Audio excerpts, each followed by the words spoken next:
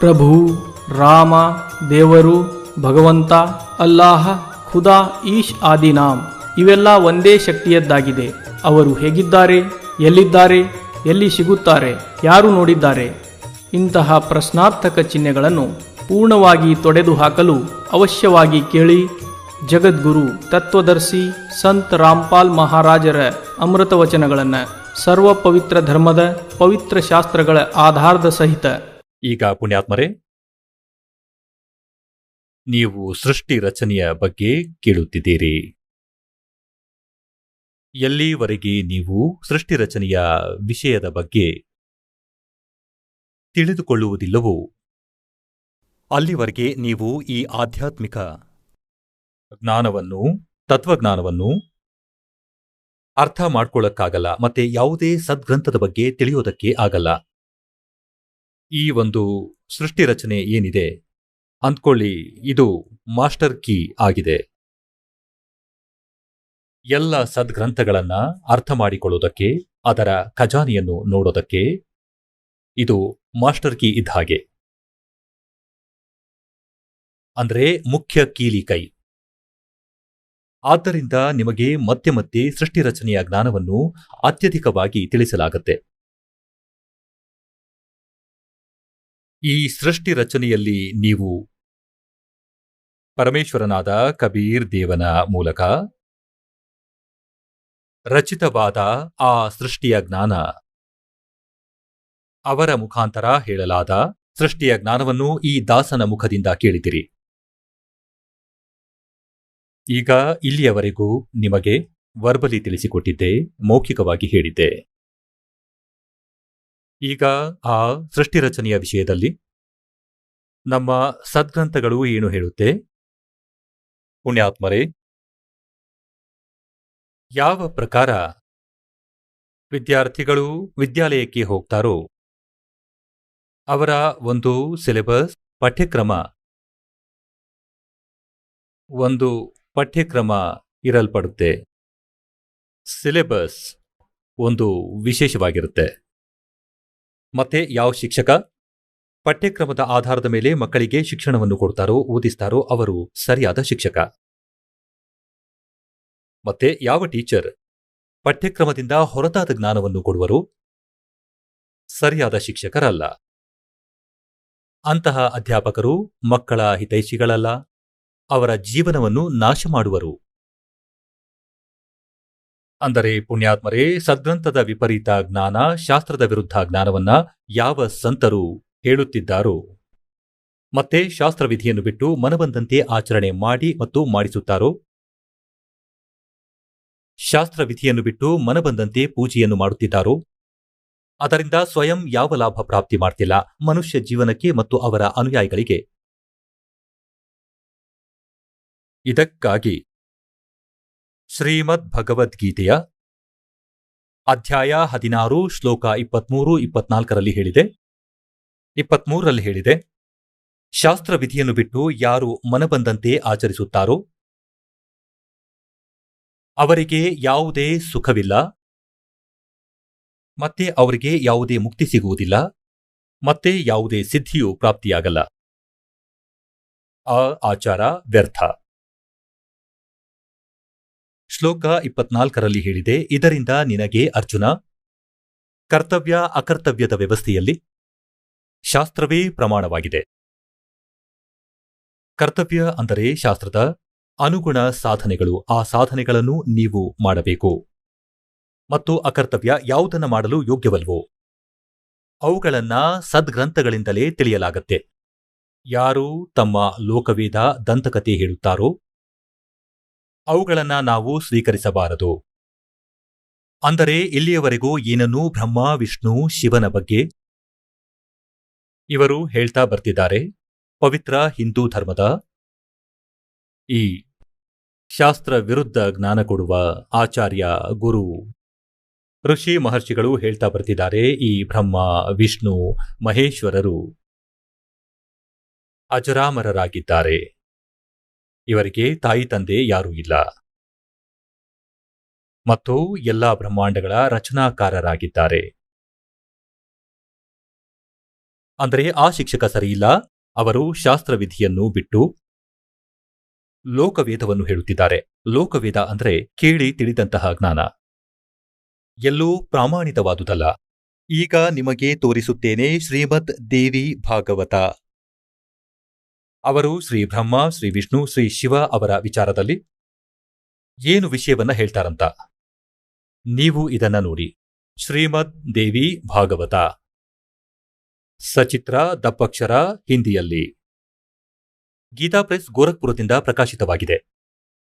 ಇದರ ಸಂಪಾದಕ ಯಾರು? ಹನುಮಾನ್ ಪ್ರಸಾದ್ ಪೋದ್ದಾರ್ ಚಿಮನ್ಲಾಲ್ ಗೋಸ್ವಾಮಿ.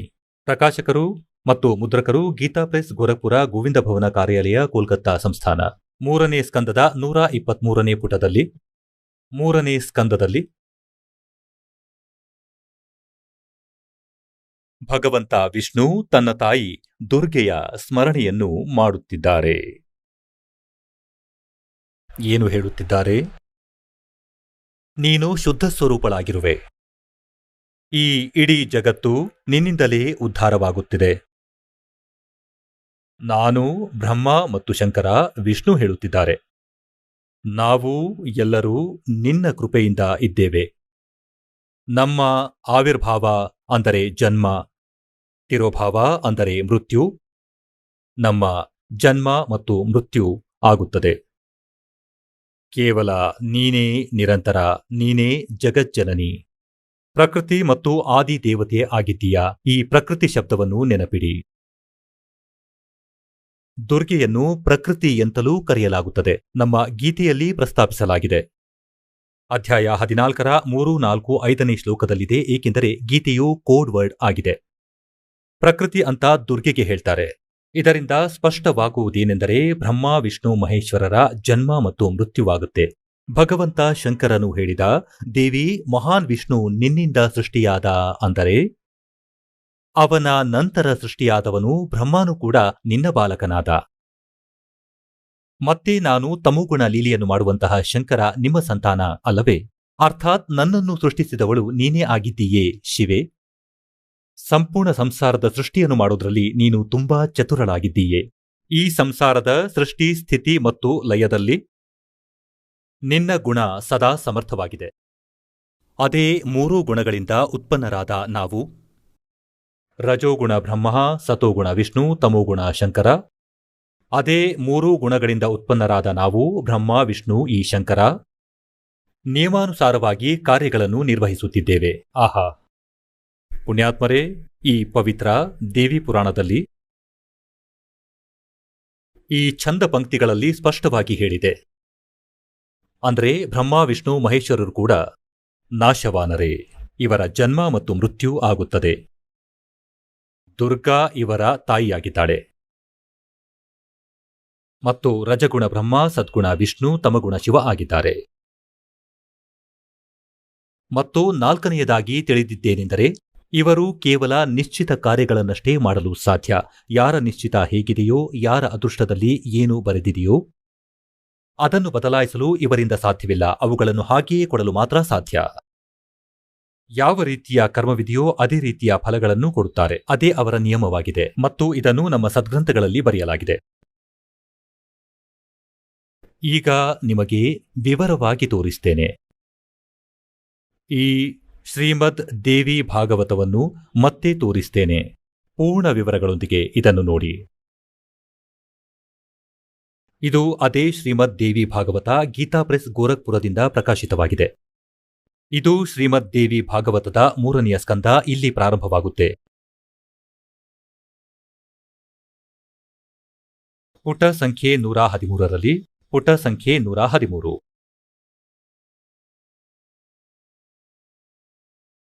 ಜನಮೇ ಜಯ ಕೇಳಿದ ಭಗವಂತ, ನೀವು ಅಂಬಾ ಯಜ್ಞ ಅಂದರೆ ಪರಮ ಪವಿತ್ರ ನವರಾತ್ರಿ ವ್ರತವನ್ನು ಮಾಡಿ ಅದರ ಮುಖಾಂತರ ದೇವಿಯ ಆರಾಧನೆ ಮಾಡುವಂತೆ ಆಜ್ಞೆಯನ್ನು ಮಾಡಿದ್ದೀರಾ. ಅಂದ್ರೆ ಆ ದೇವಿ ಯಾರು, ಹೇಗೆ ಮತ್ತು ಯಾವಾಗ ಪ್ರತ್ಯಕ್ಷಳಾದ್ಲು, ಅವರ ಆಗಮನದ ಉದ್ದೇಶ ಏನಾಗಿತ್ತು, ಅವಳು ಯಾವ ಗುಣಗಳಿಂದ ವಿಭೂಷಿತಳಾಗಿದ್ದಳು, ಅಂಬಾ ಯಜ್ಞ ಯಾವ ಪ್ರಕಾರದಿಂದ ಕೂಡಿರುತ್ತೆ. ಮುಂದೆ ದೇವ್ರೇ, ಜೊತೆಗೆ ವಿಸ್ತಾರಪೂರ್ವಕವಾಗಿ ಬ್ರಹ್ಮಾಂಡದ ಸೃಷ್ಟಿಯ ಬಗ್ಗೆಯೂ ಹೇಳಿ. ಯಾಕಂದರೆ ಭೂದೇವ, ಬ್ರಹ್ಮಾಂಡದ ವಿಷಯದಲ್ಲಿ ಏನೆಲ್ಲ ಹೇಳಲಾಗಿದೆಯೋ ಅದು ಅಲ್ಲಿ ಹೇಗಿದೆಯೋ ಆ ಎಲ್ಲಾ ವಿಷಯಗಳು ನಿಮಗೆ ಗೊತ್ತಿದೆ. ವ್ಯಾಸರ ಬಳಿ ಈ ರೀತಿಯಾಗಿ ಕೇಳುತ್ತಿದ್ದಾನೆ ಜನಮೇಜಯ. ನಾನು ಕೇಳಿರೋ ಹಾಗೆ ಬ್ರಹ್ಮ, ವಿಷ್ಣು ಮತ್ತು ರುದ್ರ ಈ ಮೂವರು ಸಗುಣ ದೇವತೆಗಳು ಕ್ರಮವಾಗಿ ಸೃಷ್ಟಿಪಾಲನೆ ಮತ್ತು ಸಂಹಾರ ಕಾರ್ಯದ ಹೊರೆ ಇವರ ಮೇಲಿದೆ. ಪರಾಶರ ನಂದನ ವ್ಯಾಸರೇ, ಈಗ ನಾನು ಇವರ ವಿಷಯವಾಗಿ ವಿಸ್ತಾರವಾಗಿ ತಿಳಿಯಲು ಬಯಸುತ್ತೇನೆ. ನೀವು ಹೇಳುವ ಕೃಪೆ ತೋರಿ. ವ್ಯಾಸರು ಹೇಳುತ್ತಾರೆ, ರಾಜನೇ, ನಿನ್ನ ಬುದ್ಧಿಯು ತುಂಬಾ ವಿಶಾಲವಾಗಿದೆ. ಈಗ ನೀನೇನ್ ಕೇಳ್ತಿದೀಯೋ ಅದು ಬ್ರಹ್ಮಾದಿ ಸೃಷ್ಟಿಯ, ಅಂದರೆ ಬ್ರಹ್ಮ ವಿಷ್ಣು ಮಹೇಶ್ವರ ಬ್ರಹ್ಮಾದಿ, ಅಂದರೆ ಬ್ರಹ್ಮ ವಿಷ್ಣು ಮಹೇಶ್ವರರ ಸೃಷ್ಟಿ ಹೇಗಾಯ್ತು. ಅದು ಬಹಳ ಕಠಿಣವಾದ ವಿಷಯ. ಅದರಲ್ಲಿ ಬಹಳ ಪ್ರಶ್ನೆಗಳು ಉದ್ಭವವಾಗುತ್ತವೆ. ಇದೇ ಪ್ರಶ್ನೆಗಳನ್ನು ಹಿಂದೆ ನಾನು ನಾರದರಿಗೆ ಕೇಳಿದ್ದೆ. ವ್ಯಾಸರು ಹೇಳ್ತಿದ್ದಾರೆ, ನಾನು ನಾರದರ ಬಳಿ ಇದೇ ಜ್ಞಾನದ ಬಗ್ಗೆ ಕೇಳಿದ್ದೆ. ನಾನು ಹೇಳಿದೆ, ಮುನಿಯೇ, ನೀವು ಬುದ್ಧಿವಂತರು. ನನಗೆ ಈ ವಿಸ್ತಾರ ಬ್ರಹ್ಮಾಂಡದ ಸೃಷ್ಟಿಕರ್ತ ಯಾರು ಅಂತ ಹೇಳುವ ಕೃಪೆಯನ್ನು ತೋರಿ. ಮುನಿವರ್ಯರೇ, ಈ ಬ್ರಹ್ಮಾಂಡ ಎಲ್ಲಿಂದ ಉತ್ಪನ್ನವಾಯಿತು? ದ್ವಿಜವರ್ಯರೇ, ಹಾಗೆಯೇ ಇದನ್ನು ತಿಳಿಸಿ. ಈ ಬ್ರಹ್ಮಾಂಡ ನಾಶವಾಗುತ್ತೋ ಅಥವಾ ಸದಾ ಇರುವಂಥದ್ದು? ಇದರ ರಚನೆ 114ನೇ ಪುಟದಲ್ಲಿ 3ನೇ ಸ್ಕಂದ. ರಚಿಸಿದವರು ಯಾರೋ ಒಬ್ಬರಾಗಿದ್ದಾರೆ ಅಥವಾ ಬಹಳ ಜನ ಇದರ ರಚನೆ ಮಾಡಿದ್ದಾರೆ. ಕರ್ತೃವಿನ ಅಭಾವದಲ್ಲಿ ಕಾರ್ಯ ನಡೆಯುವುದು ಅಸಂಭವ. ಈ ಪ್ರಶ್ನೆ ನನ್ನ ಮನಸ್ಸಿನಲ್ಲಿ ಉದ್ಭವವಾಗುತ್ತಿರುತ್ತದೆ. ಕೆಲವರು ಭಗವಂತ ಶಂಕರನನ್ನು ಪರಮಕಾರಣ ಅಂದುಕೊಂಡು ಜಗತ್ತಿನ ರಚನೆಕಾರ ಎಂದು ಹೇಳುತ್ತಾರೆ. ಅವರು ಹೇಳುತ್ತಾರೆ, ದೇವಾದಿದೇವ ಭಗವಂತ ಶಂಕರ ಅವಿನಾಶಿ ಪುರುಷನಾಗಿದ್ದಾನೆ. ಅವನಿಗೆ ಯಾವತ್ತೂ ಜನ್ಮ ಮೃತ್ಯು ಇಲ್ಲ. ಅವನು ಆತ್ಮಗಳಲ್ಲಿ ನೆಲೆಸಿರುತ್ತಾನೆ. ದೇವತೆಗಳ ಮೇಲೂ ಕೂಡ ಅವನ ಶಾಸನವಿರುತ್ತೆ. ಮತ್ತೆ ಕೆಲವರು ಭಗವಂತ ವಿಷ್ಣುವಿನ ಪ್ರಶಂಸೆಯನ್ನು ಮಾಡುತ್ತಾರೆ. ಅವನು ಶಕ್ತಿಶಾಲಿ ಪುರುಷ, ಅವ್ಯಕ್ತ, ಅಖಿಲ, ಐಶ್ವರ್ಯದಿಂದ ಸಂಪನ್ನನಾದ ಪರಬ್ರಹ್ಮ ಪರಮಾತ್ಮನಾಗಿದ್ದಾನೆ. ಮತ್ತೆ ಕೆಲವರು ಬ್ರಹ್ಮನನ್ನು ಈ ಸೃಷ್ಟಿಯ ಪ್ರಧಾನ ಕಾರಣಕರ್ತ ಎಂದು ಹೇಳುತ್ತಾರೆ. ಕೆಲವು ಆಚಾರ್ಯರು ಭವಾನಿಯನ್ನ ಸಂಪೂರ್ಣ ಅಭಿಲಾಷೆಯನ್ನ ಪೂರೈಸುವವಳು ಎಂದು ಹೇಳುತ್ತಾರೆ. ಅವಳು ಆದಿಮಾಯೆ, ಮಹಾಶಕ್ತಿ. ಹಾಗೆಯೇ ಪರಮಪುರುಷನ ಜೊತೆ ಸಹಕಾರ ಕಾರ್ಯಗಳನ್ನು ಮಾಡುವ ಪ್ರಕೃತಿ. ಬ್ರಹ್ಮನ ಜೊತೆ ಅವಳ ಅಭೇದ್ಯ ಸಂಬಂಧ ಇದೆ. ಬ್ರಹ್ಮ ಕಾಲನಾಗಿದ್ದಾನೆ, ಕ್ಷರಪುರುಷ. ಅಂದರೆ ಅಭೇದ್ಯ ಸಂಬಂಧ, ಪತಿಪತ್ನಿಯ ಸಂಬಂಧ ಉಳ್ಳವರು. ಸಂಪೂರ್ಣ ಸೃಷ್ಟಿ ಸ್ಥಿತಿ ಲಯ ಕಾರ್ಯಗಳಲ್ಲಿ ಜೊತೆಯಾಗಿರುತ್ತಾಳೆ. ಸಂಪೂರ್ಣ ಪ್ರಾಣಿಗಳು ಮತ್ತು ದೇವತೆಗಳ ಜನನಿ ಕೂಡ ಆಗಿದ್ದಾಳೆ. ಯಾವತ್ತೂ ಅವಳಿಗೆ ಹುಟ್ಟು ಸಾವಿಲ್ಲ. ವೈಷ್ಣವಿ, ಶಾಂಭವಿ, ಬ್ರಾಹ್ಮಿ, ವಾಸವಿ, ವಾರುಣಿ, ವರಾಹಿ, ನಾರಸಿಂಹಿ ಹಾಗೂ ಅದ್ವೈತ ಮಹಾಲಕ್ಷ್ಮಿ ಹೆಸರುಗಳಿಂದ ಪ್ರಖ್ಯಾತಳಾಗಿದ್ದಾಳೆ. ಪುಟ ಸಂಖ್ಯೆ 115. ಎಷ್ಟೋ ಶ್ರೇಷ್ಠ ಮುನಿಗಳು ಹೇಳುತ್ತಾರೆ, ನಿರಂಜನ, ನಿರಾಕಾರ, ನಿರ್ಲೇಪ, ನಿರ್ಗುಣ, ಆರೂಪ ಹಾಗೂ ವ್ಯಾಪಕ ಬ್ರಹ್ಮನಿಂದಲೇ ಜಗತ್ತಿನ ಸೃಷ್ಟಿಯಾಗಿದೆ. ಕೆಲವು ಕಡೆ ವೇದ ಮತ್ತು ಉಪನಿಷತ್ತುಗಳಲ್ಲಿ ಕೂಡ ಅದೇ ಬ್ರಹ್ಮನನ್ನು ತೇಜೋಮಯ ಎಂದು ಹೇಳಲಾಗಿದೆ ಮತ್ತು ಪ್ರಧಾನ ಪುರುಷನಾಗಿದ್ದಾನೆ. ಸಾವಿರಾರು ಮಸ್ತಕ, ಕಣ್ಣುಗಳು, ಕಿವಿಗಳು, ಕೈಗಳು, ಮುಖಗಳು, ಚರಣಗಳನ್ನು ಅವನು ಹೊಂದಿದ್ದಾನೆ ಇತ್ಯಾದಿ. ಇದರಲ್ಲಿ ಇಷ್ಟು ಸಾಕು, ಮುಂದೆ ನೋಡಿ. ವ್ಯಾಸರು ನಾರದನನ್ನು ಕೇಳುತ್ತಿದ್ದರು. ನಾನು ಕೇಳಿರುವ ಹಾಗೆ ಕೆಲವರು ಶಂಕರನನ್ನು ರಚನೆಕಾರ, ಮತ್ತೆ ಕೆಲವರು ವಿಷ್ಣುವನ್ನು ರಚನೆಕಾರ ಅಂತ ಹೇಳುತ್ತಾರೆ. ಈಗ ನಾರದರು ತಿಳಿಸಿದರು, ವ್ಯಾಸರೇ, ಇದು ಬಹಳ ಹಿಂದಿನ ವಿಷಯ. ಇದೇ ಸಂದೇಹ ನನ್ನ ಮನಸ್ಸಿನಲ್ಲೂ ಉತ್ಪನ್ನವಾಗಿತ್ತು. ಆಗ ನಾನು ನನ್ನ ತಂದೆ ಅಮಿತ ತೇಜಸ್ವಿ ಬ್ರಹ್ಮನ ಸ್ಥಾನಕ್ಕೆ ಹೋಗಿ ಅವರ ಬಳಿ, ಈಗ ನೀನು ಯಾವ ವಿಷಯವನ್ನು ಕೇಳುತ್ತಿದ್ದೀಯೋ ಇದೇ ವಿಷಯವನ್ನು ನಾನು ಕೇಳಿದೆ. ಅವರನ್ನು ಹೀಗೆ ಕೇಳಿದೆ, ತಂದೆ, ಈ ಸಂಪೂರ್ಣ ಬ್ರಹ್ಮಾಂಡ ಎಲ್ಲಿಂದ ಸೃಷ್ಟಿಯಾಯಿತು ಪ್ರಭು? ನಿಮ್ಮ ಆಜ್ಞೆಯ ಪ್ರಕಾರ ಇದರ ರಚನೆಯಾಗಿದೆಯಾ? ಅಥವಾ ವಿಷ್ಣು ಈ ವಿಶ್ವದ ರಚನೆಕಾರನ? ಅಥವಾ ಶಂಕರ ಇದರ ಸೃಷ್ಟಿಯನ್ನು ಮಾಡಿದ್ದಾನ? ಆದರೆ ಜಗತ್ಪ್ರಭು, ನೀವು ವಿಶ್ವದ ಆತ್ಮ ಆಗಿದ್ದೀರಾ. ಸತ್ಯವನ್ನು ತಿಳಿಸುವ ಕೃಪೆ ಮಾಡಿ. ಯಾವ ದೇವತೆಗಳನ್ನು ಪೂಜಿಸಬೇಕು? ಅಂದರೆ ಯಾವ ದೇವರು ಎಲ್ಲರಿಗಿಂತ ಶ್ರೇಷ್ಠ ಮತ್ತು ಸಮರ್ಥರು? ನಿಷ್ಪಾಪಿ ಬ್ರಹ್ಮನೇ. ಈ ಎಲ್ಲಾ ಪ್ರಶ್ನೆಗಳಿಗೆ ಉತ್ತರಿಸಿ ನನ್ನ ಮನಸ್ಸಿನಲ್ಲಿರುವ ಸಂದೇಹಗಳನ್ನು ದೂರ ಮಾಡುವ ಕೃಪೆಯನ್ನು ತೋರಿ. ಸತ್ಯವತಿ ನಂದನ ವ್ಯಾಸರೇ, ಈ ಪ್ರಕಾರ ನಾನು ಪ್ರಶ್ನಿಸಲು ಲೋಕಪಿತಾಮಹ ಬ್ರಹ್ಮ ನನಗೆ ಹೇಳಲಾರಂಭಿಸಿದರು. ಬ್ರಹ್ಮ ಹೇಳಿದರು, ಮಗು, ನಾನು ಈ ಪ್ರಶ್ನೆಗಳಿಗೆ ಏನಂತ ಉತ್ತರಿಸಲಿ? ಈ ಪ್ರಶ್ನೆ ತುಂಬಾ ಜಟಿಲವಾದುದು. ಮಹಾನುಭಾವನೆ, ನೀನು ಭಗವಂತ ವಿಷ್ಣುವಿನ ಬಳಿ ಇದರ ಸರಿಯಾದ ಉತ್ತರವನ್ನು ಪಡೆಯಬಹುದು. ಈ ಮೂರೂ ದೇವರುಗಳಿಗೆ ಅದರ ಜ್ಞಾನವಿರಲಿಲ್ಲ. ಅದಕ್ಕಾಗಿ ಒಬ್ಬರಿಂದ ಇನ್ನೊಬ್ಬರ ಬಳಿಗೆ ಕಳುಹಿಸಿ ಅವರನ್ನು ಕೇಳು ಎನ್ನುತ್ತಿದ್ದರು. ಮತ್ತೆ ವಿಷ್ಣುವಿನ ಕಡೆಗೆ ಸಂಕೇತವನ್ನು ಮಾಡಿದ್ದಾರೆ ಹಾಗೂ ಅವರ ಜ್ಞಾನವನ್ನೂ ಹೇಳುತ್ತಿದ್ದಾರೆ. ಬ್ರಹ್ಮ ಹೇಳುತ್ತಿದ್ದಾರೆ, ಮಹಾಮತೆ, ಈ ಜಗತ್ತಿನಲ್ಲಿ ಯಾವ ರಾಗಿ ಪುರುಷ ಕೂಡ ಈ ಸೃಷ್ಟಿಯ ಬಗ್ಗೆ ತಿಳಿದಿಲ್ಲ. ಯಾರು ತ್ಯಾಗಿ, ಅಹಂಕಾರ ಇಲ್ಲದ, ಈರ್ಷೆ ಇಲ್ಲದವನು ಆಗಿರುತ್ತಾನೋ ಅವನೇ ಇದರ ರಹಸ್ಯವನ್ನ ತಿಳಿಯಬಹುದು. ಪೂರ್ವಕಾಲದಲ್ಲಿ, ಈಗ ಸೃಷ್ಟಿ ರಚನೆಯ ಬಗ್ಗೆ ಬ್ರಹ್ಮ ಹೇಳುತ್ತಿದ್ದಾರೆ. ಪೂರ್ವಕಾಲದಲ್ಲಿ ಎಲ್ಲವೂ ಜಲಮಯವಾಗಿತ್ತು. ಸ್ಥಾವರ ಜಂಗಮದಲ್ಲಿ ಎಷ್ಟು ಪ್ರಾಣಿಗಳಿದ್ದವೋ ಯಾವುವೂ ಇರಲಿಲ್ಲ.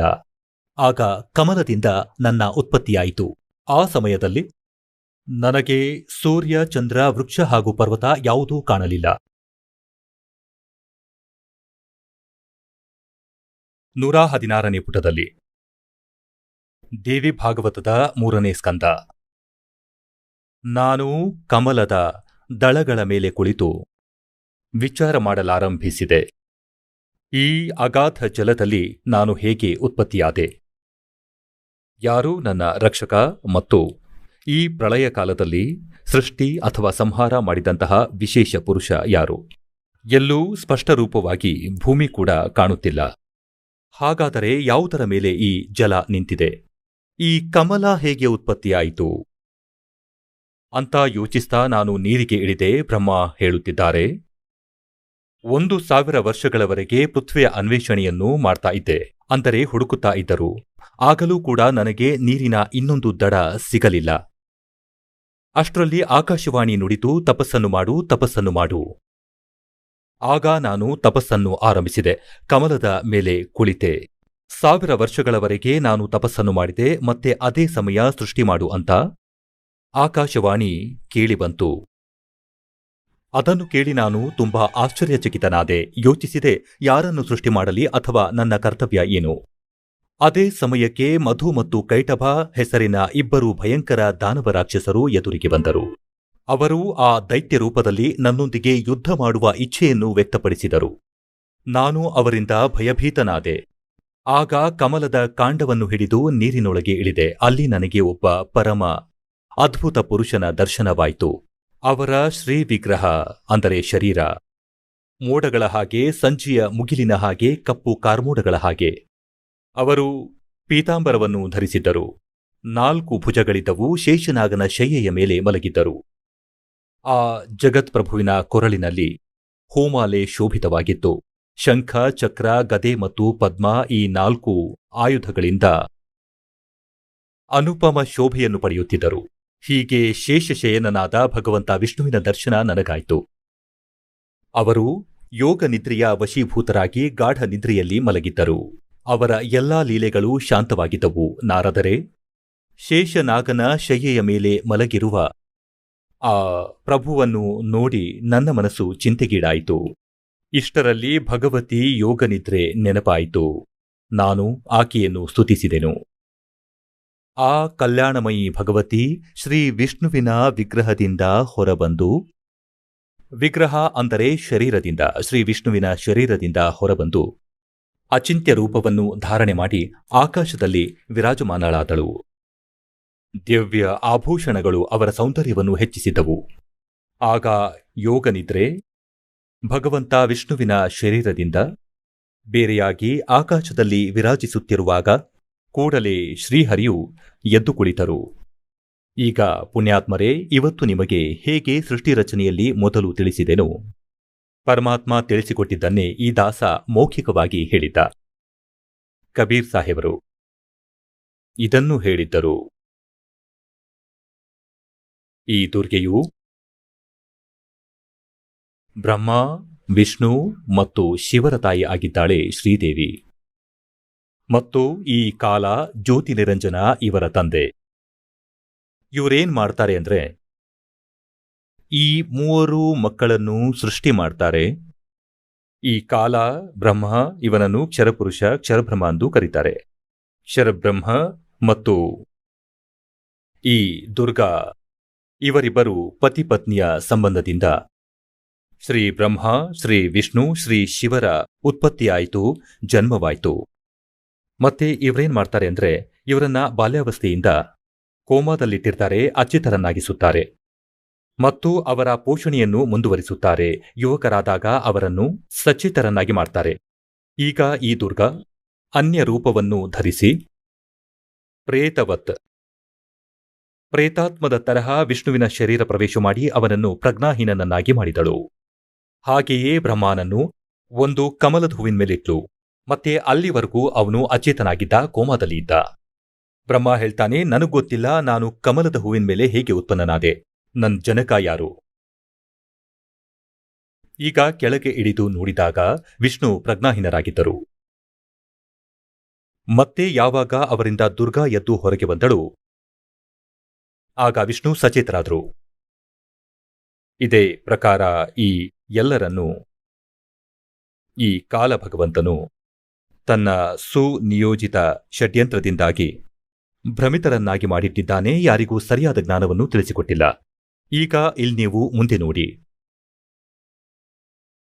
3ನೇ ಸ್ಥಾನದಲ್ಲಿ ಭಗವಂತ ಶಂಕರನನ್ನು ಪ್ರಜ್ಞಾಹೀನನನ್ನಾಗಿ ಇಟ್ಟಿದ್ದಳು, ಅವನನ್ನು ಸಚಿತನನ್ನಾಗಿ ಮಾಡಿದಳು. ಮತ್ತೆ 3ರನ್ನೂ ಒಟ್ಟುಗೂಡಿಸಿದಳು ಪ್ರೇರಣೆಯಿಂದ. 3 ಒಟ್ಟಾದರು.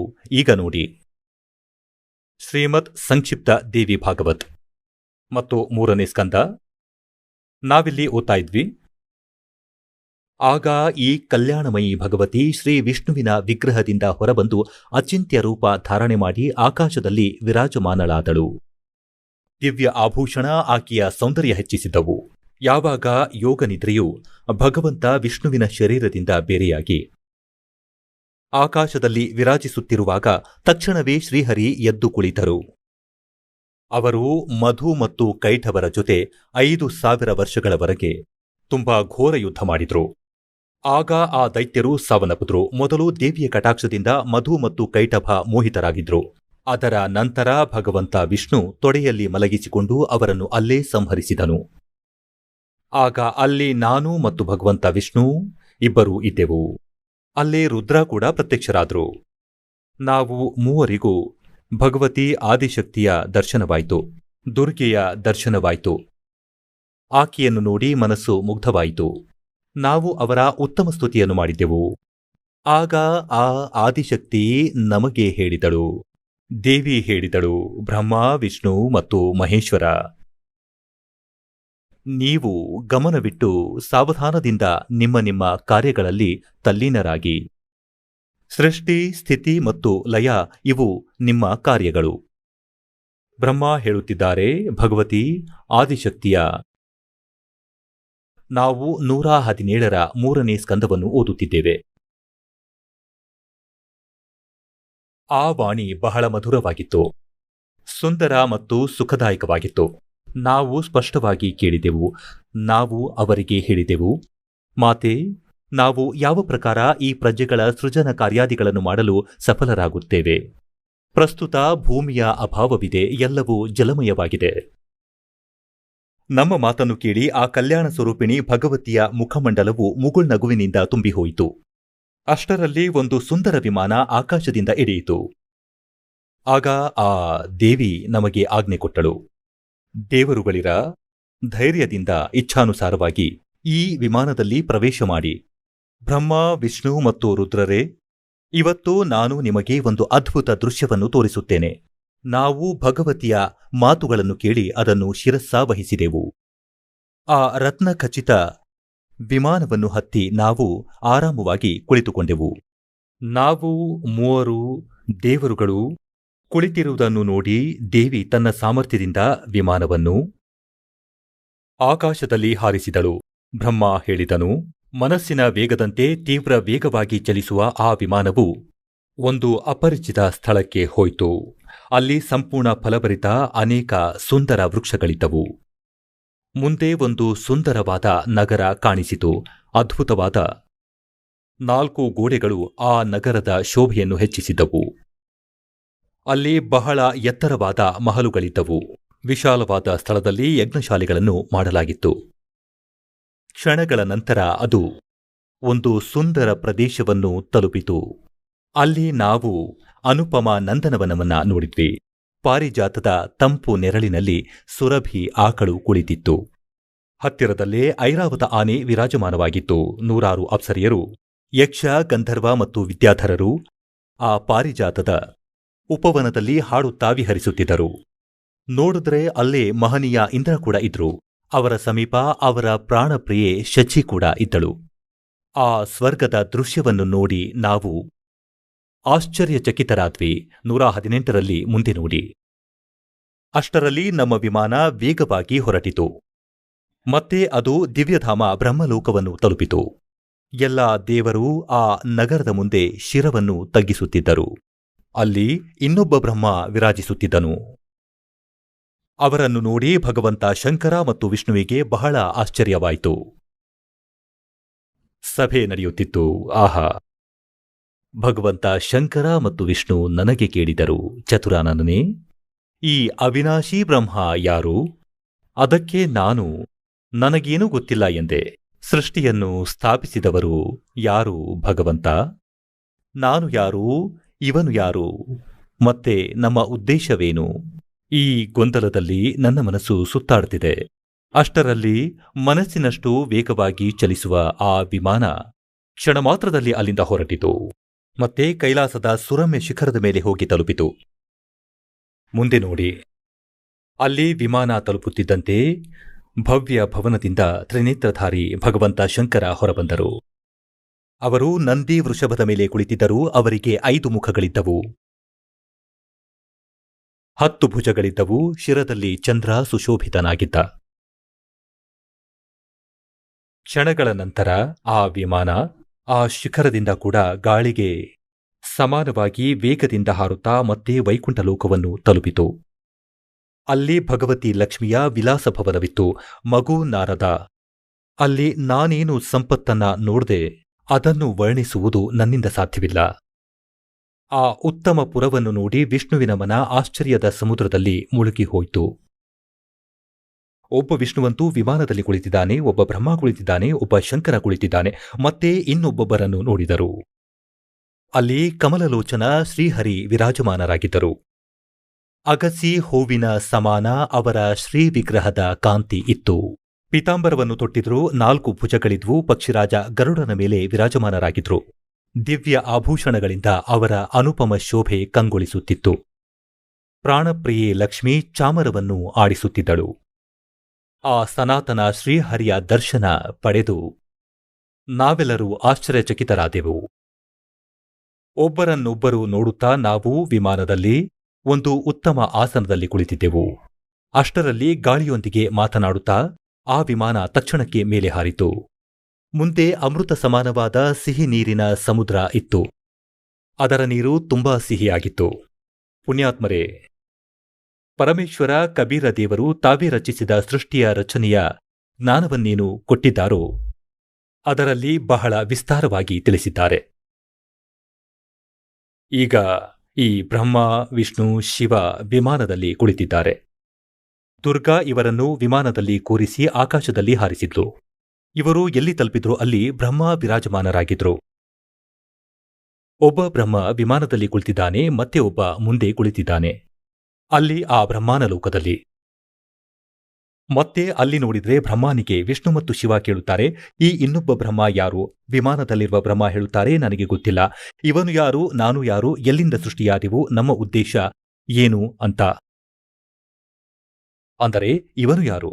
ಈ ಕಾಲನು, ಅಂದರೆ ನಿಮಗೆ ಸೃಷ್ಟಿ ರಚನೆಯ ಪ್ರಾರಂಭದಲ್ಲಿ ತಿಳಿಸಿದ್ದ ಹಾಗೆ ಇವನು ಒಂದು ಬ್ರಹ್ಮಾಂಡದ ಅತಿ ಎತ್ತರದ ಸ್ಥಳ, ಶಿಖರದ ತುದಿಯಲ್ಲಿ, ಬೆಟ್ಟದ ತುದಿಯಲ್ಲಿ 3 ಸ್ಥಾನ ಮಾಡಿಟ್ಟಿದ್ದಾನೆ. ನಿಮಗೆ ಒಂದು ಬ್ರಹ್ಮಾಂಡದ ಚಿತ್ರವನ್ನು ತೋರಿಸುತ್ತೇನೆ. ಇದರಿಂದ ಸುಲಭವಾಗಿ ಅರ್ಥವಾಗುತ್ತೆ. ನೋಡಿ, ಒಂದು ಬ್ರಹ್ಮಾಂಡದ ಲಘು ಚಿತ್ರ. ಇದನ್ನು ನೋಡಿ. ಇದು ಒಂದು ಮೊಟ್ಟೆಯ ಹಾಗೆ ಇದರ ಆಕಾರವಿದೆ. ಇದು ಲಿಪಿಕಲ್ ಶೇಪ್ ಆಗಿದೆ. ಮೊಟ್ಟೆಯ ಹಾಗೆ ಇದರ ಆಕಾರ. ಈಗ ಇಲ್ಲಿ ನೋಡಿ, ಕೆಳಗಿನಿಂದ ಶುರು ಮಾಡೋಣ. ಎಲ್ಲಕ್ಕಿಂತ ಕೆಳಗೆ ಇದು ಪಾತಾಳಲೋಕ. ತಳಾತಳ, ರಸಾತಳ, ಸುತಳ, ಅತಳ, ಮಹಾತಳ, ತಳಾತಳ ಮತ್ತೆ ವಿತಳ. ಇದು ಪೃಥ್ವಿಲೋಕ.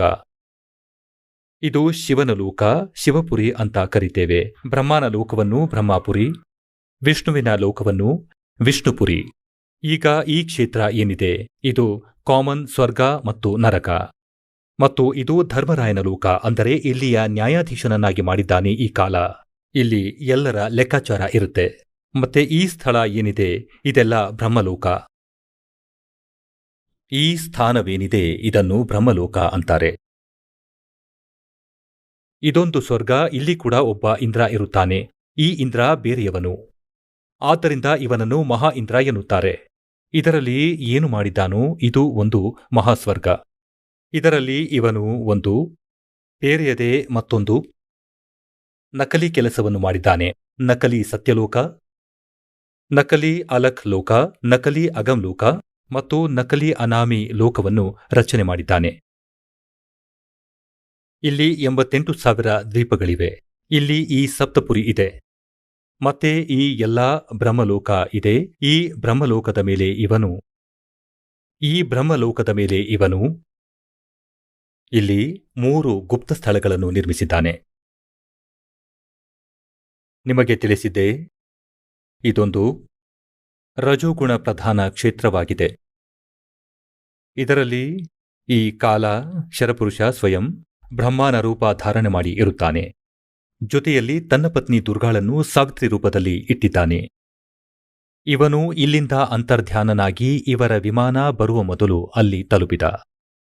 ಇದೊಂದು ತಮೋಗುಣ ಪ್ರಧಾನ ಕ್ಷೇತ್ರ. ಇದರಲ್ಲಿ ಸ್ವಯಂ ಮಹಾಶಿವನ ರೂಪದಲ್ಲಿ ಇರುತ್ತಾನೆ ಮತ್ತು ದುರ್ಗೆಯನ್ನು ಅವಳನ್ನು ಉಮಾಳ ರೂಪದಲ್ಲಿ ಇಟ್ಟಿರುತ್ತಾನೆ. ಇದು ಸತೋಗುಣ ಪ್ರಧಾನ ಕ್ಷೇತ್ರವಾಗಿದೆ.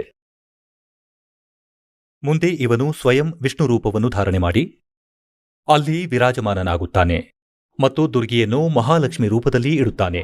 ಯಾವಾಗ ಇವರ ವಿಮಾನ ಅಲ್ಲಿಗೆ ತಲುಪಿತೋ ಈ ರಸ್ತೆಯಲ್ಲಿ ಮೊದಲು ಇವರು ಅಲ್ಲಿ ಇಂದ್ರನ ಲೋಕವನ್ನು ನೋಡಿದರು.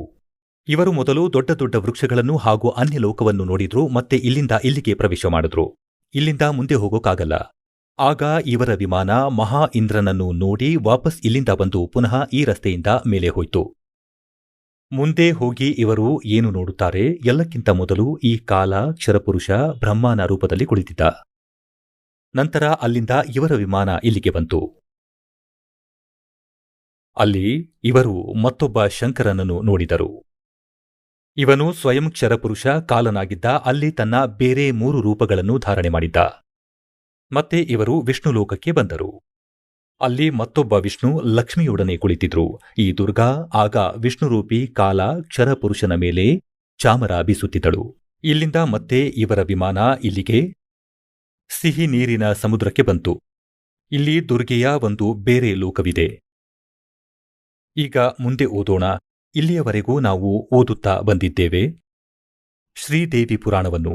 ನಾವೀಗ ಇಲ್ಲಿಗೆ ಬರೋಣ, ಈ ಸಿಹಿ ನೀರಿಗೆ. ಈ ಸಿಹಿ ನೀರಿನ ಸಮುದ್ರಕ್ಕೆ ತಲುಪಿದ್ವಿ. ಈಗ ಇಲ್ಲಿಗೆ ಬರೋಣ. ಪುಣ್ಯಾತ್ಮರೇ, ಇವತ್ತು ನಮ್ಮ ಸದ್ಗ್ರಂಥ ಏನ್ ಪ್ರಮಾಣಿಸಿ ಹೇಳ್ತಿದ್ಯೋ ಈ ಜ್ಞಾನವನ್ನು ಪರಮೇಶ್ವರ ಕಬೀರರು 600 ವರ್ಷಗಳ ಹಿಂದೆ ಅವರ ಸಚ್ಚಿದಾನಂದ ಘನಬ್ರಹ್ಮನ ವಾಣಿಯಲ್ಲಿ, ಕಬೀರರ ವಾಣಿಯಲ್ಲಿ ಲಿಪಿಬದ್ಧವಾಗಿದೆ. 600 ವರ್ಷಗಳ ಹಿಂದೆ. ಇವತ್ತು ಈ ಸದ್ಗ್ರಂಥಗಳ ಮೇಲೆ ನಮಗೆ ನಂಬಿಕೆ ಬರುತ್ತಿದೆ. ಅಂದರೆ ಇದರಿಂದ ಪ್ರಾಮಾಣಿತವಾಗಿದ್ದು ಪೂರ್ಣ ಪರಮಾತ್ಮ ಕಬೀರರೇ ಆಗಿದ್ದಾರೆ. ಅವರು ಮೊದಲೇ ಈ ಜ್ಞಾನವನ್ನು ನಮಗೆ ತಿಳಿಸಿದ್ದರು ಮತ್ತು ನಮ್ಮ ಸದ್ಗ್ರಂಥಗಳಲ್ಲಿ ಹಾಗೆ ಇದೆ. ಈಗ ನಾವು ಎಲ್ಲಿವರೆಗೆ ಓದ್ತಾ ಬಂದ್ವಿ ಅಂದ್ರೆ, ಈ 3 ವಿಮಾನದಲ್ಲಿ ಕುಳಿತಿದ್ದಾರೆ, ಬ್ರಹ್ಮ, ವಿಷ್ಣು ಮತ್ತು ಶಿವ. ಮತ್ತೆ ದುರ್ಗಾ ತನ್ನ ಶಕ್ತಿಯಿಂದ ವಿಮಾನವನ್ನು ಆಕಾಶದಲ್ಲಿ ಹಾರಿಸಿದಳು. ಮೊದಲು ಅವರು ತಲುಪಿದರು ಬ್ರಹ್ಮನ ಲೋಕದಲ್ಲಿ. ಈ ಕಾಲನ ಆ ಸ್ಥಾನಕ್ಕೆ ತಲುಪಿದರು. ಯಾವುದು ರಜೋಗುಣ ಪ್ರಧಾನವಿದೆ ಅಲ್ಲಿ ಸ್ವಯಂ ಈ ಕ್ಷರಪುರುಷ ಕಾಲಬ್ರಹ್ಮನು ಬ್ರಹ್ಮನ ರೂಪವನ್ನು ಧಾರಣೆ ಮಾಡಿ ವಿರಾಜಮಾನನಾಗಿದ್ದ. ಮುಂದೆ ಮತ್ತೆ ಹೋದರೆ ಶಂಕರನ ರೂಪದಲ್ಲಿ ವಿರಾಜಮಾನನಾಗಿದ್ದ.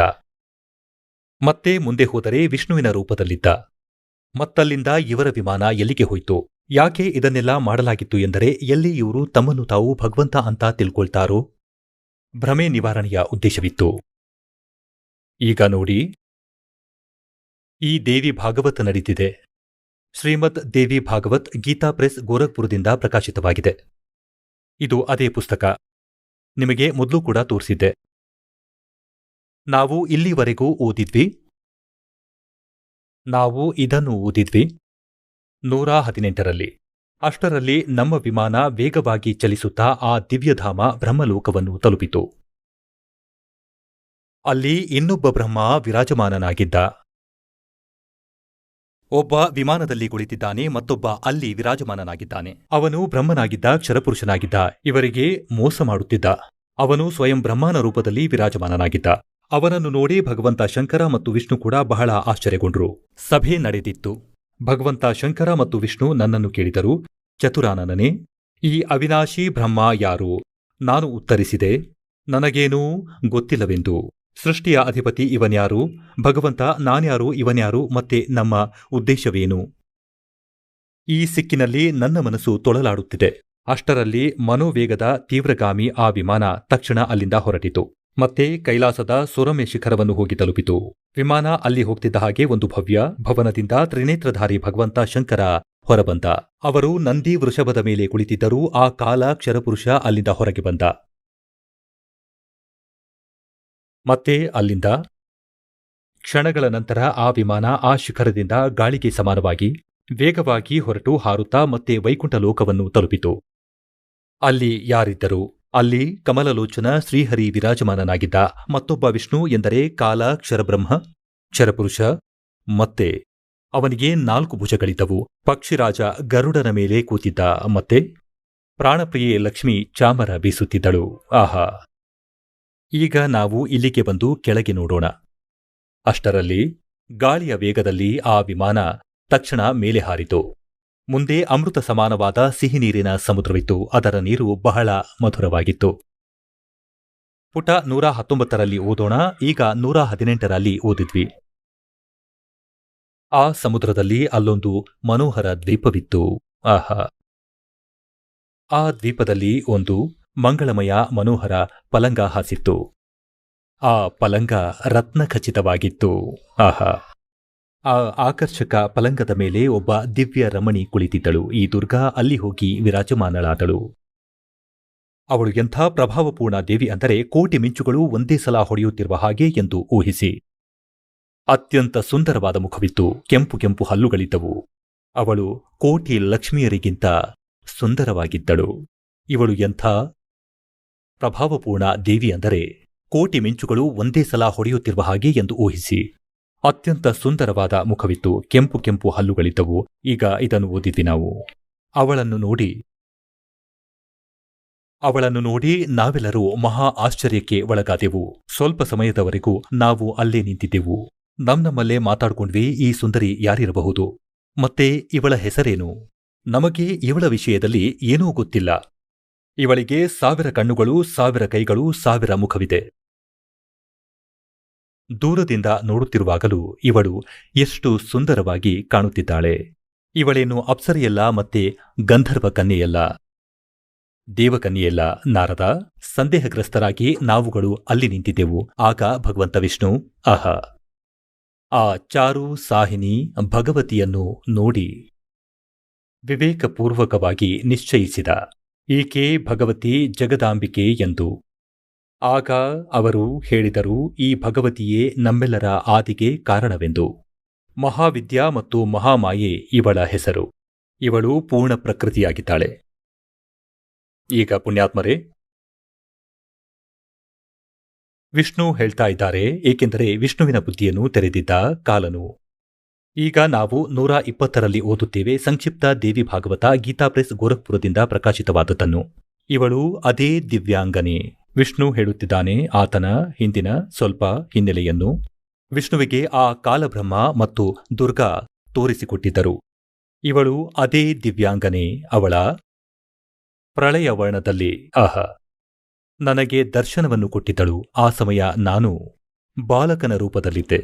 ನನ್ನನ್ನು ಇವಳು ಉಯ್ಯಾಲೆಯಾಡಿಸುತ್ತಿದ್ದಳು. ವಿಷ್ಣುವಿನ ಜನ್ಮದ ಪ್ರತ್ಯಕ್ಷ ಪ್ರಮಾಣ ಚಿಕ್ಕ ಬಾಲಕನಾಗಿದ್ದ ವಿಷ್ಣು. ಆಲದ ಮರದ ಎಲೆಯ ಮೇಲೆ ಒಂದು ಸದೃಢ ಹಾಸು ಹಾಸಿತ್ತು. ಅದರ ಮೇಲೆ ಮಲಗಿ ನಾನು ಕಾಲಿನ ಹೆಬ್ಬೆರಳನ್ನು ನನ್ನ ಕಮಲದಂತಹ ಮುಖದ ಬಳಿ ತಂದು ಚೀಪುತ್ತಾ ಇದ್ದೆ. ಆಹಾ! ಪ್ರಳಯ ವರ್ಣದಲ್ಲಿ ನನಗೆ ಈ ದೇವಿಯ ದರ್ಶನವಾಯಿತು ಎಂದು ಹೇಳುತ್ತಾರೆ. ಆ ಸಮಯದಲ್ಲಿ ನಾನು ಬಾಲಕನ ರೂಪದಲ್ಲಿದ್ದೆ, ಚಿಕ್ಕ ಮಗುವಾಗಿದ್ದೆ. ಇವಳು ನನ್ನನ್ನು ಉಯ್ಯಾಲೆಯಾಡಿಸುತ್ತಿದ್ದಳು. ನಾನು ಕಾಲಿನ ಹೆಬ್ಬೆರಳನ್ನು ಚೀಪುತ್ತಿದ್ದೆ. ಇವಳನ್ನು ನೋಡಿ ನನಗೆ ಹಳೆಯ ವಿಷಯ ನೆನಪಿಗೆ ಬಂತು. ಇವಳು ನಮ್ಮೆಲ್ಲರ ಜನನಿ. ಆಹಾ! ಈಗ 121ನೇ ಪುಟದಲ್ಲಿ ಈ ವಿಷ್ಣು ಹೇಳುತ್ತಿದ್ದಾರೆ, ಭಗವಂತ ವಿಷ್ಣು ಪ್ರಕೃತಿ ದೇವಿಗೆ ನಮಸ್ಕರಿಸಿದರು. ಭಗವತಿ ವಿಧಾತ್ರಿಗೆ ನಿರಂತರ ನಮಸ್ಕಾರ. ಹಾಗೆ ಸ್ತುತಿಯನ್ನು ಮಾಡುತ್ತಾ ಭಗವಂತ ವಿಷ್ಣು ಬರುತ್ತಿದ್ದಾರೆ. ಇಲ್ಲಿ ನೋಡಿ 123ನೇ ಪುಟದಲ್ಲಿ ನಾವೇನು ಪ್ರಾರಂಭದಲ್ಲಿ ಓದಿದ್ವು, ಈಗ ಮತ್ತೆ ಅಲ್ಲಿಗೆ ಬಂದ್ವಿ. ಭಗವಂತ ವಿಷ್ಣು ತನ್ನ ದುರ್ಗಾಮಾತೆಯ ಸ್ತುತಿಯನ್ನು ಮಾಡುತ್ತಿದ್ದಾರೆ. ನೀನು ಶುದ್ಧ ಸ್ವರೂಪಿಣಿ ಆಗಿದ್ದೀಯಾ, ಈ ಪೂರ್ಣ ಜಗತ್ತು ನಿನ್ನಿಂದಲೇ ಉದ್ಧಾರವಾಗುತ್ತದೆ. ನಾನು ಬ್ರಹ್ಮ ಮತ್ತು ಶಂಕರ ನಾವೆಲ್ಲರೂ ನಿನ್ನಿಂದಲೇ ಇದ್ದೇವೆ. ನಮ್ಮ ಆವಿರ್ಭಾವ ಅಂದರೆ ಜನ್ಮ ಮತ್ತು ತಿರೋಭಾವ ಅಂದರೆ ಮೃತ್ಯು ಆಗುತ್ತೆ. ಕೇವಲ ನೀನು ಮಾತ್ರ ನಿತ್ಯ ಜಗಜ್ಜನನಿಯಾಗಿದ್ದೀಯಾ, ಪ್ರಕೃತಿ ಮತ್ತು ಸನಾತನ ದೇವಿಯಾಗಿದ್ದೀಯಾ. ಆಹಾ! ಭಗವಂತ ಶಂಕರ ಹೇಳಿದ, ದೇವಿ ಮಹಾತ್ಮ ವಿಷ್ಣು ನಿನ್ನಿಂದ ಪ್ರಕಟವಾದ, ತದನಂತರ ಉತ್ಪನ್ನವಾದ ಬ್ರಹ್ಮ ಕೂಡ ನಿನ್ನ ಬಾಲಕನಾದ. ಹೊಯ್ ಹೊಯ್. ಮತ್ತೆ ನಾನು ತಮೋಗುಣ ಲೀಲೆ ಮಾಡುವ ಶಂಕರ ನಿನ್ನ ಸಂತಾನ ಆಗಲಿಲ್ಲವೇ? ಅರ್ಥಾತ್ ನನ್ನನ್ನು ಸೃಷ್ಟಿ ಮಾಡಿದವಳು ನೀನೇ ಆಗಿದ್ದೀಯೇ ಶಿವೆ. ಸಂಪೂರ್ಣ ಲೋಕವನ್ನು ಸೃಷ್ಟಿ ಮಾಡೋದ್ರಲ್ಲಿ ನೀನು ತುಂಬಾ ಚತುರೆ. ಈ ಲೋಕದ ಸೃಷ್ಟಿ ಸ್ಥಿತಿ ಲಯದಲ್ಲಿ ನಿನ್ನ ಗುಣ ಸದಾ ಸಮರ್ಥವಾಗಿದೆ. ಅದೇ 3 ಗುಣಗಳಿಂದ ನಾವು ಉತ್ಪತ್ತಿಯಾಗಿದ್ದೇವೆ, ಬ್ರಹ್ಮ, ವಿಷ್ಣು ಮತ್ತು ಶಂಕರ. ನಿಯಮಾನುಸಾರ ಕಾರ್ಯದಲ್ಲಿ ತೊಡಗಿಕೊಂಡಿರುತ್ತೇವೆ. ಈಗ ಪುಣ್ಯಾತ್ಮರೇ, ನಾವು ನಮ್ಮ ಸದ್ಗ್ರಂಥಗಳನ್ನು ಸ್ವಯಂ ಓದಿದ್ದೇವೆ ಮತ್ತು ಇಲ್ಲಿವರೆಗೂ ಈ ಪವಿತ್ರ ಹಿಂದೂ ಧರ್ಮದ ಗುರುಗಳು, ಈ ಆಚಾರ್ಯರು, ಮಂಡಲೇಶ್ವರರು, ಮಹಾಮಂಡಲೇಶ್ವರರು, ಗೀತೆಯ ಲೇಖಕರು, ಗೀತೆಯ ಮರ್ಮಜ್ಞ ಜ್ಞಾನಿಗಳು, ವೇದ ಪುರಾಣಗಳನ್ನು ತಿಳಿದವರು ಜ್ಞಾನಿಗಳು ಅಂತ ಕರೆಯಲ್ಪಡ್ತಿದ್ರು. ಇವರಿಗೆ ಅ ಇ ಕೂಡ ಗೊತ್ತಿರಲಿಲ್ಲ. ಇವರು ಅಜ್ಞಾನಿಗಳು. ಇವತ್ತಿನವರೆಗೂ ನಮ್ಮ ಭಗವಂತ ಯಾರನ್ನ ಸಮರ್ಥ ಅಂದುಕೊಂಡಿದ್ದೆವು, ಅಜರಾಮರ ಅಂತ ಇವರಿಂದ ಕೇಳುತ್ತಿದ್ದೆವು. ಅವರ ಸ್ಥಿತಿ ಏನು ಅಂತ ಹೇಳೋಕ್ಕಾಗ್ಲಿಲ್ಲ. ಇವರ ಜೀವನ ಚರಿತ್ರೆ ಹೇಳ್ತಾ ಇದೆ ಈ ಮಹಾಪುರುಷರ, ಇವರ ಸಾಮರ್ಥ್ಯ ಇಷ್ಟೇ ಅಂತ. ಈಗ ಪುಣ್ಯಾತ್ಮರೇ, ಹೇಗೆ ನಿಮಗೆ ಸೃಷ್ಟಿ ರಚನೆಯ ಪ್ರಾರಂಭದಲ್ಲಿ ಕಥೆಯನ್ನು ಶುರು ಮಾಡಿದ್ದಾಗ ಹೇಳಿದ್ದೆ, ಅಂದ್ರೆ ಕಾಲಭಗವಂತ ಈ ಕ್ಷರಪುರುಷನೇ ಬ್ರಹ್ಮ, ವಿಷ್ಣು, ಮಹೇಶ್ವರರ ತಂದೆ ಮತ್ತು ದುರ್ಗಾಮಾತೆಯ ಪತಿ ಅಂತ, ಶ್ರೀದೇವಿಯ ಪತಿ ಅಂತ ಮತ್ತು ಬ್ರಹ್ಮ, ವಿಷ್ಣು, ಮಹೇಶ್ವರರ ತಂದೆ ಅಂತ. ಇವನು ದುರ್ಗಾಳಿಗೆ ಹೇಳಿದ್ದ ತನ್ನ ರಹಸ್ಯವನ್ನು ಯಾರಿಗೂ ಹೇಳಬೇಡ ಎಂಬುದಾಗಿ. ಅವಳಿಗೆ ಬಹಳ ದೃಢವಾಗಿ ಹೇಳಿದ್ದರಿಂದ ದೇವಿಯು ಅದೇ ಉದ್ದೇಶದಿಂದ ಬ್ರಹ್ಮ, ವಿಷ್ಣು, ಮಹೇಶ್ವರರಿಗೆ ಈ ಕ್ಷರಪುರುಷನ ಜ್ಞಾನವನ್ನು ಕೊಡಲಿಲ್ಲ. ಅವನು ದುರ್ಗಾಳಿಗೆ ಹೇಳಿದ್ದ ನನ್ನ ರಹಸ್ಯವನ್ನು ಯಾರಿಗೂ ಹೇಳಬೇಡ ಅಂತ. ಅದೇ ಪ್ರಕಾರ ದುರ್ಗಾ ಇವರಿಗೆ ಆ ಬ್ರಹ್ಮನ ರಹಸ್ಯವನ್ನು ತಿಳಿಸಲಿಲ್ಲ. ಆದರೂ ಸತ್ಯವನ್ನು ಮುಚ್ಚಿಡಲಾಗಲಿಲ್ಲ. ಈಗ ಇದನ್ನು ಶ್ರೀದೇವಿ ಭಾಗವತದಲ್ಲಿ ಪ್ರಮಾಣೀಕರಿಸುತ್ತೇನೆ. ಬ್ರಹ್ಮಾನು ವೇದಗಳನ್ನು ಓದಿ ದುರ್ಗಾಳಿಗೆ ಕೇಳಿದ. ಏನೆಂದರೆ, ವೇದಗಳಲ್ಲಿ ಬರೆದಿದೆ, ಕೇವಲ ಒಬ್ಬ ಬ್ರಹ್ಮ, ಅವನ ಸಮಾನ ಇನ್ನೊಬ್ಬರಿಲ್ಲ. ಬ್ರಹ್ಮ ಎಂದರೆ ಪರಮಾತ್ಮ ಕೂಡ ಹೌದು, ಬ್ರಹ್ಮ ಅಂದರೆ ಭಗವಂತ ಕೂಡ ಹೌದು. ಆ ಒಬ್ಬನೇ ಪರಮಾತ್ಮ ಪೂಜೆಗೆ ಯೋಗ್ಯ. ಅಂದ್ರೆ ಅದು ನೀವೇನಾ? ಬ್ರಹ್ಮ ಕೇಳಿದ, ಅದು ನೀವೇನಾ ಅಂತ ದುರ್ಗಾಳಿಗೆ ಕೇಳಿದ. ಆಗ ದುರ್ಗಾ ಉತ್ತರ ಕೊಡ್ತಾಳೆ, ನೋಡಿ, ನಾವು ಶ್ರೀಮದ್ ದೇವಿ ಭಾಗವತ್ ಅಂದ್ರೆ ದುರ್ಗಾ ಪುರಾಣ, ದೇವಿ ಪುರಾಣವನ್ನು ಓದುತ್ತಿದ್ದೇವೆ. ಗೀತಾ ಪ್ರೆಸ್, ಗೋರಖ್ಪುರದಿಂದ ಪ್ರಕಾಶಿತವಾಗಿರುವುದನ್ನ. ಇದರ 3ನೇ ಸ್ಕಂದದಲ್ಲಿ ಕೋಷ್ಠ 125ರಲ್ಲಿ ನಾವು ಓದುತ್ತಿದ್ದೇವೆ. 123ರ ತನಕ ನಾವು ಓದಾಯ್ತು. ಇಲ್ಲಿ 124ರಲ್ಲಿ ನೋಡಿ.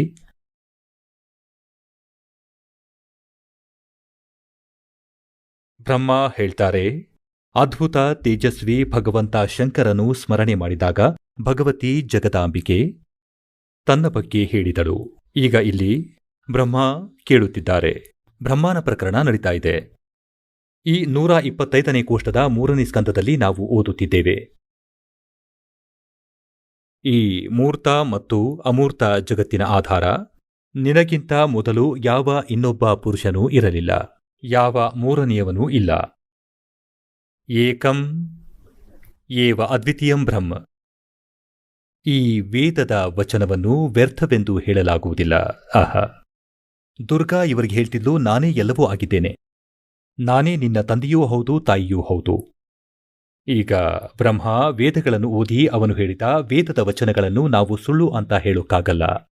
ಮತ್ತು ಇತ್ತ ಅನುಭವ ಇನ್ನೊಂದು ಮಾತು ಹೇಳುತ್ತದೆ. ಆಹಾ, ಇದರ ಪ್ರಕಾರ ವೇದವಾಕ್ಯ ಮತ್ತು ಅನುಭವದಲ್ಲಿ ಅತ್ಯಂತ ವಿರೋಧ ಉದ್ಭವವಾಗುತ್ತಿದೆ. ವೇದ ಹೇಳುತ್ತದೆ ಏಕಂ ಏವ ಅದ್ವಿತೀಯಂ ಬ್ರಹ್ಮ, ಅಂದ್ರೆ ಆ ಆತ್ಮಸ್ವರೂಪ ನೀವೇನಾ ಅಥವಾ ಅವನು ಬೇರೆ ಯಾರೋ ಪುರುಷನ? ನನ್ನ ಈ ಸಂದೇಹವನ್ನು ದೂರ ಮಾಡುವ ಕೃಪೆ ಮಾಡು. ಯಾವುದೋ ಮಹಾನ್ ಪುಣ್ಯದ ಪ್ರಭಾವದಿಂದ ನನಗೆ ನಿನ್ನ ಚರಣಗಳ ಸೇವೆ ಮಾಡುವ ಸೌಭಾಗ್ಯ ಸಿಕ್ಕಿದೆ. ನೀನು ಸ್ತ್ರೀಯೋ ಅಥವಾ ಪುರುಷನೋ, ಈ ರಹಸ್ಯವನ್ನು ನನಗೆ ವಿಸ್ತೃತವಾಗಿ ತಿಳಿಸುವ ಕೃಪೆ ಮಾಡು. ಅಧ್ಯಾಯ 4-5 ಇಲ್ಲಿಗೆ ಪೂರ್ತಿಯಾಯಿತು. ಈಗ 3ನೇ ಸ್ಕಂದದ 6ನೇ ಅಧ್ಯಾಯ ಶುರುವಾಗುತ್ತೆ. ಬ್ರಹ್ಮ ಹೇಳ್ತಾರೆ, ಈ ಪ್ರಕಾರ ನಾನು ಯಾವಾಗ ಭಗವತಿ ಜಗದಾಂಬಿಕೆಯನ್ನು ವಿನಯಪೂರ್ವಕವಾಗಿ ಕೇಳಿದೆ, ಆಗ ಅವಳು ಮಧುರವಾಣಿಯಲ್ಲಿ ನನಗೆ ಹೇಳಲಾರಂಭಿಸಿದಳು. ದೇವಿ ಹೇಳಿದಳು, ನಾನು ಮತ್ತು ಬ್ರಹ್ಮ ಒಬ್ಬರೇ ಆಗಿದ್ದೇವೆ. ಈಗ 2 ಆಯ್ತಲ್ಲ, ಸತ್ಯವನ್ನು ಮುಚ್ಚಿಡೋಕ್ಕಾಗಲ್ಲ. ಆಹಾ, ಒಬ್ಬರೇ ಆಗಿದ್ದೇವೆ. ನನ್ನಲ್ಲಿ ಮತ್ತು ಈ ಬ್ರಹ್ಮನಲ್ಲಿ ಯಾವತ್ತೂ ಕಿಂಚಿತ್ತೂ ಭೇದವಿಲ್ಲ. ಅವರು ಏನಾಗಿದ್ದಾರೋ ಅದೇ ನಾನು ಆಗಿದ್ದೇನೆ, ಮತ್ತು ನಾನೇನಾಗಿದ್ದೇನೋ ಅದೇ ಅವರೂ ಆಗಿದ್ದಾರೆ. ಬುದ್ಧಿಯ ಭ್ರಮೆಯಿಂದ ಭೇದ ಕಂಡುಬರ್ತಿದೆ. ನಮ್ಮ ಸೂಕ್ಷ್ಮ ಭಿನ್ನತೆಯನ್ನು ತಿಳಿದವನೇ. ಇದರಿಂದ ತಿಳಿಯುವುದೇನೆಂದರೆ ಇವರು ಇಬ್ಬರಿದ್ದಾರೆ. ಈಗ ಪುಟ 125 ಓದಿದ್ವಿ. ಈಗ 126 ಓದೋಣ. ಅವನೇ ಬುದ್ಧಿವಂತ ಪುರುಷ, ಅವನೇ ತತ್ವದರ್ಶಿ ಸಂತ. ಯಾರು ನಮ್ಮ ಭಿನ್ನ ಭಿನ್ನತೆಯನ್ನು ತಿಳಿಯುತ್ತಾನೋ ಅವನು ಸಂಸಾರ ಮಾರ್ಗದಿಂದ ಮುಕ್ತಿಯಾಗೋದರಲ್ಲಿ ಯಾವ ಸಂದೇಹವೂ ಇಲ್ಲ. ಬ್ರಹ್ಮ ಒಬ್ಬನೇ ಆಗಿದ್ದಾನೆ. ಮುಂದೆ ನೋಡಿ, ನಾನು ಶಕ್ತಿ ರೂಪ ಧಾರಣೆ ಮಾಡಿ ಪರಾಕ್ರಮವನ್ನು ಮಾಡ್ತೀನಿ. ಗೌರಿ, ಬ್ರಾಹ್ಮಿ, ರೌದ್ರಿ, ವಾರಾಹಿ, ವೈಷ್ಣವಿ, ಶಿವೆ, ವಾರುಣಿ, ಕೌಬೇರಿ, ನಾರಸಿಂಹಿ ಮತ್ತು ವಾಸವಿ ಎಲ್ಲವೂ ನನ್ನ ರೂಪವೇ.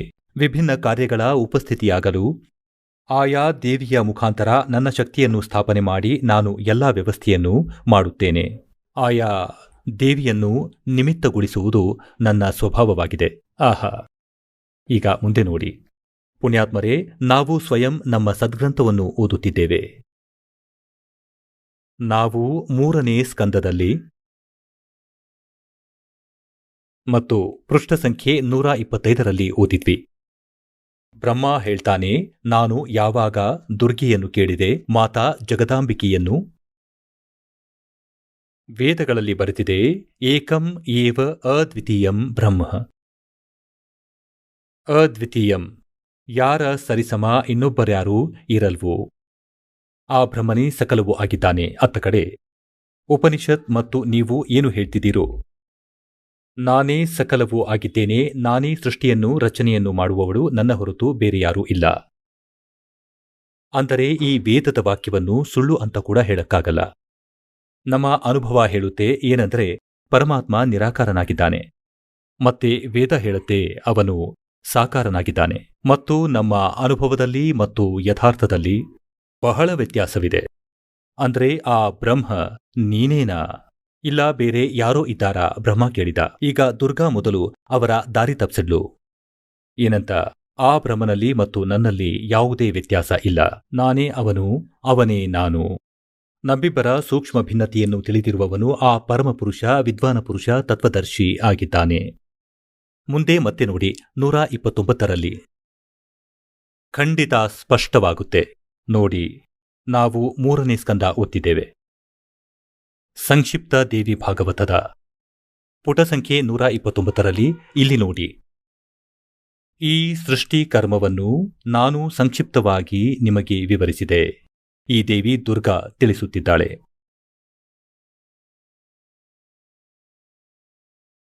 ಇಲ್ಲಿ ದೇವಿಯ ಪ್ರವಚನ ನಡೀತಿದೆ. ಈ ದೇವಿ ಹೇಳಿದಳು, ಈ ದೇವಿ ತಿಳಿಸ್ತಿದ್ದಾಳೆ. ಇಲ್ಲಿ ಪುಟ ಸಂಖ್ಯೆ 129ರಲ್ಲಿ ಈ ಸೃಷ್ಟಿಕರ್ಮವನ್ನು ನಾನು ಸಂಕ್ಷಿಪ್ತವಾಗಿ ನಿಮಗೆ ತಿಳಿಸಿಕೊಟ್ಟೆ. ಮಹಾನುಭಾವರಾದ ದೇವರುಗಳೇ, ಬ್ರಹ್ಮ, ವಿಷ್ಣು ಮತ್ತು ಶಿವರಿಗೆ ದುರ್ಗಾ ಹೇಳುತ್ತಿದ್ದಾಳೆ, ಈಗ ನನ್ನ ಕಾರ್ಯ ಸಿದ್ಧಿ ಮಾಡಲು ವಿಮಾನದಲ್ಲಿ ಕುಳಿತು ನೀವು ಶೀಘ್ರವಾಗಿ ಹೊರಡಿ. ಯಾವುದಾದರೂ ಕಠಿಣ ಕಾರ್ಯ ಬಂದಾಗ ನೀವು ನನ್ನನ್ನು ಸ್ಮರಿಸುತ್ತೀರಾ? ಆಗ ನಾನು ನಿಮ್ಮ ಮುಂದೆ ಬರುತ್ತೇನೆ. ದೇವರುಗಳೇ, ನನ್ನ ಮತ್ತು ಸನಾತನ ಪರಮಾತ್ಮನ ಧ್ಯಾನವನ್ನು ನೀವು ಸದಾ ಮಾಡುತ್ತಿರಬೇಕು. ಈಗ ಇಲ್ಲಿ ಇಬ್ಬರಾದರು.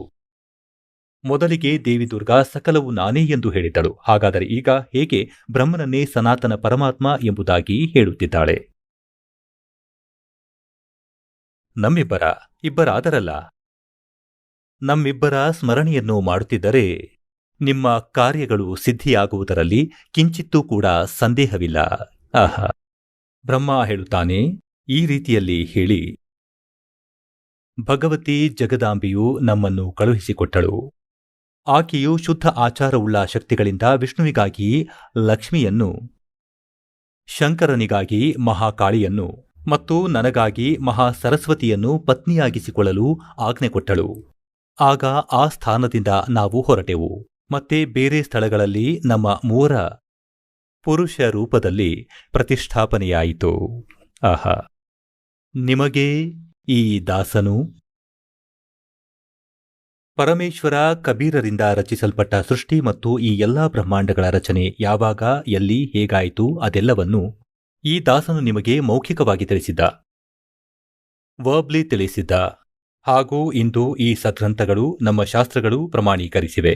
600 ವರ್ಷಗಳ ಹಿಂದೆ ಪರಮೇಶ್ವರ ಕಬೀರರು ನಮಗೆ ಕೊಟ್ಟ ಜ್ಞಾನವನ್ನು ಇಂದು ನಮ್ಮ ಸದ್ಗ್ರಂಥಗಳಲ್ಲಿ ಕಾಣಬಹುದು. ಮತ್ತೆ ಈ ಸುಳ್ಳು ನಕಲಿ ಗುರು ಆಚಾರ್ಯರು ವೇದ ಜ್ಞಾನಹೀನರು, ಶಾಸ್ತ್ರಗಳ ಜ್ಞಾನಹೀನರಾಗಿದ್ದಾರೆ. ಅವರು ಹೇಳುವುದೇನೆಂದರೆ, ಬ್ರಹ್ಮ, ವಿಷ್ಣು, ಮಹೇಶ್ವರರು ಅಜರಾಮರ, ಇವರಿಗೆ ತಾಯಿ ತಂದೆ ಇಲ್ಲ, ಅವರು ಸರ್ವೇಶ್ವರ ಮಹೇಶ್ವರರು. ಈಗ ದುರ್ಗಾಳ ವಿಷಯ ಏನಿದೆಯೋ ಸ್ಪಷ್ಟವಾಯಿತು. ಮತ್ತು ದುರ್ಗಾ ಇವರ ತಾಯಿ ಅನ್ನೋದು ಫೈನಲ್ ಆಯಿತು. ದುರ್ಗಾ ಮೂವರ ವಿವಾಹವನ್ನು ಮಾಡಿದಳು. ತನ್ನದೇ 3 ರೂಪಗಳನ್ನು ಮಾಡಿಕೊಂಡು ಅವಳು ಸ್ವತಃ ಒಬ್ಬಳಿಂದ ಅನೇಕಳಾಗ್ತೀನಿ ಎಂದು ಹೇಳ್ತಾಳೆ. ಮತ್ತೆ 3 ರೂಪಗಳನ್ನು ಧರಿಸಿ ಇವಳು 3 ಪುತ್ರರ ವಿವಾಹವನ್ನು ಮಾಡಿದಳು. ಈಗ ಇಲ್ಲಿ ಸಮಸ್ಯೆಯಾಗಿ ಉಳಿದದ್ದು ಇವರ ತಂದೆ ಯಾರು ಎನ್ನುವುದು. ಈ ವಿಷಯವನ್ನು ಬಗೆಹರಿಸುತ್ತೆ.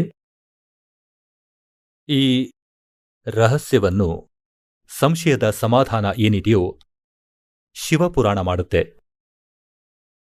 ಬನ್ನಿ ನಿಮಗೆ ಓದಿ ಹೇಳ್ತೇನೆ ನಮ್ಮ ಪವಿತ್ರ ಶಾಸ್ತ್ರ ಯಾವುದನ್ನ ಈ ಹಿಂದೂ ಧರ್ಮದ ನಕಲಿ ಗುರುಗಳು ಇವತ್ತಿನ ತನಕ ಓದಿ ತಿಳಿದುಕೊಳ್ಳಲಾಗಲಿಲ್ಲ. ಇವರಿಗೆ ಕೇವಲ ಸಂಸ್ಕೃತ ಭಾಷೆಯ ಜ್ಞಾನವಿತ್ತು, ತತ್ವಜ್ಞಾನ ಇರಲಿಲ್ಲ. ಮತ್ತೆ ನಾವು ಇವರನ್ನ ಸಂಸ್ಕೃತ ಭಾಷೆಯನ್ನು ತಿಳಿದ ಋಷಿ, ಮಹರ್ಷಿ, ಬ್ರಾಹ್ಮಣರು ಎಂದು ಗೌರವಿಸಿ ಒಪ್ಕೊಂಡಿದ್ವಿ. ಇವರು ವೇದಗಳನ್ನು ಮತ್ತು ಪುರಾಣಗಳನ್ನು ಸರಿಯಾಗಿ ಓದಿ ನಮಗೆ ತಿಳಿಸಿರಬಹುದು ಅಂತ ತಿಳ್ಕೊಂಡಿದ್ವಿ. ಮತ್ತೆ ಪರಮಾತ್ಮ ಕಬೀರರು ನೇಕಾರ ರೂಪವನ್ನು ಧರಿಸಿ ಬಂದಿದ್ರು 600 ವರ್ಷಗಳ ಹಿಂದೆ ಬನಾರಸ್ನಲ್ಲಿ. ಹೇಳ್ತಾ ಇದ್ರು, ಇವರೆಲ್ಲರೂ ಸುಳ್ಳು ಹೇಳ್ತಿದ್ದಾರೆ, ಇವರಿಗೆ ಸದ್ಗ್ರಂಥಗಳ ಪರಿಚಯವಿಲ್ಲ, ಇವರು ಪರಮಾತ್ಮನ ಪರಿಭಾಷೆಯಿಂದ ಪರಿಚಿತರಲ್ಲ. ಆಗ ಆ ಸಮಯ ನಮಗೆ ಕಬೀರರಲ್ಲಿ ವಿಶ್ವಾಸ ಬರಲಿಲ್ಲ. ಕಾರಣ, ಆ ಸುಳ್ಳು ಗುರು ಆಚಾರ್ಯರು ಹೇಳುತ್ತಿದ್ದರು, ಕಬೀರ್ ಅಶಿಕ್ಷಿತನಾಗಿದ್ದಾನೆ, ಇವನಿಗೆ ಸಂಸ್ಕೃತ ಭಾಷೆ ಗೊತ್ತಿಲ್ಲ, ಇವನು ಸುಳ್ಳು ಹೇಳ್ತಿದ್ದಾನೆ ಬ್ರಹ್ಮ, ವಿಷ್ಣು, ಮಹೇಶ್ವರರ ಬಗ್ಗೆ, ಇವರ ಜನ್ಮ ಮೃತ್ಯು ಆಗುತ್ತೆ ಅಂತ, ಮತ್ತು ಇವರ ತಾಯಿ ತಂದೆಯ ಬಗ್ಗೆ ಹೇಳ್ತಾನೆ. ಕಬೀರ್ ಸುಳ್ಳು ಹೇಳ್ತಿದ್ದಾನೆ. Hi hi. ಕಬೀರ್ ಪರಮೇಶ್ವರರು ತಮ್ಮ ಪ್ರಿಯ ಆತ್ಮ ಧರ್ಮದಾಸರಿಗೆ ಹೇಳುತ್ತಿದ್ದರು, ಧರ್ಮದಾಸ, ಯಾವಾಗ ಕಲಿಯುಗದ 5505 ವರ್ಷ ಕಳೆದು ಹೋಗುತ್ತೋ ಆಗ ಈ ನನ್ನ ಮಾತು ನಿಜವಾಗುತ್ತೆ. ಯಾವುದನ್ನು ಇವತ್ತು ನಿನಗೆ ಹೇಳುತ್ತಿದ್ದೇನೋ ಅದು. अब मैं तुमसे कहूँ चताई, त्रिदेवन की उत्पत्ति भाई। माँ अष्टंगी पिता निरंजन, ये जमदारुण वंशन अंजन। तीन पुत्र अष्टंगी जाए, ब्रह्मा विष्णु शिव नाम धराए। ಇಂದು ನಾನು ನಿಮಗೆ ತಿಳಿಸುವುದೇನೆಂದರೆ, ಬ್ರಹ್ಮ ವಿಷ್ಣು ಮಹೇಶ್ವರರ ತಾಯಿ ದುರ್ಗಾ, ತಂದೆ ಜ್ಯೋತಿ ನಿರಂಜನ ಆಗಿದ್ದಾನೆ. ಇವನು ಕಾಲಪುರುಷನಾಗಿದ್ದಾನೆ. ಈ ನನ್ನ ವಚನ ಏನಿದೆಯೋ ಇವತ್ತಿನಿಂದ 5505 ವರ್ಷಗಳು ಕಳೆದ ನಂತರ ಕಲಿಯುಗ ಕಳೆಯುತ್ತೋ ಆಗ ಇದು ನಿಜವಾಗುತ್ತೆ. ಇವತ್ತು ಈಗ ಈ ಕಲಿಯುಗದಲ್ಲಿ ಇವತ್ತಿನ ದಿನ ಆ ಸಮಯ ಬಂದೊದಗಿದೆ. 5500 ಯಾವಾಗ ಆಗಿದೆ ಅಂದ್ರೆ ಇಸವಿ 2000ರಲ್ಲಿ ಬಂದು ಒದಗಿದೆ. ಇಸವಿಯಲ್ಲಿ ನಿಮಗೆ ಸ್ವಲ್ಪ ಪುರಾವೆಗಳನ್ನು ಕೊಡ್ತೀನಿ. ನಿಮಗೆ ಈ ವಿಚಾರವನ್ನ ಸ್ಪಷ್ಟಪಡಿಸುತ್ತೇನೆ. ವರ್ತಮಾನದಲ್ಲಿ ಕಲಿಯುಗದ 5500 ವರ್ಷ ನಡೆಯುತ್ತಿದೆ. 5511 ನಡೆಯುತ್ತಿದೆ ಎಂದು. ಮತ್ತೆ ಇದರಿಂದ 5 ವರ್ಷಗಳ ಹಿಂದೆ ಸನ್ 2000ದಲ್ಲಿ 5505 ವರ್ಷಗಳಾಗತ್ತೆ. ಇದರ ಬಗ್ಗೆ ಪುರಾವೆಗಳನ್ನು ಕೊಡ್ತೀನಿ. ಇದನ್ನು ನೋಡಿ. ಇದು ಒಂದು ಹಿಮಾಲಯ ತೀರ್ಥ. ಈ ಪುಸ್ತಕದ ಹೆಸರು ಹಿಮಾಲಯ ತೀರ್ಥ. ಮತ್ತೆ ಇದು ಶಂಕರಾಚಾರ್ಯರ ಪರಂಪರೆಯವರಿಂದ ಪ್ರಕಾಶಿತಗೊಂಡಿದೆ. ಹಿಮಾಲಯ ತೀರ್ಥ ಜೆ.ಪಿ. ನಂಬೂರಿ, ಉಪ ಮುಖ್ಯ ಕಾರ್ಯಕಾರಿ ಅಧಿಕಾರಿ, ಶ್ರೀ ಬದ್ರಿನಾಥ ಕೇದಾರನಾಥ ಮಂದಿರ ಸಮಿತಿ, ಟ್ರೆಕ್ಸ್ ಆ್ಯಂಡ್ ಟೂರ್ಸ್, ಕೋಲ್ಕತ್ತಾ. ಇಷ್ಟು. ಇದರ ಮೊದಲ ಪ್ರಕಾಶನ 2009ರಲ್ಲಿ ಆಗಿದೆ. ಪ್ರಕಾಶಕರು ರಂಜು ಚಕ್ರವರ್ತಿ. ಮುದ್ರಕರು ಗಿರಿ ಪ್ರಿಂಟ್ ಸರ್ವೀಸ್, ಕಲ್ಕತ್ತಾ. ಈಗ ಇದರ ಪುಟ ಸಂಖ್ಯೆ 42ರಲ್ಲಿ ನಿಮಗೆ ತೋರಿಸ್ತೇನೆ. ಪುಟ ಸಂಖ್ಯೆ 42, ಪುಸ್ತಕ ಹಿಮಾಲಯ ತೀರ್ಥ. ಇಲ್ಲಿ ನೋಡಿ, ಶಂಕರಾಚಾರ್ಯರ ವಿವರಣೆ ಇದೆ. ಆದಿಕೇದಾರೇಶ್ವರರ ಸಮಕ್ಷಮ ಶಂಕರಾಚಾರ್ಯರ ಅಮೃತಶಿಲೆಯ ಮೂರ್ತಿ ಇದೆ. ಶಿವರಹಸ್ಯದ ಅನುಸಾರ ಶಿವರಹಸ್ಯ ಪುಸ್ತಕವನ್ನು ಸಂಸ್ಕೃತದಲ್ಲಿ ಬರೆದಿದ್ದಾರೆ. ಶ್ರೀ ಸಹಸ್ರ ವರ್ಷಾಣಾಂ ಶಂಕರೋ ಯತಿ, ಅಂದರೆ ಕಲಿಯುಗದ 3000 ವರ್ಷಗಳು ಕಳೆದ ನಂತರ ಬೌದ್ಧ ವಿವೇಚನೆಯ ಮತದ ಪರ ವಿಜಯ ಪ್ರಾಪ್ತಿಯಾಗಲು ಶಂಕರ ಯತಿಯ ರೂಪದಲ್ಲಿ ಹುಟ್ಟುತ್ತಾರೆ. ಅಂದರೆ ಶಂಕರ ಭಗವಂತನೇ ಆದಿಶಂಕರಾಚಾರ್ಯರ ರೂಪದಲ್ಲಿ ಕಲಿಯುಗದ 3000 ವರ್ಷ ಕಳೆದ ನಂತರ ಬೌದ್ಧ ವಿವೇಚನೆಯ ಮತದ ಮೇಲೆ ವಿಜಯ ಪ್ರಾಪ್ತಿಯಾಗಲು ಶಂಕರ ಯತಿಯ ರೂಪದಲ್ಲಿ ಹುಟ್ಟುತ್ತಾರೆ. ಶಂಕರಾಚಾರ್ಯರ ದರ್ಶನದ ನಂತರ ಎಂಬುದಾಗಿ ಇಲ್ಲಿ ಮುಂದೆ ಬರೆದಿದೆ. ಈಗ ನಿಮಗೆ ಇನ್ನೊಂದನ್ನು ತೋರಿಸ್ತೇನೆ. ಈಗ ಇದರಿಂದ ಪ್ರಾಮಾಣಿತವಾದದ್ದೇನೆಂದರೆ, ಕಲಿಯುಗದ 3000 ವರ್ಷ ಕಳೆದು ಹೋಗಿರಬಹುದು. ಆ ಸಮಯದಲ್ಲಿ ಆದಿಶಂಕರಾಚಾರ್ಯರ ಜನ್ಮವಾಗಿದೆ. ಈಗ ಪ್ರತ್ಯಕ್ಷ ಪ್ರಮಾಣಿಸಿದೆ ಈ ಇನ್ನೊಂದು ಪುಸ್ತಕ. ಕ್ರಿಸ್ತಪೂರ್ವ 508ರಲ್ಲಿ ಯೇಸುವಿನ 508 ವರ್ಷಗಳ ಮೊದಲೇ ಶಂಕರಾಚಾರ್ಯರ ಜನ್ಮವಾಯಿತು. ಈಗ ನೋಡಿ, ಈ ಪುಸ್ತಕ ಜ್ಯೋತಿರ್ಮಯ ಜ್ಯೋತಿರ್ಮಠ. ಇವರು ಆದಿಶಂಕರಾಚಾರ್ಯರು ಮತ್ತು ಇವರು ವರ್ತಮಾನದಲ್ಲಿರುವ ಶ್ರೀ ಸ್ವರೂಪಾನಂದರು. ಶಂಕರಾಚಾರ್ಯ ಇವರ ಬಳಿ 2 ಪೀಠಗಳ ಉಸ್ತುವಾರಿ ಇದೆ. ಈ ಪುಸ್ತಕ ಜ್ಯೋತಿರ್ಮಯ ಜ್ಯೋತಿರ್ಮಠ. ಮತ್ತೆ ಇಲ್ಲಿ ನೋಡಿ, ಜನವರಿ 2007ರಲ್ಲಿ ಮುದ್ರಣವಾಗಿದೆ. ಸಂರಕ್ಷಕರು ಅನಂತಶ್ರೀ ವಿಭೂಷಿತ ಜ್ಯೋತಿಷ್ ಪೀಠಾಧೀಶ್ವರ ಮತ್ತು ದ್ವಾರಕಾ ಶಾರದಾ ಪೀಠಾಧೀಶ್ವರರು. ಎರಡಕ್ಕೂ ಇವರೇ ಮಾಲೀಕರು. ಜಗದ್ಗುರು ಶಂಕರಾಚಾರ್ಯ ಸ್ವಾಮಿ ಶ್ರೀ ಸ್ವರೂಪಾನಂದ ಸರಸ್ವತಿ ಮಹಾರಾಜ್. ಸಂಪಾದಕ ಹಾಗೂ ಲೇಖಕ ಮತ್ತು ಸಂಕಲನಕಾರ ವಿಷ್ಣುದತ್ತ ಶರ್ಮಾ. ಅಧ್ಯಕ್ಷ ಆಧ್ಯಾತ್ಮಿಕ ಉತ್ಥಾನ ಮಂಡಲ, ದಿಲ್ಲಿ. ಪ್ರೇರಣಾಕರ್ತರು ಮತ್ತು ಮುದ್ರಕರು ಇವರು. Fine print and fax. ಪರಾಮರ್ಶೆ ಮತ್ತು ಸಹಯೋಗ ಪ್ರಕಾಶಕ ಅಖಿಲ ಭಾರತೀಯ ಆಧ್ಯಾತ್ಮಿಕ ಉತ್ಥಾನ ಮಂಡಲ. 1/3234, ಗಲ್ಲಿ ನಂಬರ್ 2, ರಾಮನಗರ, ತಿವಾರಿ, ಮಂಡೋಲಿ ರೋಡ್, ಶಾಹದ್ರಾ, ದೆಹಲಿ. ಈ ರೀತಿ. ಈಗ ಇದರ ಪುಟ ಸಂಖ್ಯೆ 11ರಲ್ಲಿ ನಿಮಗೆ ತೋರಿಸ್ತೇನೆ. ಆದಿಶಂಕರಾಚಾರ್ಯರ ಸಂಕ್ಷಿಪ್ತ ಜೀವನ ಪರಿಚಯ. ಸುಮಾರು 2500 ವರ್ಷಗಳ ಹಿಂದೆ ಶಂಕರಾಚಾರ್ಯರ ಜನನ. ಧರ್ಮನಿಷ್ಠವಾದ ಶ್ರದ್ಧೆಯ ಯುಗದಲ್ಲಿ ಕೇರಳ ಪ್ರಾಂತ್ಯದಲ್ಲಿ ಪೂರ್ಣಾ ನದಿಯ ದಡದಲ್ಲಿರುವ ಕಾಲಾಡಿ ಗ್ರಾಮದಲ್ಲಿ ಧರ್ಮನಿಷ್ಠ ನಂಬೋದರಿ ಶೈವ ಬ್ರಾಹ್ಮಣ ಶ್ರೀ ಶಿವಗುರು ಮತ್ತು ಧರ್ಮಪಾರಾಯಣ ಸುಭದ್ರಾರ ಮನೆಯಲ್ಲಿ ಆಯಿತು. ಶ್ರೀ ಶಿವಗುರು ತೈತ್ರೀಯ ಶಾಖೆಯ ಯಜುರ್ವೇದಿ ಆಗಿದ್ದರು. ಆದಿಶಂಕರಾಚಾರ್ಯರ ತಂದೆ. ಶಂಕರಾಚಾರ್ಯರ ಜನನ ಭಗವಂತ ಶಿವನ ಆಶೀರ್ವಾದದಿಂದ ಆಯಿತು. ಆದ್ದರಿಂದ ಅವರಿಗೆ ಶಂಕರ ಎಂದು ಹೆಸರಿಟ್ಟರು.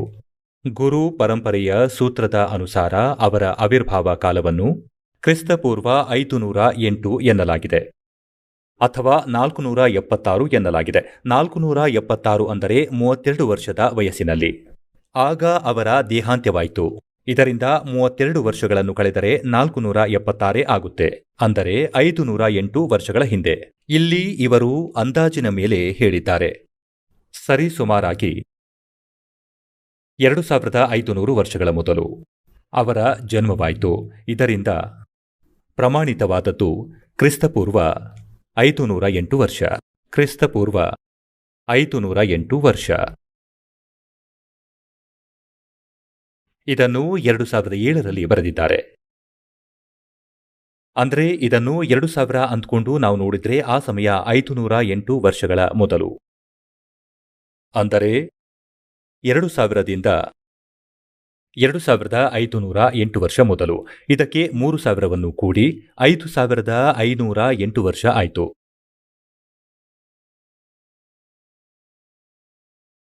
ಮತ್ತೆ 1994ರಿಂದ ಈ ದಾಸನಿಗೆ ದೀಕ್ಷೆ ಕೊಡುವ ಆಜ್ಞೆ ಆಯಿತು. 2000 ಇಸವಿಯಲ್ಲಿ ಕೃಪೆಯಾಯಿತು. ಪರಮಾತ್ಮನು ದಯೆ ತೋರಿದ. ಈ ಸದ್ಗ್ರಂಥಗಳನ್ನು ನೋಡಿದೆ. 2000ದ ನಂತರ ಈ ಸದ್ಗ್ರಂಥಗಳನ್ನು, ನಮ್ಮ ಈ ಸದ್ಗ್ರಂಥಗಳೇನಿವೆಯೋ ಇವುಗಳನ್ನು ನೋಡಿ ಈ ದಾಸ ಒಂದು ಪುಸ್ತಕವನ್ನು ರಚಿಸಿದೆ. ಪರಿಭಾಷಾ ಪ್ರಭುಕಿ ಮತ್ತು ಪರಮೇಶ್ವರ್ ಕಾ ಸಾರ್ ಸಂದೇಶ್, ಮತ್ತೆ ಗಹರಿ ನಜರ್ ಗೀತಾಮೆ, ಅಂದರೆ ಗೀತೆಯ ಯಥಾರ್ಥ ಅನುವಾದ ಮಾಡಿದೆ.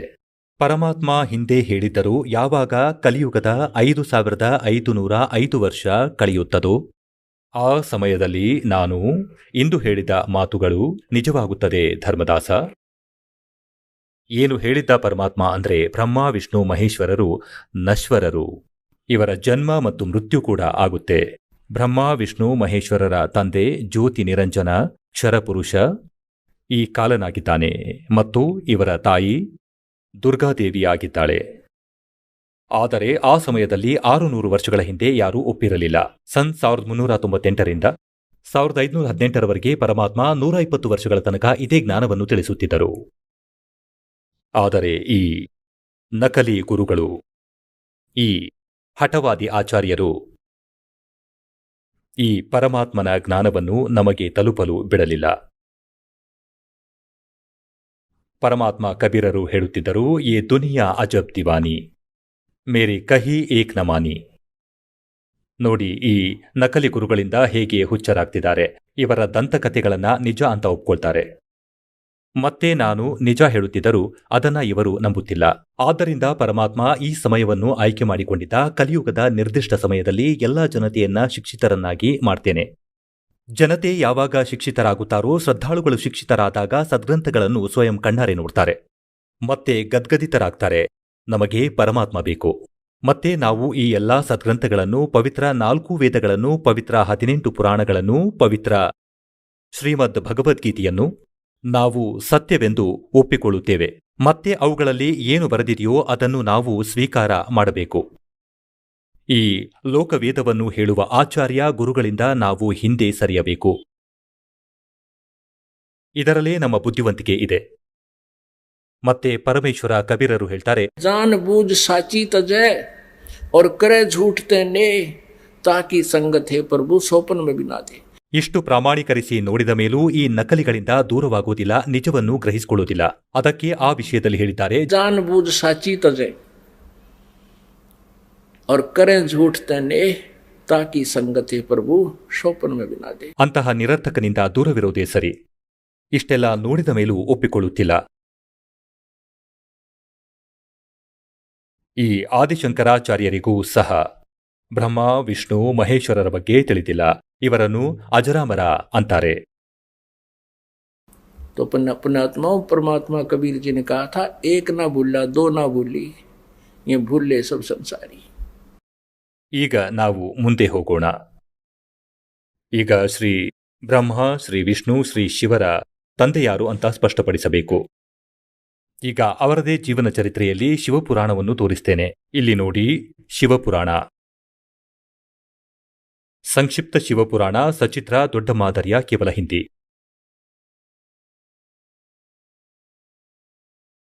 ಗೀತಾ ಪ್ರೆಸ್, ಗೋರಖ್ಪುರದಿಂದ ಪ್ರಕಾಶಿತ. ಸಂಕ್ಷಿಪ್ತ ಶಿವಪುರಾಣ, ಸಚಿತ್ರ ದೊಡ್ಡ ಮಾದರಿಯ ಕೇವಲ ಹಿಂದಿ. ಸಂಪಾದಕರು ಹನುಮಾನ್ ಪ್ರಸಾದ್ ಪೋದ್ದಾರ.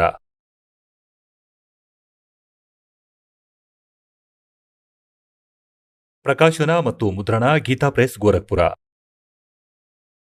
ಗೋವಿಂದ ಭವನ ಕಾರ್ಯಾಲಯ, ಕೋಲ್ಕತ್ತಾ ಸಂಸ್ಥಾನ. ಈಗ ಇಲ್ಲಿಂದ ಪ್ರಾರಂಭಿಸೋಣ. ಇದು ರುದ್ರ ಸಂಹಿತೆ 98ನೇ ಪುಟದಿಂದ ನಾನು ಆರಂಭಿಸುತ್ತೇನೆ. ಸಂಕ್ಷಿಪ್ತ ಶಿವಪುರಾಣ. ಈ ರುದ್ರ ಸಂಹಿತೆಯ 5ನೇ ಅಧ್ಯಾಯ ಇಲ್ಲಿ ಮುಕ್ತಾಯವಾಗುತ್ತೆ. ತಮ್ಮ ಪುತ್ರ ನಾರದನ ಈ ಮಾತನ್ನು ಕೇಳಿ ಲೋಕಪಿತಾಮಹ ಬ್ರಹ್ಮ ಅಲ್ಲಿ ಈ ರೀತಿ ಹೇಳಿದರು. ರುದ್ರ ಸಂಹಿತೆಯ 6ನೇ ಅಧ್ಯಾಯವನ್ನು ನಾವು ಓದುತ್ತೇವೆ. ಬ್ರಹ್ಮನು ಹೇಳಿದ, ಬ್ರಹ್ಮನ್, ದೇವ ಶಿರೋಮಣಿ, ನೀನು ಸದಾ ಸಮಸ್ತ ಜಗತ್ತಿನ ಉಪಕಾರದಲ್ಲಿ ತೊಡಗಿರುವೆ. ನೀನು ಜನತೆಯ ಹಿತ ಕಲ್ಯಾಣದ ಆಕಾಂಕ್ಷೆಗಳ ಬಗ್ಗೆ ಇಲ್ಲಿ ಬಹಳ ಉತ್ತಮ ಮಾತನ್ನು ಕೇಳಿದ್ದೀಯ. ಯಾವ ಸಮಯ ಸಮಸ್ತ ಚರಾಚರ ಜಗತ್ತು ನಾಶವಾಗಿತ್ತೋ, ಎಲ್ಲೆಲ್ಲೂ ಕೇವಲ ಅಂಧಕಾರ ಆವರಿಸಿತ್ತೋ, ಸೂರ್ಯ ಮತ್ತು ಚಂದ್ರರು ಕೂಡ ಕಾಣಿಸ್ತಿರ್ಲಿಲ್ಲ. ಅನನ್ಯ, ಗ್ರಹಗಳು ಮತ್ತು ನಕ್ಷತ್ರಗಳು ಕೂಡ ಕಾಣಿಸ್ತಿರ್ಲಿಲ್ಲ. ಹಗಲು ಇರಲಿಲ್ಲ, ರಾತ್ರಿ ಕೂಡ ಇರಲಿಲ್ಲ. ಅಗ್ನಿ, ಪೃಥ್ವಿ, ವಾಯು ಹಾಗೂ ಜಲದ ಅಸ್ತಿತ್ವವೂ ಇರಲಿಲ್ಲ. ಆ ಸಮಯ ತತ್ ಸತ್ ಬ್ರಹ್ಮ. ಈ ಶ್ರುತಿಯಲ್ಲಿ ಏನು ಸತ್ಯ ಅಂತ ಕೇಳಿಸುತ್ತೋ ಆ ಒಬ್ಬ ಮಾತ್ರ ಉಳಿದಿದ್ದ. ಈಗ 100ನೇ ಪುಟದಲ್ಲಿ ಸಂಕ್ಷಿಪ್ತ ಶಿವಪುರಾಣ, ನಾವು ರುದ್ರ ಸಂಹಿತೆಯನ್ನು ಓದುತ್ತಿದ್ದೇವೆ. ಯಾವ ಪರಬ್ರಹ್ಮನ ವಿಷಯದಲ್ಲಿ ಜ್ಞಾನ ಮತ್ತು ಅಜ್ಞಾನವನ್ನ ಪೂರ್ಣ ಉಕ್ತಿಗಳ ಮೂಲಕ ಈ ಪ್ರಕಾರವಾಗಿ ವಿಭಜಿಸಲಾಗುತ್ತದೆಯೋ ಅವನು ಸ್ವಲ್ಪ ಸಮಯದ ನಂತರ ದ್ವಿತೀಯ ಇಚ್ಛೆಯನ್ನು ಪ್ರಕಟಿಸಿದ. ಅವನೊಳಗೆ ಒಂದರಿಂದ ಅನೇಕನಾಗುವ ಸಂಕಲ್ಪ ಉಂಟಾಯಿತು. ಆಗ ನಿರಾಕಾರ ಪರಮಾತ್ಮನು ತನ್ನ ಲೀಲಾಶಕ್ತಿಯಿಂದ ತನಗಾಗಿ ಮೂರ್ತಿಯ ಕಲ್ಪನೆಯನ್ನು ಮಾಡಿದ. ಯಾರು ಮೂರ್ತಿರಹಿತ ಪರಬ್ರಹ್ಮನೋ ಆತನ ಮೂರ್ತಿ. ಭಗವಂತ ಸದಾಶಿವನಾಗಿದ್ದ. ಅರ್ವಾಚೀನ ಮತ್ತು ಪ್ರಾಚೀನ ವಿದ್ವಾಂಸರು ಅವನನ್ನೇ ಈಶ್ವರನೆಂದು ಹೇಳುವರು. ಆ ಸಮಯ ಏಕಾಂಗಿಯಾಗಿದ್ದು ಸ್ವೇಚ್ಛಾನುಸಾರ ವಿಹಾರ ಮಾಡುವ ಆ ಸದಾಶಿವನು ತನ್ನ ವಿಗ್ರಹದಿಂದ ಸ್ವಯಂ ಒಂದು ಸ್ವರೂಪಭೂತ ಶಕ್ತಿಯನ್ನು ಸೃಷ್ಟಿಸಿದ. ಅವರ ಶ್ರೀ ಅಂಗದಿಂದ ಬೇರೆಯಾಗುವಂತದ್ದಾಗಿರಲಿಲ್ಲ. ಆ ಪರಾಶಕ್ತಿಯನ್ನು ಪ್ರಧಾನ ಪ್ರಕೃತಿ. ಈಗ ಗಮನಿಸಿ, ಇವಳು ದುರ್ಗಾ ಆಗಿದ್ದಾಳೆ. ಈ ಕಾಲನ ಶರೀರದಿಂದ ಹೊರಬಂದಳು. ಆ ಸಮಯ ಏಕಾಂಗಿಯಾಗಿದ್ದು ಸ್ವೇಚ್ಛಾನುಸಾರ ವಿಹಾರ ಮಾಡುವ ಆ ಸದಾಶಿವ ಯಾರೂ ಅವನೇ ಕಾಲ. ತನ್ನ ವಿಗ್ರಹ ಅಂದರೆ ಶರೀರದಿಂದ ಸ್ವಯಂ ಒಂದು ಸ್ವರೂಪಭೂತ ಶಕ್ತಿಯನ್ನು ಸೃಷ್ಟಿಸಿದ. ಇದನ್ನು ಬ್ರಹ್ಮ ಹೇಳ್ತಿದ್ದಾರೆ. ಈಗ ಪರಮೇಶ್ವರ ಕಬೀರರು ಹೇಳಿದರು. ಕಾಲನು ದುರ್ಗೆಯನ್ನು ನುಂಗಿದ್ದ. ಆತನ ಹೊಟ್ಟೆಯೊಳಗಿನಿಂದ ಪರಮೇಶ್ವರ ಕಬೀರರು ಇವರನ್ನು ಬೇರೆ ಮಾಡಿದರು. ಇಲ್ಲಿ ಇದರ ಸರಿ ಹೊಂದುವ ವಿಷಯ ಇದೆ, ಏಕೆಂದರೆ ಕಬೀರ ಪರಮೇಶ್ವರನು ಬ್ರಹ್ಮನಿಗೆ ಈ ಜ್ಞಾನವನ್ನು ಹೇಳಿದರು. ಬ್ರಹ್ಮನು ಸ್ವಲ್ಪ ತನ್ನ ಅನುಭವ, ಸ್ವಲ್ಪ ಕಬೀರರ ಜ್ಞಾನ ಸೇರಿಸಿ ತಿಳಿಸಿದರು. ಆ ಸಮಯ ಏಕಾಂಗಿಯಾಗಿದ್ದು ಸ್ವೇಚ್ಛಾನುಸಾರ ವಿಹಾರ ಮಾಡುವ ಆ ಸದಾಶಿವ ತನ್ನ ವಿಗ್ರಹದಿಂದ ಶರೀರದಿಂದ ಸ್ವಯಂ ಒಂದು ಸ್ವರೂಪಭೂತ ಶಕ್ತಿಯನ್ನು ಸೃಷ್ಟಿಸಿದ. ಅದು ಅವರ ಶ್ರೀ ಅಂಗದಿಂದ ಬೇರೆಯಾಗುವಂತದ್ದಾಗಿರಲಿಲ್ಲ. ಆ ಪರಾಶಕ್ತಿಯನ್ನು ಪ್ರಧಾನ, ಪ್ರಕೃತಿ, ಗುಣವತಿ, ಮಾಯಾ, ಬುದ್ಧಿತತ್ವದ ಜನನಿ ಹಾಗೂ ವಿಕಾರರಹಿತ ಎಂದು ಹೇಳಲಾಗಿದೆ. ಆ ಶಕ್ತಿಯನ್ನು ಅಂಬಿಕಾ ಅಂತ ಹೇಳಲಾಯಿತು. ಅದನ್ನೇ ಪ್ರಕೃತಿ ಅಂತ. ಇದನ್ನು ಸರಿಯಾಗಿ ನೆನಪಿಡಿ. ದುರ್ಗೆಯನ್ನು ಪ್ರಕೃತಿ ಅಂತಾನೂ ಹೇಳುತ್ತಾರೆ. ಸರ್ವೇಶ್ವರಿ ಮತ್ತು ತ್ರಿದೇವ ಜನನಿ. ಮೂವರು ದೇವರುಗಳ ತಾಯಿ. ಬ್ರಹ್ಮ, ವಿಷ್ಣು, ಶಿವರ ಜನನಿ ಅಂತ ಶ್ರೀ ದುರ್ಗೆಗೆ ಹೇಳ್ತಾರೆ. ತ್ರಿದೇವ ಜನನಿ, ನಿತ್ಯ ಮತ್ತು ಮೂಲ ಕಾರಣ ಅಂತ ಕೂಡ ಹೇಳ್ತಾರೆ. ಸದಾಶಿವನ ಮುಖಾಂತರ ಪ್ರಕಟಗೊಂಡವಳನ್ನು. ಆ ಶಕ್ತಿಗೆ 8 ಭುಜಗಳಿವೆ. ಇದು ಸ್ಪಷ್ಟವಾಯಿತು. ಈ ದುರ್ಗೆಯ ಬಗ್ಗೆ ನಾನಾ ಪ್ರಕಾರದ ಆಭೂಷಣಗಳು ಆಕೆಯ ಶ್ರೀ ಅಂಗಗಳ ಶೋಭೆಯನ್ನು ಹೆಚ್ಚಿಸಿವೆ. ಆ ದೇವಿಯು ನಾನಾ ರೀತಿಯ ವೇಷಗಳಿಂದ ಸಂಪನ್ನಳಾಗಿರುವಳು ಮತ್ತು ಅನೇಕ ಪ್ರಕಾರದ ಅಸ್ತ್ರಶಸ್ತ್ರಗಳನ್ನು ಧರಿಸಿರುವಳು. ಈಗ ಇದು ಸ್ಪಷ್ಟವಾಯಿತು. ಏಕಾಕಿನಿಯಾಗಿದ್ದರೂ ಅವಳು ಮಾಯೇ ಶಕ್ತಿಯಿಂದ ಅನೇಕವಾಗುತ್ತಾಳೆ. ಇವಳು 3 ರೂಪಗಳನ್ನು ಧಾರಣೆ ಮಾಡಿದ್ದಳು. ಸಾವಿತ್ರಿ, ಲಕ್ಷ್ಮಿ ಮತ್ತು ಉಮಾ. ಇವರ ವಿವಾಹವನ್ನು ಬ್ರಹ್ಮ, ವಿಷ್ಣು ಮತ್ತು ಶಿವರೊಂದಿಗೆ ಮಾಡಿಸಿದ್ದಳು. ಏಕಾಕಿನಿಯಾಗಿದ್ದರೂ ಅವಳು ಮಾಯೇ ಶಕ್ತಿಯಿಂದ ಅನೇಕಳಾಗುತ್ತಾಳೆ. ಆ ಸದಾಶಿವನ ಅಂದರೆ ಕ್ಷರಪುರುಷನ ಬಗ್ಗೆಯ ಮಾಹಿತಿಯಾಗಿದೆ ಬ್ರಹ್ಮ, ವಿಷ್ಣು, ಮಹೇಶ್ವರರ ತಂದೆಯ ವಿಷಯದಲ್ಲಿ. ಅವರನ್ನು ಪರಮಪುರುಷ, ಈಶ್ವರ, ಶಿವಶಂಭು ಮತ್ತು ಮಹೇಶ್ವರ ಅಂತ ಕರೆಯುತ್ತಾರೆ. ಈಗ ನೋಡಿ. 101ನೇ ಪುಟದಲ್ಲಿ ರುದ್ರ ಸಂಹಿತೆಯ ಈ 6ನೇ ಅಧ್ಯಾಯವನ್ನು ಓದುತ್ತಿದ್ದೇವೆ. ಅವನು ತನ್ನ ಸರ್ವಾಂಗದಲ್ಲಿ ಭಸ್ಮವನ್ನು ಲೇಪಿಸಿಕೊಂಡಿರುವನು. ಆ ಕಾಲರೂಪಿ ಬ್ರಹ್ಮನನ್ನು. ಇವನನ್ನು ಕಾಲ ಅನ್ನಿ ಅಥವಾ ಬ್ರಹ್ಮ ಅನ್ನಿ, ಕ್ಷರಪುರುಷ ಅಥವಾ ಜ್ಯೋತಿ ನಿರಂಜನ ಅನ್ನಿ. ಆ ಕಾಲರೂಪಿ ಬ್ರಹ್ಮನು ಒಂದು ಸಮಯದಲ್ಲಿ ಶಕ್ತಿಯ ಜೊತೆ, ನಾಥ ಅಲ್ಲ, ಶಕ್ತಿಯ ಜೊತೆ ಅಂದರೆ ದುರ್ಗೆಯ ಜೊತೆ ಶಿವಲೋಕ ಎಂಬ ಕ್ಷೇತ್ರವನ್ನು ನಿರ್ಮಾಣ ಮಾಡಿದ್ದ. ಆ ಉತ್ತಮ ಕ್ಷೇತ್ರವನ್ನು ಕಾಶಿ ಎನ್ನುತ್ತಾರೆ. ಅದು ಪರಮ ನಿಶ್ಚಿತವೆಂದರೆ ಮೋಕ್ಷ ಸ್ಥಳವಾಗಿದೆ. ಇದು ಎಲ್ಲಕ್ಕಿಂತ ಮೇಲೆ ನೆಲೆಸಿದೆ. ಅವರು ಪ್ರಿಯ ಮತ್ತು ಪ್ರಿಯತಮ ರೂಪ ಶಕ್ತಿ ಮತ್ತು ಶಿವರಾಗಿದ್ದಾರೆ. ಪ್ರಿಯ ಮತ್ತು ಪ್ರಿಯತಮ ಅಂದರೆ ಪತ್ನಿ ಹಾಗೂ ಪತಿ ರೂಪದಲ್ಲಿ. ದುರ್ಗಾ ಮತ್ತು ಈ ಕಾಲರೂಪಿ ಬ್ರಹ್ಮ ಎನ್ನಬಹುದು ಅಥವಾ ಸದಾಶಿವ ಎನ್ನಬಹುದು. ಇವನೇ ಬ್ರಹ್ಮ, ವಿಷ್ಣು, ಮಹೇಶ್ವರರ ತಂದೆ. ದುರ್ಗಾ ಮತ್ತು ಕಾಲ ಏನು ಪರಮಾನಂದ ಸ್ವರೂಪರಾಗಿದ್ದಾರೆ, ಆ ಮನೋರಮ ಕ್ಷೇತ್ರದಲ್ಲಿ ನಿತ್ಯ ನಿವಾಸಿಗಳಾಗಿದ್ದಾರೆ. ಶಿವ ಮತ್ತು ಶಿವೆ. ಶಿವ ಇಲ್ಲಿ ಕಾಲರೂಪಿ ಬ್ರಹ್ಮ ಆಗಿದ್ದಾನೆ. ಇವನು ತನ್ನ ಪುತ್ರ ಶಿವನ ರೂಪ ಕೂಡ ಧರಿಸುತ್ತಾನೆ. ಹಾಗೇಕೆಂದರೆ ಇವನು ತನ್ನ ವಾಸ್ತವಿಕ ರೂಪದಲ್ಲಿ ಎಂದಿಗೂ ಯಾರ ಮುಂದೆಯೂ ಬರುವುದಿಲ್ಲ. ಶಿವ ಅಂದರೆ ಈ ಕಾಲನು, ಕಾಲರೂಪಿ ಬ್ರಹ್ಮನು. ಶಿವ ಮತ್ತು ಶಿವೆ. ಕಾಲ ಮತ್ತು ದುರ್ಗಾ ಪ್ರಳಯ ಕಾಲದಲ್ಲೂ ಆ ಕ್ಷೇತ್ರವನ್ನು ತಮ್ಮ ಸಾನ್ನಿಧ್ಯದಿಂದ ಮುಕ್ತ ಮಾಡಲಿಲ್ಲ. ದೇವಋಷಿಯೇ ಬ್ರಹ್ಮ ನಾರದರಿಗೆ ಹೇಳುತ್ತಿದ್ದಾರೆ. ಒಂದು ಸಲ ಆ ಆನಂದವನದಲ್ಲಿ ವಿಹರಿಸುತ್ತಾ ಶಿವ ಮತ್ತು ಶಿವೆಯ ಮನದಲ್ಲಿ, ಕಾಲ ಮತ್ತು ದುರ್ಗೆಯ ಮನದಲ್ಲಿ, ದುರ್ಗಾ ಮತ್ತು ಕಾಲನ ಮನದಲ್ಲಿ, ಕ್ಷರಪುರುಷನ ಮನದಲ್ಲಿ ಇನ್ನೊಬ್ಬ ಪುರುಷನನ್ನು ಸೃಷ್ಟಿ ಮಾಡುವ ಇಚ್ಛೆ ಉಂಟಾಯಿತು. ಅಂದರೆ ಯಾವುದಾದರೂ ಗಂಡು ಮಗುವನ್ನು ಉತ್ಪನ್ನ ಮಾಡುವ ಬಯಕೆ ಉಂಟಾಯಿತು. ಅವನ ಮೇಲೆ ಈ ಸೃಷ್ಟಿ ಸಂಚಲನೆಯ ದೊಡ್ಡ ಜವಾಬ್ದಾರಿಯನ್ನು ಕೊಟ್ಟು ನಾವಿಬ್ಬರು ಕೇವಲ ಕಾಶಿಯಲ್ಲಿದ್ದು ಇಚ್ಛಾನುಸಾರ ಓಡಾಡಿಕೊಂಡು ನಿರ್ವಹಣೆಯನ್ನು ಮಾಡೋಣ. ಈ ರೀತಿ ನಿಶ್ಚಯಿಸಿ ಶಕ್ತಿ ಸಹಿತ ಸರ್ವವ್ಯಾಪಿ ಪರಮೇಶ್ವರ ಶಿವನು ಈ ಕಾಲರೂಪಿ ಬ್ರಹ್ಮನು ದುರ್ಗೆಯ ಜೊತೆ ರಮಿಸಿ ತನ್ನ ವಾಮಭಾಗದ 10ನೇ ಅಂಗಕ್ಕೆ ಅಮೃತವನ್ನು ಲೇಪಿಸಿದ. ಪತಿ ಪತ್ನಿ ವ್ಯವಹಾರವನ್ನು ಮಾಡಿದ. ನಂತರ ಅಲ್ಲಿಂದ ಒಬ್ಬ ಪುರುಷ ಪ್ರಕಟನಾದ, ಒಬ್ಬ ಪುತ್ರನ ಉತ್ಪತ್ತಿಯಾಯಿತು. ನೋಡಿ 102ನೇ ಪುಟದಲ್ಲಿ ಸಂಕ್ಷಿಪ್ತ ಶಿವಪುರಾಣವನ್ನು ನಾವು ಓದುತ್ತಿದ್ದೇವೆ. ಈಗ ಈ ಪುತ್ರ ಉತ್ಪನ್ನನಾದ ಕಾಲರೂಪಿ ಬ್ರಹ್ಮ ಅಂದರೆ ಕಾಲರೂಪಿ ಶಿವನು ಹೇಳಿದ ಮಗು ವಿಸ್ತಾರವಾಗಿರುವ ಕಾರಣ ನಿನ್ನ ಹೆಸರು ವಿಷ್ಣು ಅಂತ ವಿಖ್ಯಾತವಾಯಿತು. ಈಗ ದುರ್ಗಾ ಮತ್ತು ಕಾಲನಿಗೆ ಜನಿಸಿದ ಪುತ್ರನಿಗೆ ವಿಷ್ಣು ಅಂತ ಹೆಸರಿಟ್ಟರು. ಈಗ ನಾವು ರುದ್ರ ಸಂಹಿತೆಯ 6ನೇ ಅಧ್ಯಾಯವನ್ನು ಓದಿದ್ವಿ. ಪುಣ್ಯಾತ್ಮರೇ, ಇವು ನಮ್ಮ ಅದೇ ಸದ್ಗ್ರಂಥಗಳು. ಅವುಗಳ ಆಧಾರವನ್ನು ಒಪ್ಪಿ ನಾವು ಈ ಜ್ಞಾನವನ್ನು ಗ್ರಹಿಸುತ್ತಿದ್ವಿ. ಈ ಆಚಾರ್ಯ ಬ್ರಾಹ್ಮಣ ಗುರುಗಳು ನಮಗೆ ಏನು ಹೇಳುತ್ತಿದ್ದಾರೆಂದರೆ, ಶಿವಪುರಾಣದಲ್ಲಿ ಬರೆದಿರುವುದನ್ನು ನಿಮಗೆ ಹೇಳುತ್ತಿದ್ದೇವೆ. ವಿಷ್ಣು ಪುರಾಣದಲ್ಲಿ ಹೀಗೆ ಬರೆದಿದೆ, ದೇವಿ ಪುರಾಣದಲ್ಲಿ ಹಾಗೆ ಬರೆದಿದೆ. ಆಗ ನಾವು ಆ ದಂತಕಥೆಯನ್ನೇ ಸತ್ಯವೆಂದು ತಿಳಿದೆವು, ಏಕೆಂದರೆ ಇವರಿಗೆ ಸಂಸ್ಕೃತ ತಿಳಿದಿತ್ತು. ಇಂದು ಈ ಸದ್ಗ್ರಂಥಗಳು ಇವರ ಲೋಕವೇದದ ವಿರುದ್ಧ ಜ್ಞಾನವನ್ನು ತಿಳಿಸುತ್ತವೆ. ಇದರಿಂದ ಸ್ಪಷ್ಟವಾಯಿತು, ಕಾಲರೂಪಿ ಬ್ರಹ್ಮನನ್ನು ಶರಪುರುಷ ಎನ್ನಿ, ಜ್ಯೋತಿ ನಿರಂಜನ ಅಥವಾ ಕಾಲ ಎನ್ನಿ ಹಾಗೂ ಸದಾಶಿವ ಎನ್ನಬಹುದು. ಇವನು ಬ್ರಹ್ಮ ವಿಷ್ಣು ಮಹೇಶ್ವರರ ತಂದೆ ಮತ್ತು ದುರ್ಗಾ ಅನ್ನಿ ಅಥವಾ ಪ್ರಕೃತಿ ಅನ್ನಿ. ಈ ಮೂರು ದೇವರುಗಳ ತಾಯಿ ಇವರಿಬ್ಬರ ಸಹಯೋಗದಿಂದಾಗಿ ಶ್ರೀ ವಿಷ್ಣುವಿನ ಉತ್ಪತ್ತಿಯಾಯಿತು. ಇದರ ಬಗ್ಗೆ ಶಿವಪುರಾಣ ಸ್ಪಷ್ಟಪಡಿಸುತ್ತಿದೆ ಮತ್ತು ರುದ್ರ ಸಂಹಿತೆಯ 6ನೇ ಅಧ್ಯಾಯ. ಈಗ 7ನೇ ಅಧ್ಯಾಯದಲ್ಲಿ ಬ್ರಹ್ಮ ಹೇಳುತ್ತಾರೆ, ನನ್ನ ಉತ್ಪತ್ತಿ ಕೂಡ ಹಾಗೆ ಆಯಿತು. ದುರ್ಗಾ ಮತ್ತು ಕಾಲ ಇಬ್ಬರೂ ಸೇರಿ ಬ್ರಹ್ಮನು, ನೋಡಿ ಇದು ರುದ್ರ ಸಂಹಿತೆ. ಮತ್ತೆ ಇದು 6ನೇ ಅಧ್ಯಾಯ. ಇಲ್ಲಿವರೆಗೂ ಓದಿದ್ವಿ. ಈಗ 7ನೇದನ್ನು ನೋಡೋಣ. 103ನೇ ಪುಟದಲ್ಲಿ ಬ್ರಹ್ಮ ಹೇಳುತ್ತಾರೆ, ದೇವಋಷಿಯೇ. ಬ್ರಹ್ಮ ನಾರದನಿಗೆ ಹೇಳ್ತಾರೆ, ದೇವಋಷಿಯೇ. ತದನಂತರ ಕಲ್ಯಾಣಕಾರಿ ಪರಮೇಶ್ವರ ಸಾಂಬ ಸದಾಶಿವನು ಮೊದಲಿನ ಪ್ರಯತ್ನದಂತೆ ವಿಷ್ಣುವನ್ನು ಉತ್ಪತ್ತಿ ಮಾಡಿದ ಹಾಗೆ ನನ್ನನ್ನು ಬಲಭಾಗದ ಅಂಗದಿಂದ ಉತ್ಪತ್ತಿ ಮಾಡಿದ. ಆ ಪರಮೇಶ್ವರ ನನ್ನನ್ನು ತಕ್ಷಣ ಆತನ ಮಾಯೆಯಿಂದ ಮೋಹಿತನನ್ನಾಗಿ ಮಾಡಿ ನಾರಾಯಣ ದೇವರ ನಾಭಿ ಕಮಲದಲ್ಲಿ ಹಾಕಿಬಿಟ್ಟ. ಮತ್ತೆ ಲೀಲೆಯಿಂದ ನನ್ನನ್ನು ಅಲ್ಲಿಂದ ಪ್ರಕಟ ಮಾಡಿದ. ಈ ಪ್ರಕಾರ ಆ ಕಮಲದ ಪುತ್ರನ ರೂಪದಲ್ಲಿ ಹಿರಣ್ಯ ಗರ್ಭನಾದ ನನ್ನ ಜನ್ಮವಾಯಿತು.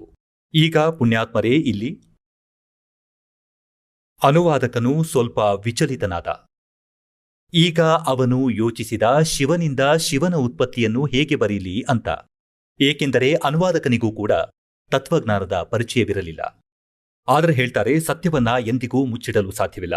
ಚೋರ್ ಚುರಾವೆ ತುಂಬಡಿ ಗಾಡ್ಡೆ ಪಾನಿಮೆ, ವೋ ಗಾಡ್ಡೆ ವೋ ಓಪರ್ ಆವೆ ಸಚ್ಚಾಯಿ ಚಾನಿನ. ಈಗ ನೋಡಿ, ಇದೇ ರುದ್ರ ಸಂಹಿತೆಯನ್ನ ನಾವೀಗ ಓದ್ತಿದ್ದೇವೆ. ಶ್ರೀ ಶಿವಪುರಾಣದಲ್ಲಿ ಪುರಾವೆಗಳನ್ನು ತೋರಿಸುತ್ತೇವೆ.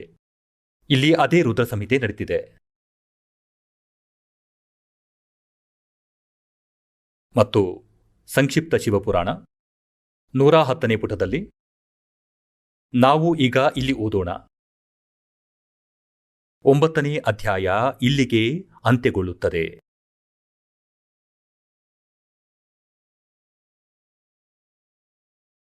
ಈ ಪ್ರಕಾರ ಬ್ರಹ್ಮ, ವಿಷ್ಣು ಮತ್ತು ರುದ್ರ ಈ ಮೂರೂ ದೇವರಲ್ಲಿ ಗುಣವಿದೆ. ಈ ಪ್ರಕಾರ ಬ್ರಹ್ಮ, ವಿಷ್ಣು ಮತ್ತು ರುದ್ರ ಈ ಮೂರೂ ದೇವರುಗಳಲ್ಲಿ ಗುಣವಿದೆ. ಆದರೆ ಶಿವನನ್ನು ಗುಣಾತೀತ ಅಂತ ಹೇಳಲಾಗಿದೆ. ಈಗ ನೋಡಿ, ಮೂವರು ಬ್ರಹ್ಮ, ವಿಷ್ಣು ಮತ್ತು ರುದ್ರ ಮತ್ತೆ ಈ ಕಾಲರೂಪಿ ಬ್ರಹ್ಮ ಇವರಿಗಿಂತ ಬೇರೆಯಾಗಿದ್ದಾನೆ. ನಾಲ್ವರಾದ್ರಲ್ಲ, ಮತ್ತೆ ಸ್ಪಷ್ಟಪಡಿಸುತ್ತೇನೆ. ಒಂದು ಸಲ ಶ್ರೀ ಬ್ರಹ್ಮ ಶ್ರೀ ವಿಷ್ಣುವಿನ ನಡುವೆ ಈ ವಿಷಯದಲ್ಲಿ ಜಗಳವಾಯಿತು. ಏನೆಂದರೆ, ಬ್ರಹ್ಮ ಹೇಳುತ್ತಾನೆ, ನಾನು ಸೃಷ್ಟಿಯ ರಚನೆಕಾರ. ಮತ್ತೆ ವಿಷ್ಣು, ನೀನು ನನ್ನಿಂದ ಉತ್ಪನ್ನನಾಗಿದ್ದೀಯಾ, ನೀನು ನನ್ನ ಪುತ್ರ. ವಿಷ್ಣು ಹೇಳ್ತಾರೆ, ನೀನು ನನ್ನ ನಾಭಿ ಕಮಲದಿಂದ ಉತ್ಪನ್ನನಾಗಿದ್ದೀಯಾ, ನೀನು ನನ್ನ ಮಗ. ಇದರಿಂದ ಇವರಿಬ್ಬರ ನಡುವೆ ಯುದ್ಧವಾಗುತ್ತೆ. ಆ ಜಗಳವನ್ನು ಬಿಡಿಸಲು ಈ ಕಾಲರೂಪಿ ಬ್ರಹ್ಮನು, ಇವರ ತಂದೆ, ಇವರಿಬ್ಬರ ನಡುವೆ ಒಂದು ಸ್ತಂಭವನ್ನು ಸ್ಥಾಪಿಸಿದ. ಒಂದು ಲಿಂಗವನ್ನು ನಿಲ್ಲಿಸಿದ. ತೇಜೋಮಯ, ಬಹಳ ಎತ್ತರವಾದ ಸ್ತಂಭ. ಅದರ ತುದಿ ಕೊನೆ ಇವರಿಬ್ಬರಿಗೂ ಎಟುಕಲಿಲ್ಲ. ಆಗ ಇವರ ಯುದ್ಧ ನಿಂತು ಹೋಯಿತು. ಅದರ ತುದಿಯ ಹುಡುಕಾಟದಲ್ಲಿ ತೊಡಗಿದರು. ಕೊನೆಯಲ್ಲಿ ಹೇಳುತ್ತಾರೆ, ಸ್ವಲ್ಪ ಸಮಯದ ನಂತರ ಶಿವರೂಪದಲ್ಲಿ ಈ ಕಾಲನು ಪ್ರತಿಜ್ಞೆಯನ್ನು ಮಾಡಿದ್ದಾನೆ, ನಾನು ನನ್ನ ವಾಸ್ತವಿಕ ರೂಪದಲ್ಲಿ ಯಾರಿಗೂ ದರ್ಶನ ಕೊಡುವುದಿಲ್ಲ. ಆದ್ದರಿಂದ ಒಮ್ಮೊಮ್ಮೆ ಬ್ರಹ್ಮನ ರೂಪ, ಒಮ್ಮೊಮ್ಮೆ ವಿಷ್ಣುವಿನ ರೂಪ, ಒಮ್ಮೊಮ್ಮೆ ಶಿವನ ರೂಪ ಧಾರಣೆಯನ್ನು ಮಾಡುತ್ತಾನೆ. ಆಗ ಅಲ್ಲಿ ಶಿವನ ರೂಪದಲ್ಲಿ ಬಂದು ಪ್ರಕಟನಾದ. ಮತ್ತೆ ಇವರಿಬ್ಬರಿಗೂ ಹೇಳಿದ, ಮಕ್ಕಳೇ, ನಿಮ್ಮನ್ನು ನೀವು ಮರೆತು ಬಿಟ್ಟಿದ್ದೀರಾ. ನೀವೇನು ಸೃಷ್ಟಿ ಮತ್ತು ಸ್ಥಿತಿಯ ವಿಭಾಗವನ್ನು ನನ್ನಿಂದ ಪಡೆದುಕೊಂಡಿದ್ದೀರೋ, ನೀವು ತಪಸ್ಸಿಂದ ಪಡೆದಿದ್ದೀರಾ. ಈಗ ಇದೇ ಪ್ರಕಾರ ರುದ್ರ ಮತ್ತು ಮಹೇಶ್ವರನು ಕೂಡ ಬೇರೆ ಬೇರೆ ವಿಭಾಗಗಳನ್ನು ಪಡೆದಿದ್ದಾರೆ. ಈಗ ನಿಮಗೆ ತೋರಿಸುತ್ತೇನೆ. ವಿದ್ವೇಶ್ವರ ಸಂಹಿತೆಯಲ್ಲಿ ಇದೇ ಶಿವಪುರಾಣ, ಇದು ಸಂಕ್ಷಿಪ್ತ ಶಿವಪುರಾಣ. ಗೀತಾ ಪ್ರೆಸ್ ಗೋರಖ್ಪುರದಿಂದ ಪ್ರಕಾಶನವಾಗಿದೆ. ಮತ್ತೆ ನಾವು ಅದನ್ನೇ ಓದ್ತಿದ್ದೇವೆ, ತೋರಿಸಿದ್ವಿ. ಹನುಮಾನ ಪ್ರಸಾದ ಪೋದ್ದಾರ ಇದರ ಸಂಪಾದಕರು. ಈಗ ನಾವು ಮತ್ತೆ ವಿದ್ವೇಶ್ವರ ಸಂಹಿತೆಯನ್ನ ಓದ್ತೇವೆ. ಇದು ವಿದ್ವೇಶ್ವರ ಸಂಹಿತೆ. ಈಗ ಪುಟ 24ರ ಸ್ವಲ್ಪ ಭಾಗವನ್ನು ತೋರಿಸ್ತೇನೆ. ಇದು ಒಂದು ತೇಜೋಮಯ ಲಿಂಗ, ಅಂದರೆ ಸ್ತಂಭ. ಇವರಿಬ್ಬರ ಮಧ್ಯದಲ್ಲಿ ನಿಲ್ಲಿಸಿಬಿಟ್ಟ ಕಾಲಭಗವಂತ ಬ್ರಹ್ಮ ಮತ್ತು ವಿಷ್ಣುವಿನ ಮಧ್ಯೆ. ಮತ್ತೆ ಇವನು ಸ್ವಯಂ ಪ್ರಕಟನಾದ. ಈ 25ನೇ ಪುಟ ನಾವು ಓದುತ್ತೇವೆ. ಬ್ರಹ್ಮ ಮತ್ತು ವಿಷ್ಣು ಕೇಳಿದರು, ಪ್ರಭು, ಸೃಷ್ಟಿ ಇತ್ಯಾದಿ 5 ಕೃತ್ಯಗಳ ಲಕ್ಷಣವೇನು? ಅದನ್ನು ನಮ್ಮಿಬ್ಬರಿಗೆ ತಿಳಿಸಿಕೊಡಿ. ಭಗವಂತ ಶಿವ ಹೇಳಿದ, ಈ ಕಾಲರೂಪಿ ಬ್ರಹ್ಮ ಸದಾಶಿವ. ಇವರ ತಂದೆ ಹೇಳಿದ, ನನ್ನ ಕರ್ತವ್ಯವನ್ನು ತಿಳಿಯುವುದು ಅತ್ಯಂತ ದುರ್ಗಮವಾಗಿದೆ. ಆದರೂ ಕೃಪೆಯಿಂದ ನಿಮಗೆ ಅವುಗಳ ವಿಷಯದಲ್ಲಿ ಹೇಳುತ್ತಿದ್ದೇನೆ. ಬ್ರಹ್ಮ ಮತ್ತು ಅಚ್ಯುತ, ಸೃಷ್ಟಿ ಪಾಲನೆ ಮತ್ತು ಸಂಹಾರ, ತಿರೋಭಾವ ಮತ್ತು ಅನುಗ್ರಹ, ಈ 5 ನನ್ನ ಜಗತ್ತಿಗೆ ಸಂಬಂಧಿಸಿದ ಕಾರ್ಯಗಳು. ಇವು ನಿತ್ಯ ಸತ್ಯವಾಗಿವೆ. ಈ 25 ನಾವು ಓದಿದ್ವಿ. ಈಗ 26ನೇ ಪುಟ ನೋಡೋಣ. ಈಗ ಇಲ್ಲಿ ನೋಡಿ. ಮಕ್ಕಳೇ, ನೀವು ಇಬ್ಬರೂ ತಪಸ್ಸು ಮಾಡಿ ಪರಮೇಶ್ವರನಾದ ನನ್ನನ್ನು ಪ್ರಸನ್ನಗೊಳಿಸಿ. ಬ್ರಹ್ಮ ಮತ್ತು ವಿಷ್ಣುಗೆ ಈ ಸದಾಶಿವ ಕಾಲರೂಪಿ ಬ್ರಹ್ಮ ಹೇಳ್ತಿದ್ದಾನೆ, ಮಕ್ಕಳೇ, ನೀವಿಬ್ಬರೂ ತಪಸ್ಸು ಮಾಡಿ ಪರಮೇಶ್ವರನಾದ ನನ್ನನ್ನು ಪ್ರಸನ್ನಗೊಳಿಸಿ ಸೃಷ್ಟಿ ಮತ್ತು ಸ್ಥಿತಿ ಎಂಬ 2 ಕಾರ್ಯಗಳನ್ನು ಪಡೆದುಕೊಂಡಿದ್ದೀರಿ. ಅಂದರೆ 2 ವಿಭಾಗಗಳನ್ನು ಪ್ರಾಪ್ತಿ ಮಾಡಿಕೊಂಡ್ರಿ. ಇವೆರಡೂ ನಿಮಗೆ ಬಹಳ ಪ್ರಿಯವಾದವು. ಈ ಪ್ರಕಾರ ನನ್ನ ವಿಭೂತಿ ಸ್ವರೂಪ ಈಗ ಅಲ್ಲಿ ಶಿವನ ರೂಪದಲ್ಲಿ ನಿಂತಿದ್ದ ಈ ಕಾಲ. ನನ್ನ ವಿಭೂತಿ ಸ್ವರೂಪ ರುದ್ರ ಮತ್ತು ಮಹೇಶ್ವರರು ಇಬ್ಬರೂ ಈ ಅನ್ಯ ಉತ್ತಮ ಕರ್ತವ್ಯ, ಈ ಮೇ ಅಲ್ಲ ನೇ, ಸಂಹಾರ ಮತ್ತು ತಿರೋಭಾವವನ್ನು ನನ್ನಿಂದ ಪ್ರಾಪ್ತಿ ಹೊಂದಿದ್ದಾರೆ. ನೋಡಿ, ಇಬ್ಬರಂತೂ ಇವರಾದ್ರು, ವಿಷ್ಣು ಮತ್ತು ಬ್ರಹ್ಮ. ಮಕ್ಕಳೇ, ನೀವು ಸೃಷ್ಟಿ ಮತ್ತು ಸ್ಥಿತಿ ಈ 2 ವಿಭಾಗಗಳನ್ನು ತೆಗೆದುಕೊಂಡಿದ್ದೀರಾ. ಮತ್ತೆ ಅದೇ ಪ್ರಕಾರ ನನ್ನ ವಿಭೂತಿ ಸ್ವರೂಪ, ಯಾಕಂದ್ರೆ ಆಗ ಶಿವನ್ ರೂಪದಲ್ಲಿ ನಿಂತಿದ್ದ. ರುದ್ರ ಮತ್ತು ಮಹೇಶ್ವರ 2 ಅನ್ಯ ಉತ್ತಮ ಕರ್ತವ್ಯ, ಸಂಹಾರ ಮತ್ತು ತಿರೋಭಾವವನ್ನು ನನ್ನಿಂದ ಪಡೆದುಕೊಂಡರು. ಈಗ 4ರಾದರು. ಮತ್ತೆ 5ನೇವ ಇವನು ಹೇಳುತ್ತಿದ್ದಾನೆ, ಶಿವ. ಮುಂದೆ ನೋಡಿ. ಓಹೋ, ಸ್ಪಷ್ಟವಾಗಿದೆ. ಈ ಕಾಲ ಹೇಳುತ್ತಿದ್ದಾನೆ, ಬ್ರಹ್ಮ ಅಥವಾ ಕ್ಷರಪುರುಷ ಹೇಳುತ್ತಿದ್ದಾನೆ. ಇಲ್ಲಿಂದ ನೋಡಿ. ಇದರದೇ ಅಂದರೆ 26ನೇ ಪುಟದಲ್ಲಿ ನಾವು ವಿದ್ವೇಶ್ವರ ಸಂಹಿತೆಯಲ್ಲಿ ಓದ್ತಾ ಇದ್ದೀವಿ. ಇಲ್ಲಿ ನೋಡಿ, ನಾನು ಪೂರ್ವಕಾಲದಲ್ಲಿ ನನ್ನ ಸ್ವರೂಪ ಭೂತಮಂತ್ರದ ಉಪದೇಶ ಮಾಡಿದ್ದೇನೆ. ಅದು ಓಂಕಾರ ರೂಪದಲ್ಲಿ ಪ್ರಸಿದ್ಧವಾಗಿದೆ. ಅದು ಮಂಗಳಕಾರಿ ಮಂತ್ರವಾಗಿದೆ. ಮೊಟ್ಟಮೊದಲು ನನ್ನ ಬಾಯಿಂದ ಓಂಕಾರ ಅಂದರೆ ಓಂ ಪ್ರಕಟವಾಯಿತು. ಅದು ನನ್ನ ಸ್ವರೂಪ ಬೋಧವನ್ನು ಮಾಡಿಸುವುದಾಗಿದೆ. ಓಂಕಾರ ವಾಚಕವಾಗಿದ್ದು ನಾನು ವಾಚ್ಯವಾಗಿದ್ದೇನೆ. ಈ ಮಂತ್ರವು ನನ್ನ ಸ್ವರೂಪವೇ ಆಗಿದೆ. ಪ್ರತಿನಿತ್ಯವೂ ನಿರಂತರವಾಗಿ ಓಂಕಾರವನ್ನು ಸ್ಮರಿಸುವುದರಿಂದ ಸದಾ ನನ್ನದೇ ಸ್ಮರಣೆಯಾಗುತ್ತದೆ. ನನ್ನ ಉತ್ತರವರ್ತಿ ಮುಖದಿಂದ ಅಕಾರದ, ಪಶ್ಚಿಮವರ್ತಿ ಮುಖದಿಂದ ಉಕಾರದ, ದಕ್ಷಿಣವರ್ತಿ ಮುಖದಿಂದ ಮಕಾರದ, ಪೂರ್ವವರ್ತಿ ಮುಖದಿಂದ ಬಿಂದುವಿನ ಹಾಗೂ ಮಧ್ಯವರ್ತಿ ಮುಖದಿಂದ ನಾದದ ಪ್ರಾಕಟ್ಯವಾಯಿತು. ಈ 5 ಅಕ್ಷರಗಳಿಂದ. ಈ ಪ್ರಕಾರ 5 ಅಕ್ಷರಗಳು ಸೇರಿ ಓಂಕಾರದ ವಿಸ್ತಾರವಾಗಿದೆ. ಈ ಎಲ್ಲಾ ಅಕ್ಷರಗಳು ಒಟ್ಟಾಗಿ ಸೇರಿ ಅದು ಪ್ರಣವ ಓಂ ನಾಮದ ಒಂದು ಅಕ್ಷರವಾಯಿತು. ಗೀತೆಯ ಅಧ್ಯಾಯ 8 ಶ್ಲೋಕ 13ರಲ್ಲಿ ಗೀತೆಯ ಜ್ಞಾನದಾತ ಬ್ರಹ್ಮ ಈ ಕ್ಷರಪುರುಷ ಶ್ರೀಕೃಷ್ಣರಲ್ಲಿ ಪ್ರವೇಶ ಮಾಡಿ ಹೇಳುತ್ತಿದ್ದಾನೆ, ಓಂ ಇತಿ ಏಕಾಕ್ಷರಂ. ಶ್ರೀಮದ್ ಭಗವದ್ಗೀತೆಯ ಅಧ್ಯಾಯ 8 ಶ್ಲೋಕ 13ರಲ್ಲಿ ಗೀತೆಯ ಜ್ಞಾನದಾತ ಈ ಬ್ರಹ್ಮ ಕ್ಷರಪುರುಷನಾಗಿದ್ದಾನೆ. ಶ್ರೀಕೃಷ್ಣರಲ್ಲಿ ಪ್ರವೇಶ ಮಾಡಿ ಹೇಳುತ್ತಿದ್ದಾನೆ, ತನ್ನ ಪುತ್ರ ವಿಷ್ಣುವಿನ ಶರೀರದಲ್ಲಿ ಅಂದ್ಕೊಳ್ಳಿ. ಅವನು ಹೇಳ್ತಿದ್ದಾನೆ, ಓಂ ಇತಿ ಏಕಾಕ್ಷರಂ ಭ್ರಂ ವ್ಯಾಹರನ್ ಮಾಂ ಅನುಸ್ಮರನ್ ಯ ಪ್ರಯಾತಿ ತ್ಯಜಂದೇಹಂ ಸ ಯಾತಿ ಪರಮಾಂ ಗತಿಂ. ಮಾಂ ಭ್ರಂ ನನ್ನದು ಕೇವಲ ಒಂದು ಓಂ ಅಕ್ಷರವಾಗಿದೆ, ಮತ್ತೇನೂ ಅಲ್ಲ. ಉಚ್ಚಾರಣೆ ಮಾಡಿ ಸ್ಮರಣೆ ಮಾಡುತ್ತಾ ಯ ಪ್ರಯಾತಿ ತ್ಯಜಂತ್ಯೇಹಂ ಸ ಯಾತಿ ಪರಮಾಂ ಗತಿಂ. ಯಾರು ಶರೀರ ಬಿಟ್ಟು ಹೋಗುವ ಸಮಯದಲ್ಲಿ ಇದರ ಸ್ಮರಣೆ ಮಾಡುತ್ತಾ ಹೋಗುತ್ತಾನೆ, ಅಂದರೆ ಕೊನೆ ಕಾಲದಲ್ಲೂ ಇದನ್ನ ಸ್ಮರಣೆ ಮಾಡುತ್ತಾ ಶರೀರವನ್ನು ಬಿಡುತ್ತಾನೆ. ಸ ಯಾತಿ ಪರಮಾಂ ಗತಿಂ. ಅವನಿಗೆ ನನ್ನ ಓಂ ನಾಮದಿಂದ ಏನು ಲಾಭ ಸಿಗಬೇಕು ಆ ಪರಮಗತಿ ಪ್ರಾಪ್ತಿಯಾಗತ್ತೆ. ಇದರಿಂದ ಸ್ಪಷ್ಟವಾಗಿದ್ದೇನೆಂದರೆ ಗೀತೆಯನ್ನು ಈ ಕಾಲ ಹೇಳುತ್ತಿದ್ದಾನೆ ಬ್ರಹ್ಮ ವಿಷ್ಣು ಮಹೇಶ್ವರರ ತಂದೆ. ಮತ್ತೆ ಮುಂದೆ ನೋಡಿ, ಅನುವಾದಕರ್ತರು ತಮ್ಮ ಯೋಚನೆಯ ಪ್ರಕಾರ ಇಲ್ಲಿ ತಪ್ಪು ಮಂತ್ರವನ್ನು ಹಾಕಿಬಿಟ್ರು. ನಾವು ಇಲ್ಲಿ ಓದುತ್ತಿದ್ದೇವೆ, ಈ ಎಲ್ಲಾ ಅಕ್ಷರಗಳು ಒಟ್ಟಾಗಿ ಸೇರಿ ಅದು ಪ್ರಣವ ಓಂ ನಾಮದ ಒಂದು ಅಕ್ಷರವಾಯಿತು. ಮತ್ತೆ ಗೀತೆಯ ಅಧ್ಯಾಯ 8 ಶ್ಲೋಕ 13ರಲ್ಲೂ ಹೇಳಿದೆ, ಓಂ ಇತಿ ಏಕಾಕ್ಷರಂ ಭ್ರಂ ವ್ಯಾಹರನ್ ಮಾಂ ಅನುಸ್ಮರನ್ ಯ ಪ್ರಯಾತಿ ತ್ಯಜಂತ್ಯೇಹಂ ಸ ಯಾತಿ ಪರಮಾಂ ಗತಿಂ. ಈಗ ನೋಡಿ, ಇವರು ಇಲ್ಲಿ ಏರುಪೇರು ಮಾಡಿದ್ದಾರೆ. ಇಲ್ಲಿ ಇವರು ಓಂ ನಮಃ ಶಿವಾಯವನ್ನು ಪಂಚಾಕ್ಷರ ಮಂತ್ರ ಅಂತ ಹೇಳಿದ್ದಾರೆ. ಇದು ತಪ್ಪು, ಇದು ಖಂಡಿತವಾಗಿಯೂ ತಪ್ಪು. ಇಲ್ಲಿ ಬರೆದಿದೆ ಈ ಎಲ್ಲಾ ಅಕ್ಷರಗಳು ಒಟ್ಟಾಗಿ ಸೇರಿ ಅದು ಪ್ರಣವ ಓಂ ನಾಮದ ಒಂದು ಅಕ್ಷರವಾಯಿತು. ಈ ಓಂ ನಮಃ ಶಿವಾಯ ತಪ್ಪು, ಈ ಮಂತ್ರ ತಪ್ಪಾಗಿದೆ. ಶಾಸ್ತ್ರವಿಧಿಯನ್ನು ತ್ಯಜಿಸಿ ಮನಬಂದಂಥ ಆಚರಣೆಯಾಗಿದೆ. ನಾವಿದನ್ನು ಮಾಡಬಾರದು ಪುಣ್ಯಾತ್ಮರೇ. ಇವತ್ತಿನಿಂದ 600 ವರ್ಷಗಳ ಮೊದಲೇ ಪರಮಾತ್ಮನು 600 ವರ್ಷಗಳ ಮೊದಲೇ ಈ ಅಮೃತ ಜ್ಞಾನವನ್ನು ತಮ್ಮ ಅಮೃತವಾಣಿಯಲ್ಲಿ ಸಚ್ಚಿದಾನಂದ ಘನಬ್ರಹ್ಮರ ವಾಣಿಯಲ್ಲಿ ಹೇಳಿದ್ರು.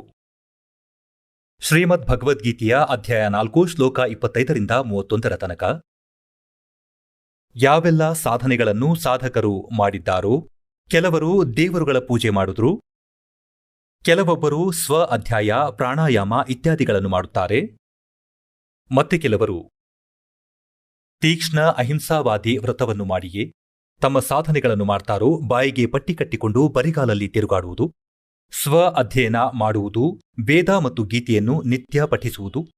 ಕೆಲವರು ಕೆಲವು ಪ್ರಕಾರವಾಗಿ ಆ ಎಲ್ಲಾ ಸಾಧಕರು ತಮ್ಮ ಸಾಧನೆಗಳನ್ನು ಪಾಪನಾಶಕ ಎಂದು ತಿಳಿದುಕೊಂಡಿರುತ್ತಾರೆ ಎನ್ನಲಾಗಿದೆ.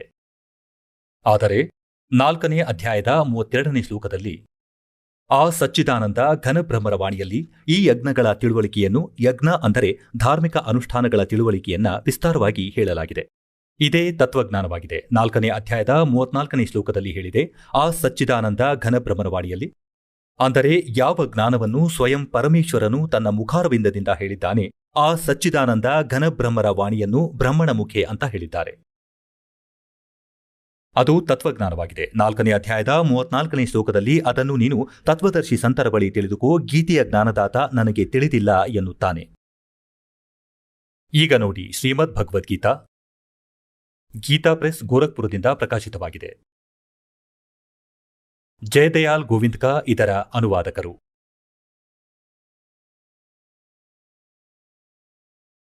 ಈಗ ನಿಮಗೆ ತೋರಿಸ್ತೇವೆ 4ನೇ ಅಧ್ಯಾಯದ. ಈಗ ನಾವು ಮೊದಲು 4ನೇ ಅಧ್ಯಾಯದ 25ರಿಂದ ಆರಂಭಿಸ್ತೀವಿ. ಚೆನ್ನಾಗಿ ಅರ್ಥವಾಗುತ್ತೆ, ಇದನ್ನು ನೋಡಿ. ಅಧ್ಯಾಯ ಸಂಖ್ಯೆ 4 ಶ್ರೀಮದ್ ಭಗವದ್ಗೀತಾ. ಈ 25ರಲ್ಲಿ ಹೇಳಿದೆ, ಬೇರೆ ಯೋಗಿ ಜನರು ದೇವತೆಗಳ ಪೂಜೆಯ ರೂಪವಾದ ಯಜ್ಞಗಳನ್ನೇ ಚೆನ್ನಾಗಿ ಅನುಷ್ಠಾನ ಮಾಡುತ್ತಾರೆ. ಪರ್ಯುಪಾಸತೆ ಅಂದರೆ ಪೂಜಿಸುತ್ತಾರೆ. ಇದರ ಅರ್ಥ, ಕೆಲವು ಯೋಗಿ ಸಾಧಕರು ದೇವರುಗಳ ಪೂಜೆ ಯಜ್ಞ ಅಂದರೆ ಧಾರ್ಮಿಕ ಅನುಷ್ಠಾನವನ್ನು ಮಾಡ್ತಾರೆ, ಅವರು ಪೂಜೆಯನ್ನು ಮಾಡ್ತಾರೆ, ಪರ್ಯುಪಾಸತೆ. ಮತ್ತೆ ಅನ್ಯ ಕೆಲವರು ಬ್ರಹ್ಮಜ್ಞೌ ಅಂದರೆ ಬ್ರಹ್ಮನ ಸಾಧನೆಯನ್ನು ಮಾಡ್ತಾರೆ, ಬ್ರಹ್ಮ. ಇದನ್ನು ತಮ್ಮ ಲೆಕ್ಕಾಚಾರದಲ್ಲೇ ಬರೆಯುತ್ತಿದ್ದಾರೆ. ಮತ್ತೆ ಯಜ್ಞದ ಮುಖಾಂತರವೇ ಆತ್ಮಸ್ವರೂಪದ ಹೋಮವನ್ನು ಮಾಡ್ತಾರೆ. 26ರಲ್ಲಿ ಹೇಳಿದೆ, ಅನ್ಯ ಸಾಧಕ ಯೋಗಿ ಜನರು ಅಂದರೆ ಸಾಧಕರು ಶ್ರವಣೇಂದ್ರಿಯಾದಿ ಸಮಸ್ತ ಇಂದ್ರಿಯಗಳನ್ನು ಸಂಯಮ ರೂಪವಾದ ಅಗ್ನಿಯಲ್ಲಿ ಹವನ ಮಾಡುತ್ತಾರೆ, ಅಂದರೆ ಜ್ಞಾನೇಂದ್ರಿಯಗಳನ್ನು ಇವರು ನಿಯಂತ್ರಿಸುವ ಚೇಷ್ಟೆಯನ್ನು ಮಾಡುತ್ತಾರೆ. ಕೆಲವರು ಶಬ್ದಾದಿಗಳ ಮೂಲಕ. ಈ 26ನೇ ಶ್ಲೋಕದ 4ನೇ ಅಧ್ಯಾಯದಲ್ಲಿ ಸಮಸ್ತ ವಿಷಯಗಳನ್ನು ಇಂದ್ರಿಯ ರೂಪವಾದ ಅಗ್ನಿಯಲ್ಲಿ ಹವನ ಮಾಡುತ್ತಾರೆ. 27ರಲ್ಲಿ ಮತ್ತೆ ಕೆಲವು ಯೋಗಿಗಳು ಇಂದ್ರಿಯಗಳ ಸಂಪೂರ್ಣ ಕ್ರಿಯೆ ಮತ್ತು ಪ್ರಾಣದ ಸಮಸ್ತ ಕ್ರಿಯೆಗಳನ್ನು ಜ್ಞಾನದಿಂದ ಪ್ರಕಾಶಿತ ಸಂಯಮ ಯೋಗ ರೂಪಿ ಅಗ್ನಿಯಲ್ಲಿ ಹವನ ಮಾಡುತ್ತಾರೆ. ಅಂದರೆ ಇದರಲ್ಲಿ ಹೇಳಲಾಗಿದೆ, ಕೆಲವು ಜನರು ತಮ್ಮ ಶ್ವಾಸದ ಕ್ರಿಯೆ ಬರುವುದು ಹೋಗುವುದನ್ನು ನೋಡುತ್ತಿರುತ್ತಾರೆ, ಇದನ್ನೇ ತಮ್ಮ ಸಾಧನೆ ಅಂದುಕೊಂಡಿದ್ದಾರೆ. ಅದರ ಮೇಲೆ ಧ್ಯಾನವನ್ನಿಡುತ್ತಾರೆ. 28ರಲ್ಲಿ ಹೇಳಲಾಗಿದೆ, ಹಲವಾರು ಪುರುಷರು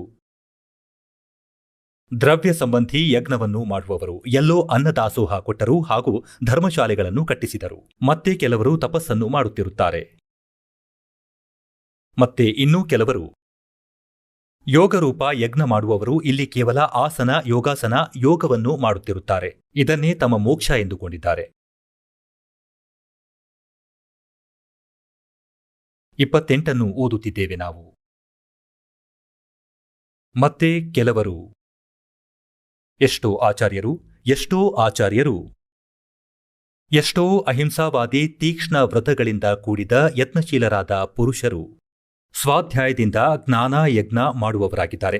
ಗೀತೆ ಮತ್ತು ವೇದ ಇನ್ನಿತರ ಪಾಠಗಳ ಸ್ವಾಧ್ಯಾಯ ಮಾಡುತ್ತಾರೆ.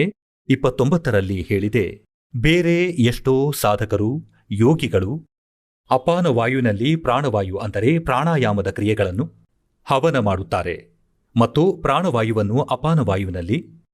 ಮತ್ತೆ ಎಷ್ಟೋ ಜನ ಮಿತ ಅಲ್ಪಾಹಾರಿಗಳಾಗಿರುತ್ತಾರೆ. ಪ್ರಾಣಾಯಾಮ ಪರಾಯಣ ಪುರುಷರು ಪ್ರಾಣ ಮತ್ತು ತಮ್ಮ ಅಪಾನದ ವೇಗವನ್ನು ತಡೆದು ಪ್ರಾಣವನ್ನು ಪ್ರಾಣದಲ್ಲೇ ಹವನ ಮಾಡುತ್ತಾರೆ. ಈ ಎಲ್ಲಾ ಸಾಧಕರು ಯಜ್ಞಗಳ ಮುಖಾಂತರ ಪಾಪಗಳನ್ನು ನಾಶ ಮಾಡುವ ಯಜ್ಞಗಳನ್ನು ತಿಳಿದವರಾಗಿರುತ್ತಾರೆ. ಈಗ ಪುಣ್ಯಾತ್ಮರೇ, ಈ ಗೀತೆಯ ಅಧ್ಯಾಯ ಸಂಖ್ಯೆ 4ರ ಶ್ಲೋಕ 25ರಿಂದ 30ರ ತನಕ ನಾವು ಓದಿದ್ವಿ. ಇದರ ಭಾವಾರ್ಥ ಏನಿದೆ ಅಂದ್ರೆ, ಯಾರೋ ಹಾಗೆ ಸಾಧನೆ ಮಾಡ್ತಾರೆ, ಯಾರೋ ಹೀಗೆ ಸಾಧನೆ ಮಾಡುತ್ತಾರೆ. ಮತ್ತೆ ಎಲ್ಲಾ ಸಾಧಕರು ತಮ್ಮ ಸಾಧನೆಗಳನ್ನು ಪಾಪನಾಶಕ ಅಂತ ತಿಳಿದುಕೊಂಡಿದ್ದಾರೆ.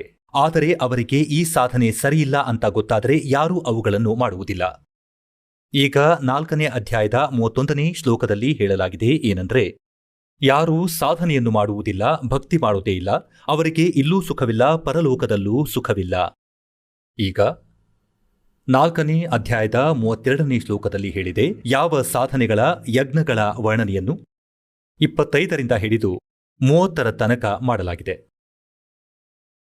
ಈ ಪ್ರಕಾರದ ಅನೇಕ ಪ್ರಕಾರದ ವಿಸ್ತಾರವಾಗಿ ಯಜ್ಞಗಳ ತಿಳುವಳಿಕೆಯನ್ನು, ಯಜ್ಞ ಅಂದರೆ ಧಾರ್ಮಿಕ ಅನುಷ್ಠಾನಗಳ ತಿಳುವಳಿಕೆಯನ್ನು ಸಚ್ಚಿದಾನಂದ ಘನಬ್ರಹ್ಮನ ವಾಣಿಯಲ್ಲಿ ವಿಸ್ತಾರವಾಗಿ ಹೇಳಲಾಗಿದೆ. ಬ್ರಹ್ಮಣ ಮುಖೆ. ಈಗ ಇಲ್ಲಿ ಅನುವಾದಕರು 4ನೇ ಅಧ್ಯಾಯದ 32ನೇ ಶ್ಲೋಕದಲ್ಲಿ ತಪ್ಪನ್ನು ಮಾಡಿದ್ದಾರೆ ತಮ್ಮ ಅಜ್ಞಾನದಿಂದಾಗಿ. ಅವರು ಬ್ರಹ್ಮಣ ಮುಖೆಯ ಅರ್ಥವನ್ನು ವೇದದ ವಾಣಿ ಅಂತ ಬರೆದರು. ಸಚ್ಚಿದಾನಂದ ಘನಬ್ರಹ್ಮನ ವಾಣಿಯಲ್ಲಿ ಅಂತ ಬರೆಯಬೇಕಾಗಿತ್ತು. ಅಂದರೆ ವೇದಗಳಿಂದ ಬೇರೆಯಾದದ್ದು. ಏಕೆಂದರೆ ಶ್ರೀಮದ್ ಭಗವದ್ಗೀತೆಯ ಜ್ಞಾನ ವೇದಗಳದ್ದೇ ಆಗಿದೆ. ಮತ್ತೆ ಇದರಲ್ಲಿ 2 ಪ್ರಕಾರದ ಜ್ಞಾನವಿದೆ. ಒಂದು ಈ ಬ್ರಹ್ಮ ಕ್ಷರಪುರುಷನದು ತನ್ನ ಅಭಿಪ್ರಾಯ, ಇನ್ನೊಂದು ವೇದಗಳ ಜ್ಞಾನ. ಯಾವುದು ವೇದಗಳ ಜ್ಞಾನವಾಗಿದೆ, ಅದು ವೇದಗಳ ಪ್ರಕಾರವಿದೆ, ಅಂದ್ರೆ ಅದು ಸರಿಯಾದದ್ದು. ಮತ್ತೆ ಯಾವುದು ಯುದ್ಧ ಮಾಡಿಸೋದಿಕ್ಕೆ, ಇವನು ಸ್ವಲ್ಪ ಅಂದಾಜಿನಲ್ಲಿ ಹೇಳಿದ್ದಾನೆ, ಇದು ನನ್ನ ಅಭಿಪ್ರಾಯ ಅಂತ.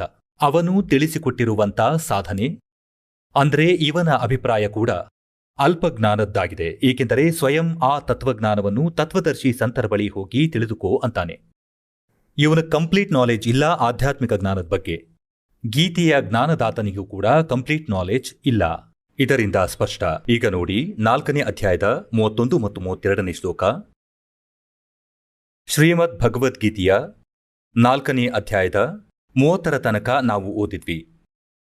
31ರಲ್ಲಿ ಇಷ್ಟೇ ಹೇಳಲಾಗಿದೆ ಏನಂದ್ರೆ, ಹೇ ಕುರುಶ್ರೇಷ್ಠ ಅರ್ಜುನ, ಯಜ್ಞದಿಂದ ಉಳಿದಿರುವ ಅಮೃತದ ಅನುಭವ ಪಡೆಯುವ ಯೋಗಿಗಳು ಅಂದರೆ ಶಾಸ್ತ್ರದ ಪ್ರಕಾರ ಸಾಧನೆಯನ್ನು ಮಾಡುವವರು ಸನಾತನ್ ಹೊಯ್ ಸನಾತನಂ ಬ್ರಹ್ಮ ಯಾಂತಿ.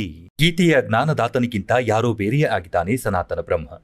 ಅವಿನಾಶಿ ಪರಮಾತ್ಮನಿಗೆ ಪ್ರಾಪ್ತವಾಗುತ್ತಾರೆ. ಯಜ್ಞ ಮಾಡದೇ ಇರುವ ಪುರುಷನಿಗೆ ಈ ಮನುಷ್ಯ ಲೋಕ ಕೂಡ ಸುಖದಾಯಕವಲ್ಲ. ಹಾಗಾದರೆ ಪರಲೋಕ ಹೇಗೆ ಸುಖದಾಯಕವಾಗಿರುತ್ತೆ? 4ನೇ ಅಧ್ಯಾಯದ ಈಗ 32ನೇ ಶ್ಲೋಕದಲ್ಲಿ ಇವರು ಇಲ್ಲಿ ತಪ್ಪನ್ನು ಮಾಡಿದರು. ಏವಂ ಬಹುವಿಧ ಯಜ್ಞ ವಿತತ ಬ್ರಹ್ಮಣ ಮುಖೆ. ಇವರು ಈ ಬ್ರಹ್ಮಣ ಮುಖೆ ಅರ್ಥವನ್ನು ಇಲ್ಲಿ ತಪ್ಪು ಮಾಡಿಬಿಟ್ಟರು. ಮತ್ತೆ ಈ ಪ್ರಕಾರದ ಮತ್ತಷ್ಟು ಬಹಳಷ್ಟು ತರಹದ ಯಜ್ಞಗಳು, ಯಜ್ಞ ಅಂದರೆ ಧಾರ್ಮಿಕ ಅನುಷ್ಠಾನಗಳ ತಿಳುವಳಿಕೆ, ಬ್ರಹ್ಮಣ ಮುಖೆಯ ಅರ್ಥವನ್ನು ವೇದದ ವಾಣಿ ಅಂತ ಮಾಡಿ ತಪ್ಪು ಮಾಡಿದರು. ಇಲ್ಲಿ ಇವರು ದಾರಿ ತಪ್ಪಿದರು. ಈಗ ಇಲ್ಲಿ ನೋಡಿ ಬ್ರಹ್ಮಣಿಯ ಅರ್ಥ ನಾವು ನೋಡೋಣ. ಇವುಗಳ ಮುಖಾಂತರವೇ 17ನೇ ಅಧ್ಯಾಯದ 23ನೇ ಶ್ಲೋಕದಲ್ಲಿ ಆಹಾ. ಈಗ ಪುಣ್ಯಾತ್ಮರೇ, ಇದನ್ನು ನೋಡಿ. ಇದು ಅಧ್ಯಾಯ ಸಂಖ್ಯೆ 17ನೆಯ ಅಧ್ಯಾಯ ಸಂಖ್ಯೆ 17 ಮತ್ತು 23ನೆಯ ಶ್ಲೋಕದಲ್ಲಿ ಶ್ರೀಮದ್ ಭಗವದ್ಗೀತೆಯಲ್ಲಿ ಆಹಾ. ಓಂ ತತ್ ಸತ್ ಇತಿ ನಿರ್ದೇಶಃ ಬ್ರಹ್ಮಣ ತ್ರಿವಿಧ ಸ್ಮೃತಃ ಆಹಾ. ಈಗ ಇಲ್ಲಿ ಓಂ ಓಂ ತತ್ ತತ್ ಸತ್ ಸತ್ ಇತಿ ಅಂದರೆ ಹಾಗೆ ಇಲ್ಲಿ ತ್ರಿವಿಧ 3 ಪ್ರಕಾರದ ಬ್ರಹ್ಮಣ ಅಂದರೆ ಸಚ್ಚಿದಾನಂದ ಘನ ಬ್ರಹ್ಮರ ಹೆಸರನ್ನು ಹೇಳಲಾಗಿದೆ. ಬ್ರಹ್ಮಣ ಅಂದರೆ ಸಚ್ಚಿದಾನಂದ ಘನ ಬ್ರಹ್ಮ ಅಂದರೆ ಪರಮ ಅಕ್ಷರ ಬ್ರಹ್ಮ, ಪೂರ್ಣ ಪರಮಾತ್ಮ, ಸಚ್ಚಿದಾನಂದ ಘನ ಬ್ರಹ್ಮ. ಈಗ ನಾವು ಅದನ್ನೇ ನೋಡೋಣ. 4ನೇ ಅಧ್ಯಾಯದ 32ನೇ ಶ್ಲೋಕ. 4ನೇ ಅಧ್ಯಾಯದ ಇದು 32ನೇ ಶ್ಲೋಕ. ಈಗ ಈ ಅನುವಾದವನ್ನು ಇಲ್ಲಿ ಹಾಗೆ ಇಡೋಣ. ಈ ಪ್ರಕಾರದ ಮತ್ತಷ್ಟು ಬಹಳ ತರಹದ ಯಜ್ಞಗಳು ಸಚ್ಚಿದಾನಂದ ಘನ ಬ್ರಹ್ಮರ ವಾಣಿಯಲ್ಲಿ ಸರಳವಾಗಿ ಅರ್ಥವಾಯಿತು, ವಿಸ್ತಾರವಾಗಿ ಹೇಳಲಾಗಿದೆ. ಇವರು ಹೇಳ್ತಾರೆ ವೇದದ ವಾಣಿಯಲ್ಲಿ ಅಂತ. ವೇದದ ಜ್ಞಾನವನ್ನ ಗೀತೆಯಲ್ಲಿ ಗೀತೆಯ ಜ್ಞಾನದಾತ ಕೊಡ್ತಾ ಇದ್ದಾನೆ. ವಿಸ್ತಾರವಾಗಿ ಹೇಳಲಾಗಿದೆ. ಅವುಗಳೆಲ್ಲವನ್ನು ನೀನು ಕರ್ಮಜಾನ ಆಹಾ ಅಂದರೆ ಕೆಲಸ ಮಾಡುತ್ತಾ ಮಾಡುತ್ತಾ ಓಡಾಡುತ್ತಾ ಆಗುವಂಥದ್ದು. ಇದೇ ಪ್ರಕಾರ ತತ್ವದಿಂದ ತಿಳಿದುಕೊಂಡು ಆಹಾ. ಇದರ ಅನುಷ್ಠಾನಗಳ ಮೂಲಕ ನೀನು ಕರ್ಮಬಂಧನದಿಂದ ಸರ್ವತಾ ಮುಕ್ತನಾಗುವೆ. ಮತ್ತೆ 33ರಲ್ಲಿ ಇದನ್ನು ಹೇಳಲಾಗಿದೆ. ಶ್ರೇಯಾನ್ ದ್ರವ್ಯಮಯಾತ್ ಯಜ್ಞಾತ್ ಜ್ಞಾನಯಜ್ಞ ಪರಂತಪ ಸರ್ವಂ ಕರ್ಮ ಅಖಿಲಂ ಪಾರ್ಥ ಜ್ಞಾನೇ ಪರಿಸಮಾಪ್ಯತೆ. ಇದರ ಅರ್ಥ ಅಜ್ಞಾನದಿಂದಾಗಿ ಅಡ್ಡಾದಿಡ್ಡಿಯಾಗಿ, ಹಾಗೆಯೇ ದ್ರವ್ಯಯಜ್ಞ ಅಂದರೆ ಎಲ್ಲಿಯಾದರೂ ದಾನ ಮಾಡುವ ಮುನ್ನ ಜ್ಞಾನಯಜ್ಞವನ್ನು ತಿಳಿದುಕೋ. ಇಲ್ಲಿ ನೋಡಿ, ಹೇ ಪರಂತಪ ಅರ್ಜುನನೇ, ದ್ರವ್ಯಮಯ ಯಜ್ಞಕ್ಕಿಂತಲೂ ಜ್ಞಾನಯಜ್ಞವು ಅತ್ಯಂತ ಶ್ರೇಷ್ಠ. ಜ್ಞಾನ ಅಂದರೆ ತತ್ವಜ್ಞಾನ. ಸಚ್ಚಿದಾನಂದ ಘನಬ್ರಹ್ಮರ ವಾಣಿಯಲ್ಲಿರುವುದನ್ನು ತಿಳಿದುಕೋ. ಪ್ರತಿಯೊಂದು ಸಂಪೂರ್ಣ ಕರ್ಮಜ್ಞಾನದಲ್ಲಿ ಮುಕ್ತಾಯವಾಗುತ್ತೆ. ಈಗ 34ರಲ್ಲಿ ಹೇಳಿದೆ, ಆ ಜ್ಞಾನವನ್ನು, ಯಾವ ಜ್ಞಾನವನ್ನು? ಸಚ್ಚಿದಾನಂದ ಘನಬ್ರಹ್ಮರ ವಾಣಿಯಲ್ಲಿ ವಿಸ್ತಾರವಾಗಿ ತಿಳಿಸಲಾಗಿದೆ. ಅದೇ ತತ್ವಜ್ಞಾನವಾಗಿದೆ. 4ನೇ ಅಧ್ಯಾಯದ 32ನೇ ಶ್ಲೋಕದಲ್ಲಿ. ಈಗ 4ನೇ ಅಧ್ಯಾಯದ 34ನೇ ಶ್ಲೋಕದಲ್ಲಿ ಆ ತತ್ವಜ್ಞಾನದ ಪರಿಚಯ. 4ನೇ ಅಧ್ಯಾಯದ 34ನೇ ಶ್ಲೋಕದಲ್ಲಿ ಗೀತೆಯ ಜ್ಞಾನದಾತ ಹೇಳುತ್ತಾನೆ, ಆ ಜ್ಞಾನವನ್ನು ಸಚ್ಚಿದಾನಂದ ಘನಬ್ರಹ್ಮರ ವಾಣಿಯಲ್ಲಿ ಬರೆದಿರುವುದನ್ನು ನೀನು ತತ್ವದರ್ಶಿ ಜ್ಞಾನಿಗಳ ಬಳಿ ಹೋಗಿ ತಿಳಿದುಕೋ. ಅವರಿಗೆ ಶ್ರದ್ಧೆಯಿಂದ ಸಾಷ್ಟಾಂಗ ಪ್ರಣಾಮ ಮಾಡುವುದರಿಂದ, ಅವರ ಸೇವೆ ಮಾಡುವುದರಿಂದ ಹಾಗೂ ಕಪಟವನ್ನು ಬಿಟ್ಟು ಸರಳವಾಗಿ ಪ್ರಶ್ನಿಸುವುದರಿಂದ ಆ ಪರಮಾತ್ಮನ ತತ್ವವನ್ನು ಪರಿಪೂರ್ಣವಾಗಿ ತಿಳಿದಿರುವ ಜ್ಞಾನಿ, ಮಹಾತ್ಮ, ತತ್ವದರ್ಶಿಯು ತತ್ವಜ್ಞಾನದ ಉಪದೇಶವನ್ನು ನೀಡುತ್ತಾರೆ. ಈಗ ಪುಣ್ಯಾತ್ಮರೇ, ನಮ್ಮ ಪವಿತ್ರ ಸದ್ಗ್ರಂಥ ಶ್ರೀಮದ್ ಭಗವದ್ಗೀತೆ ಎಷ್ಟು ನಿರ್ಣಾಯಕ ಜ್ಞಾನವನ್ನು ಕೊಡುತ್ತಿದೆ. ಮತ್ತೆ ಈ ಅಜ್ಞಾನಿ ಆಚಾರ್ಯ, ಗುರು, ಮಂಡಲೇಶ್ವರರು, ಬ್ರಾಹ್ಮಣರು ಇವತ್ತಿನವರೆಗೂ ಈ ಸದ್ಗ್ರಂಥಗಳನ್ನು ಸ್ವತಃನೂ ಅಲ್ಲ ನಮಗೂ ಅರ್ಥ ಮಾಡಿಸಲಿಲ್ಲ. ದಂತಕಥೆ, ಲೋಕವೇದವನ್ನು ಹೇಳುತ್ತಿದ್ದಾರೆ ನಮಗೆ. ಕಬೀರ್ ಪರಮೇಶ್ವರರು ಹೇಳುತ್ತಾರೆ, ನಮಗೆ ತಿಳಿಸಲು ಬಯಸುತ್ತಾರೆ. पीछे लग गया जाऊं था मैं लोक वेद के साथ, रस्ते में सतगुरु मिल गए, दीपक दे दिया हाथ. ನಾವು ಮೊದಲು ಕೇಳ್ತಿದ್ದ ಹಾಗೆ ಬ್ರಹ್ಮ, ವಿಷ್ಣು, ಮಹೇಶ್ವರರು ಅಜರಾಮರರು. ಇವರಿಗೆ ತಂದೆ ತಾಯಿ ಇಲ್ಲ. ಸರ್ವೇಶ್ವರ, ಮಹೇಶ್ವರ. ಓಂ ನಮಃ ಶಿವಾಯ, ಓಂ ನಮಃ ಭಗವತೆ ವಾಸುದೇವ ಮಂತ್ರ, ಇದನ್ನು ಜಪ ಮಾಡಿ ಎಂದು ಗೀತೆಯಲ್ಲಿ ಬ್ರಹ್ಮ ಹೇಳ್ತಾನೆ. ನನ್ನ ಸಾಧನೆಯನ್ನು ಮಾಡಬೇಕೆಂದರೆ ಓಂ ನಾಮವಿದೆ, ಮತ್ತೇನೂ ಅಲ್ಲ. ಓಂ ಇತಿ ಏಕಾಕ್ಷರಂ, ಓಂ ಇತಿ ಏಕಾಕ್ಷರಂ ಬ್ರಹ್ಮ ವ್ಯಾಹರನ್ ಮಾಂ ಅನುಸ್ಮರನ್, ಮತ್ತೇನೂ ಅಲ್ಲ. ನನ್ನ ಜಪ ಮಾಡಲು ಕೇವಲ ಓಂ ಮಂತ್ರವಿದೆ. ಸಚ್ಚಿದಾನಂದ ಘನಬ್ರಹ್ಮ ಪರಮಾಕ್ಷರ ಬ್ರಹ್ಮನ ಸಾಧನೆಯನ್ನು ಮಾಡುವ ವಿಧಿ 17ನೇ ಅಧ್ಯಾಯದ 23ನೇ ಶ್ಲೋಕದಲ್ಲಿ ಬರೆದಿದೆ. ಓಂ ತತ್ಸತ್ ಇತಿ ನಿರ್ದೇಶ ಬ್ರಹ್ಮಣ ತ್ರಿವಿಧ ಸ್ಮೃತಃ. ಸಚ್ಚಿದಾನಂದ ಘನಬ್ರಹ್ಮನ ಸಾಧನೆಯನ್ನು ಮಾಡಬೇಕು ಅಂದರೆ ತತ್ವದರ್ಶಿ ಸಂತರು ಹೇಳ್ತಾರೆ, ಅವನ ಬಳಿ ಆ ಸಂಕೇತಾಕ್ಷರವಿದೆ ಓಂ. ಇದು ಬ್ರಹ್ಮನ ಜಪ. ಮತ್ತೆ ತತ್, ಇದು ಅಕ್ಷರ ಪುರುಷನ ಸೃಷ್ಟಿ ರಚನೆಯಲ್ಲಿ ನಿಮಗೆ ಹೇಳಿದ್ದ ಹಾಗೆ ಅಚಿಂತನ ವಚನದಿಂದ ಅಕ್ಷರ ಪುರುಷನ ಉತ್ಪತ್ತಿಯಾಗಿತ್ತು. ಮತ್ತೆ ಇವರು ಸ್ವಯಂ ಪರಮಾಕ್ಷರ ಬ್ರಹ್ಮ, ಓವರ್ ಆಲ್ ಕಂಟ್ರೋಲರ್, ಎಲ್ಲರ ಮಾಲೀಕ ಕಬೀರ ದೇವ ಆಗಿದ್ದಾನೆ. ಅವರ ಸತ್ ಮಂತ್ರವಾಗಿದೆ ಈ 3 ಮಂತ್ರ. ಓಂ ತತ್ ಸತ್ ಓಂ ಅಕ್ಷರ ಪುರುಷನ ಮತ್ತೆ ತತ್ ಇದು ಅಕ್ಷರ ಪುರುಷನ ಸಾಂಕೇತಿಕವಾಗಿದೆ. ಮತ್ತೆ ಸತ್ ಪರಮ ಅಕ್ಷರ ಬ್ರಹ್ಮ ಸಚ್ಚಿದಾನಂದ ಘನ ಬ್ರಹ್ಮನ ಮಂತ್ರವಾಗಿದೆ. ಜಪ ಮಾಡುವ ಈ ಮೂರನ್ನೂ ಕೂಡ ಒಟ್ಟಿಗೆ ಸಾಧನೆ ಮಾಡಬೇಕಾಗುತ್ತೆ. ಮತ್ತೆ ಇದರಿಂದ ಆ ಪರಮಾತ್ಮನ ಪ್ರಾಪ್ತಿಯಾಗುತ್ತೆ, ಪರಮ ಅಕ್ಷರ ಬ್ರಹ್ಮನ ಪ್ರಾಪ್ತಿ.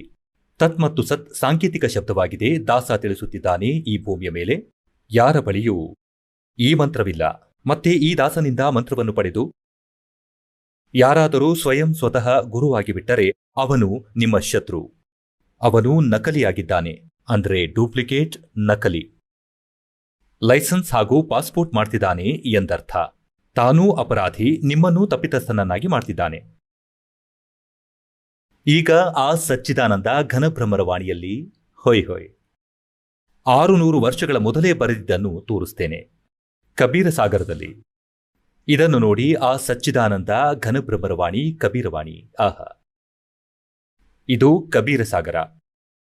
ಇದನ್ನು ನೋಡಿ, ಎಷ್ಟು ದಪ್ಪನೆಯ, ಇದರಲ್ಲಿ ಎಷ್ಟು ವಿಸ್ತಾರವಾಗಿ ಬರೆಯಲಾಗಿದೆ. ಮತ್ತೆ ಇದು ಕಬೀರ್ ಸಾಗರ. ಇದರ 11 ಭಾಗಗಳಿವೆ. ಖೇಮರಾಜ ಶ್ರೀಕೃಷ್ಣದಾಸ ಪ್ರಕಾಶನ, ಮುಂಬಯಿಯಿಂದ ಪ್ರಕಾಶಿತವಾಗಿದೆ. ಕಬೀರ ಸಾಗರ, ಜ್ಞಾನ ಸಾಗರ. ಕಬೀರ ಪಂಥ, ಭಾರತದ ಪಥ. ಸ್ವಾಮಿ ಯುಗಲಾನಂದ ವಿಹಾರಿಯವರಿಂದ ಪರಿಷ್ಕೃತ. ಕಬೀರ ಪಂಥದವರು ತಿದ್ದಿ ಸರಿ ಮಾಡಿದ್ದಾರೆ ಇದನ್ನು. ಇದರ ಮುದ್ರಕ ಮತ್ತು ಪ್ರಕಾಶಕರು ಖೇಮರಾಜ ಶ್ರೀಕೃಷ್ಣದಾಸ್, ಅಧ್ಯಕ್ಷ ಶ್ರೀ ವೆಂಕಟೇಶ್ವರ ಪ್ರೆಸ್, ಖೇಮರಾಜ ಶ್ರೀಕೃಷ್ಣದಾಸ್ ಮಾರ್ಗ, ಮುಂಬೈ. ಈಗ ಇದರಲ್ಲಿ ತೋರಿಸ್ತೇನೆ. ಈಗ ನೋಡಿ ಪುಟ ಸಂಖ್ಯೆ. ಇದು ಜ್ಞಾನಬೋಧ. ಕಬೀರ್ ಸಾಗರದಲ್ಲಿ ಜ್ಞಾನಬೋಧ. 20ನೇ ಪುಟದಲ್ಲಿ ಜ್ಞಾನಬೋಧ. ಮತ್ತೆ ಇಲ್ಲಿದೆ ಬೋಧ ಸಾಗರ, ಜ್ಞಾನಬೋಧದ ಬೋಧಸಾಗರದಲ್ಲಿ. 21ನೇ ಪುಟದಲ್ಲಿ ಪರಮಾತ್ಮ. ಕಬೀರ್ ಸಾಹೇಬರು ತಮ್ಮ ಪ್ರಿಯ ಆತ್ಮ ಧರ್ಮದಾಸನಿಗೆ ಹೇಳಿದರು, धर्मदास ये जग बोराना, कोई न जाने पद निर्वाण. ನಿರ್ವಾಣ ಪದ ಅಂದರೆ ಮೋಕ್ಷ ಮಾರ್ಗ. धर्मदास ये जग बोराना, कोई न जाने पद निर्वाण. यही कारण मैं कथा पसारा, जग से कहिए वो राम नियारा. ಈ ನಾಮ್ ತಪ್ಪಾಗಿ ಬರೆಯಲಾಗಿದೆ, ಇಲ್ಲಿ ತಪ್ಪಾಗಿ ಮುದ್ರಣವಾಗಿದೆ. यही ज्ञान जग जीव सुनावो, सब जीवों का भरम नसाओ. अब मैं तुमसे कहूँ चिताई, त्रिदेवन की उत्पत्ति भाई. ಮೂರೂ ದೇವರ, ಬ್ರಹ್ಮ ವಿಷ್ಣು ಮಹೇಶ್ವರರ ಜನನ ಹೇಗೆ ಆಯಿತು ಅಂತ ತಿಳಿಸುತ್ತೇನೆ. कुछ संक्षेप कहूँ गहुराई, सब संशय तुमरे मिट जाई. भरम गए जग वेद पुराना, आदि राम का भेद न जाना. ये राम है. राम राम सब जगत बखाने, आदि राम कोई बिरला जाने. ಕಬೀರ್ ಪಂಥಿಗಳು ಗೊಂದಲದಲ್ಲಿ ಇದ್ದರು. ಇವರೂ ಕೂಡ ಪರಮಾತ್ಮನ ಬಗ್ಗೆ ಸರಿಯಾಗಿ ಅರ್ಥ ಮಾಡಿಕೊಂಡಿಲ್ಲ. ಇಲ್ಲಿ ಸ್ವಲ್ಪ ತಪ್ಪಾಗಿ ಮುದ್ರಿಸಿದ್ದಾರೆ, ತಮ್ಮ ತಮ್ಮ ಆಲೋಚನೆಗಳಿಂದ ಅಸ್ತವ್ಯಸ್ತ ಮಾಡಿದ್ದಾರೆ. ಅದಕ್ಕಾಗಿ ಗರೀಬ್ ದಾಸ್ ಸಾಹೇಬರಿಗೆ ಪರಮಾತ್ಮನು ಆ ಜ್ಞಾನವನ್ನು ಕೊಟ್ಟು ಇದನ್ನು ಸರಿ ಮಾಡಿಸಿದ್ದಾನೆ. ಇಲ್ಲಿಂದ ಸ್ಪಷ್ಟವಾಗಿದೆ, ರಾಮ ರಾಮ ಅಂತ ಎಲ್ಲ ಜಗತ್ತು ಹೇಳುತ್ತೆ. ಆದಿರಾಮ ಅಂದರೆ ಸನಾತನ ಪರಮಾತ್ಮ, ಸಚ್ಚಿದಾನಂದ ಘನಬ್ರಹ್ಮ, ಸತ್ಯಪುರುಷನ ಬಗ್ಗೆ ಕೆಲವರಿಗೆ ಮಾತ್ರ ಗೊತ್ತು. राम राम सब जगत बखाने, आदि राम कोई बिरला जाने. ज्ञानी सुने सो हृदय लगाई, मूर्ख सुने तो गम न पाई. ಇಲ್ಲಿ ಏನ್ ಹೇಳ್ತಿದ್ದಾರೆ ಅಂದ್ರೆ, ಬ್ರಹ್ಮ ವಿಷ್ಣು ಮಹೇಶ್ವರರ ತಾಯಿ ತಂದೆ ಯಾರೆಂದು ಬುದ್ಧಿವಂತರು ಅರ್ಥ ಮಾಡಿಕೊಳ್ಳುತ್ತಾರೆ, ಪುರಾವೆಗಳನ್ನು ನೋಡಿ. ಮೂರ್ಖರು ಒಪ್ಪಿಕೊಳ್ಳುವುದಿಲ್ಲ, ಅವರ ಸ್ವಭಾವವೇ ವಿರೋಧಿಸುವುದಾಗಿರುತ್ತೆ. माँ अष्टंगी पिता निरंजन, ये जम दारुण वंशन अंजन. पहले कीन निरंजन राई, पीछे से माया उपजाई. माया रूप देख अति शोभा, देव निरंजन तन मन लोभा. काम देव धर्म राय सताए, देवी को तुरंत दर खाई. पेट से देवी करी पुकारा, हे साहेब मेरा करो उभारा. पेट से देवी करी पुकारी, साहेब मोहे करो उभारी. टेर सुनी सतगुरता आए, अष्टंगी के बंद छुड़वाए. ಇಲ್ಲಿ ವಾಸ್ತವಿಕತೆ ಏನೆಂದರೆ, ಕೂಗನ್ನು ಕೇಳಿ ನಾನು ಬಂದು ಅಷ್ಟಂಗಿಯನ್ನು ಬಂಧದಿಂದ ಬಿಡಿಸಿದೆ ಅಂತ ಪರಮಾತ್ಮ ಹೇಳ್ತಾರೆ. ಈಗ 22ನೇ ಪುಟದಲ್ಲಿ ಜ್ಞಾನಬೋಧ, ಕಬೀರ್ ಸಾಗರ. धर्मराय को हिकमत कीना नखरेखा से भग कर लीना. ಇಲ್ಲಿ ಹೇಳ್ತಾರೆ, ಆ ಕಾಲನು ದುರ್ಗೆಗೆ ಜನನ ಇಂದ್ರಿಯವನ್ನು ಸ್ವಯಂ ಸೃಷ್ಟಿಸಿದ. धर्मराय करे भोग विलासा माया को रही तब आशा. ಅಂದರೆ ದುರ್ಗಾ ಗರ್ಭವತಿಯಾದಳು. तीन पुत्र अष्टंगी जाए ब्रह्मा विष्णु शिव नाम धराए. ओए होए. ತೀನ ಪುತ್ರ ಅಷ್ಟಂಗಿ, ದುರ್ಗಾ ಜನ್ಮ ಕೊಟ್ಟಳು ಕಾಲನ ಸಂಯೋಗದಿಂದ. ಮತ್ತೆ ब्रह्मा विष्णु और शिव नाम धराए. तीन देव विस्तार चलावे इनमें ये जग धोखा खावे. पुरुष गम कैसे के पावे काल निरंजन जग भरमावे. तीन लोग अपने सुत दीन्या सोन निरंजन बासालीन्या. ತಮ್ಮ ಮೂವರು ಮಕ್ಕಳಿಗೂ 3 ಲೋಕಗಳ ರಾಜ್ಯವನ್ನು ಕೊಟ್ಟು ಪೃಥ್ವಿ, ಪಾತಾಳ ಮತ್ತು ಸ್ವರ್ಗ, ಮತ್ತೆ ಸ್ವಯಂ ಮೇಲೆ ಹೋಗಿ ಶೂನ್ಯದಲ್ಲಿ ಹೋಗಿ ಕುಳಿತ. ಶೂನ್ಯ ಎಂದರೆ ಯಾರೂ ಇರದ ನಿರ್ವಾತ ಪ್ರದೇಶ. ಅಲ್ಲಿ ಇವನು 3 ರೂಪಗಳನ್ನು ಧರಿಸಿ 3 ಸ್ಥಳಗಳನ್ನು ಮಾಡಿದ್ದಾನೆ. तीन देव सो उनको ध्यावे निरंजन का व्यापार न पावे. ಬ್ರಹ್ಮ, ವಿಷ್ಣು, ಮಹೇಶ್ವರರಿಗೆ ತಮ್ಮ ತಂದೆಯ ದರ್ಶನ ಕೂಡ ಆಗಲಿಲ್ಲ. ಆದ್ದರಿಂದ ಅವರನ್ನ ನಿರಾಕಾರ ಅಂತಿದ್ದಾರೆ. ये अलख निरंजन बड़बट पारा तीन लोक जीव करे आहारा. ब्रह्मा विष्णु शिव नहीं बचाए सकल खाए पुन धूर उड़ाए. तिनके सुत हैं तीनों देवा आंदर जीव करत है सेवा. ಈಗ ಪರಮಾತ್ಮ ಏನು ಹೇಳ್ತಿದ್ದಾರೆ ಅಂದ್ರೆ, ಈ ದುರ್ಗಾ ಮತ್ತು ಕಾಲನಿಗೆ ಈ 3 ಮಕ್ಕಳು, ರಜುಗುಣ ಬ್ರಹ್ಮ, ಸತುಗುಣ ವಿಷ್ಣು, ತಮೋಗುಣ ಶಿವ. ಮತ್ತೆ ಅಂಧ ಜೀವಿಗಳು ಇವರನ್ನೇ ಪೂಜಿಸ್ತಾರೆ. ಅಂಧರು ಅಂದರೆ ಜ್ಞಾನಹೀನ ಪ್ರಾಣಿ. ಮತ್ತೆ ಇವರನ್ನೇ ಸರ್ವೇಶ್ವರ ಅಂದ್ಕೊಂಡು ಇವರನ್ನ ಪೂಜೆ ಮಾಡ್ತಾರೆ. ಮುಂದೆ ನೋಡಿ, तिनके सुत हैं तीनों देवा आंदर जीव करत है सेवा. ಸೇವೆ ಅಂದರೆ ಪೂಜೆ. ಅಂಧರು, ಜ್ಞಾನಹೀನರು, ತತ್ವಜ್ಞಾನಹೀನ ಜೀವಿಗಳು ಕಾಲನ ಈ 3 ಪುತ್ರರ ಪೂಜೆಯನ್ನು ಮಾಡ್ತಾರೆ. अकाल पुरुष काहू नहीं चीन्या काल पाए सभी गए लीन्या. ऐसा तीनों देव और असुर अवतारा ताको भजे सकल संसारा. ಹೇಳ್ತಾರೆ, ಈ 3 ದೇವರುಗಳು ಬ್ರಹ್ಮ, ವಿಷ್ಣು, ಮಹೇಶ और असुर और ಅವತಾರ, ಮತ್ತೆ ಇವರ ಅವತಾರಗಳನ್ನೇ ಸಂಪೂರ್ಣ ಜಗತ್ತು ಸ್ತುತಿಸುತ್ತೆ. तीनों गुण का यह विस्तारा धर्मदास में कहो पुकारा. ಈಗ ಪರಮೇಶ್ವರ ಕಬೀರರು ಹೇಳ್ತಾರೆ, गुण तीनों की भक्ति में ये भूल पड़ो संसार. कह कबीर निज नाम बिना कैसे उतरो पार. ಪರಮಾತ್ಮ ಹೇಳಿದ್ದೇನೆಂದರೆ, 3 ಗುಣಗಳ ವಿಸ್ತಾರವೆಂದರೆ ರಜೋಗುಣ ಬ್ರಹ್ಮ, ಸತೋಗುಣ ವಿಷ್ಣು ಮತ್ತೆ ತಮೋಗುಣ ಶಿವ. गुण तीनों की भक्ति में भूल पड़ो संसार. कह कबीर निज नाम बिन कैसे उतरे पार. ನಿಜ ರಾಮ ಬಿನ್ ನಿಜ ರಾಮ. ಈಗ ಪುಣ್ಯಾತ್ಮರೇ, ಈ ವಿಷಯವನ್ನು ಮತ್ತೆ ಸ್ಪಷ್ಟಪಡಿಸಬೇಕಿದೆ. ಏನು ಅಂದ್ರೆ, ರಜೋಗುಣ ಬ್ರಹ್ಮ, ಸತೋಗುಣ ವಿಷ್ಣು ಮತ್ತು ತಮೋಗುಣ ಶಿವ. ಮತ್ತೆ ಗೀತೆಯ ಸ್ವಲ್ಪ ರಹಸ್ಯವನ್ನು ನಿಮಗೆ ತಿಳಿಸುವೆನು. ಗೀತೆಯಲ್ಲೂ ಇದನ್ನೇ ಸ್ಪಷ್ಟಪಡಿಸಿದೆ, ಈ 3ರ ಜನ್ಮದ ಬಗ್ಗೆ. ಈಗ ನೋಡಿ, ಮಾರ್ಕಂಡೇಯ ಪುರಾಣದಲ್ಲಿ ಈ 3 ಗುಣಗಳು ಏನು ಅಂತ ತೋರಿಸ್ತೇನೆ. ಇದು ಮಾರ್ಕಂಡೇಯ ಪುರಾಣ, ಗೀತಾ ಪ್ರೆಸ್ ಗೋರಖ್ಪುರದಿಂದ ಪ್ರಕಾಶಿತ. ಗೀತಾ ಪ್ರೆಸ್ ಗೋರಖ್ಪುರದಿಂದ ಪ್ರಕಾಶಿತವಾಗಿದೆ. ಇದರ 123ನೇ ಪುಟದಲ್ಲಿ ತೋರಿಸ್ತೇನೆ. ಇದು ಪುಟ 123. ಮತ್ತೆ ಇಲ್ಲಿ ನೋಡಿ,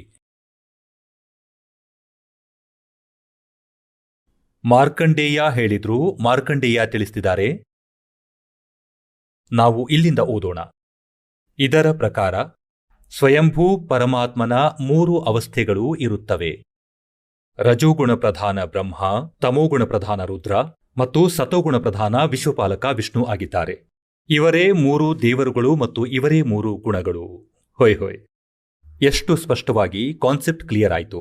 ಮತ್ತಷ್ಟು ಸ್ಪಷ್ಟಪಡಿಸ್ತೇನೆ. ಎಲ್ಲಿಯವರೆಗೂ ಈ ವಿಷಯ ಸ್ಪಷ್ಟವಾಗುಲ್ವೋ, ರಜೋಗುಣ ಬ್ರಹ್ಮ, ಸತೋಗುಣ ವಿಷ್ಣು, ತಮೋಗುಣ ಶಿವ ಯಾರು ಅಂತ, ಅಲ್ಲಿಯವರೆಗೂ ಈ ವಿಷಯ ತಲೆಗೆ ಹೋಗಲ್ಲ.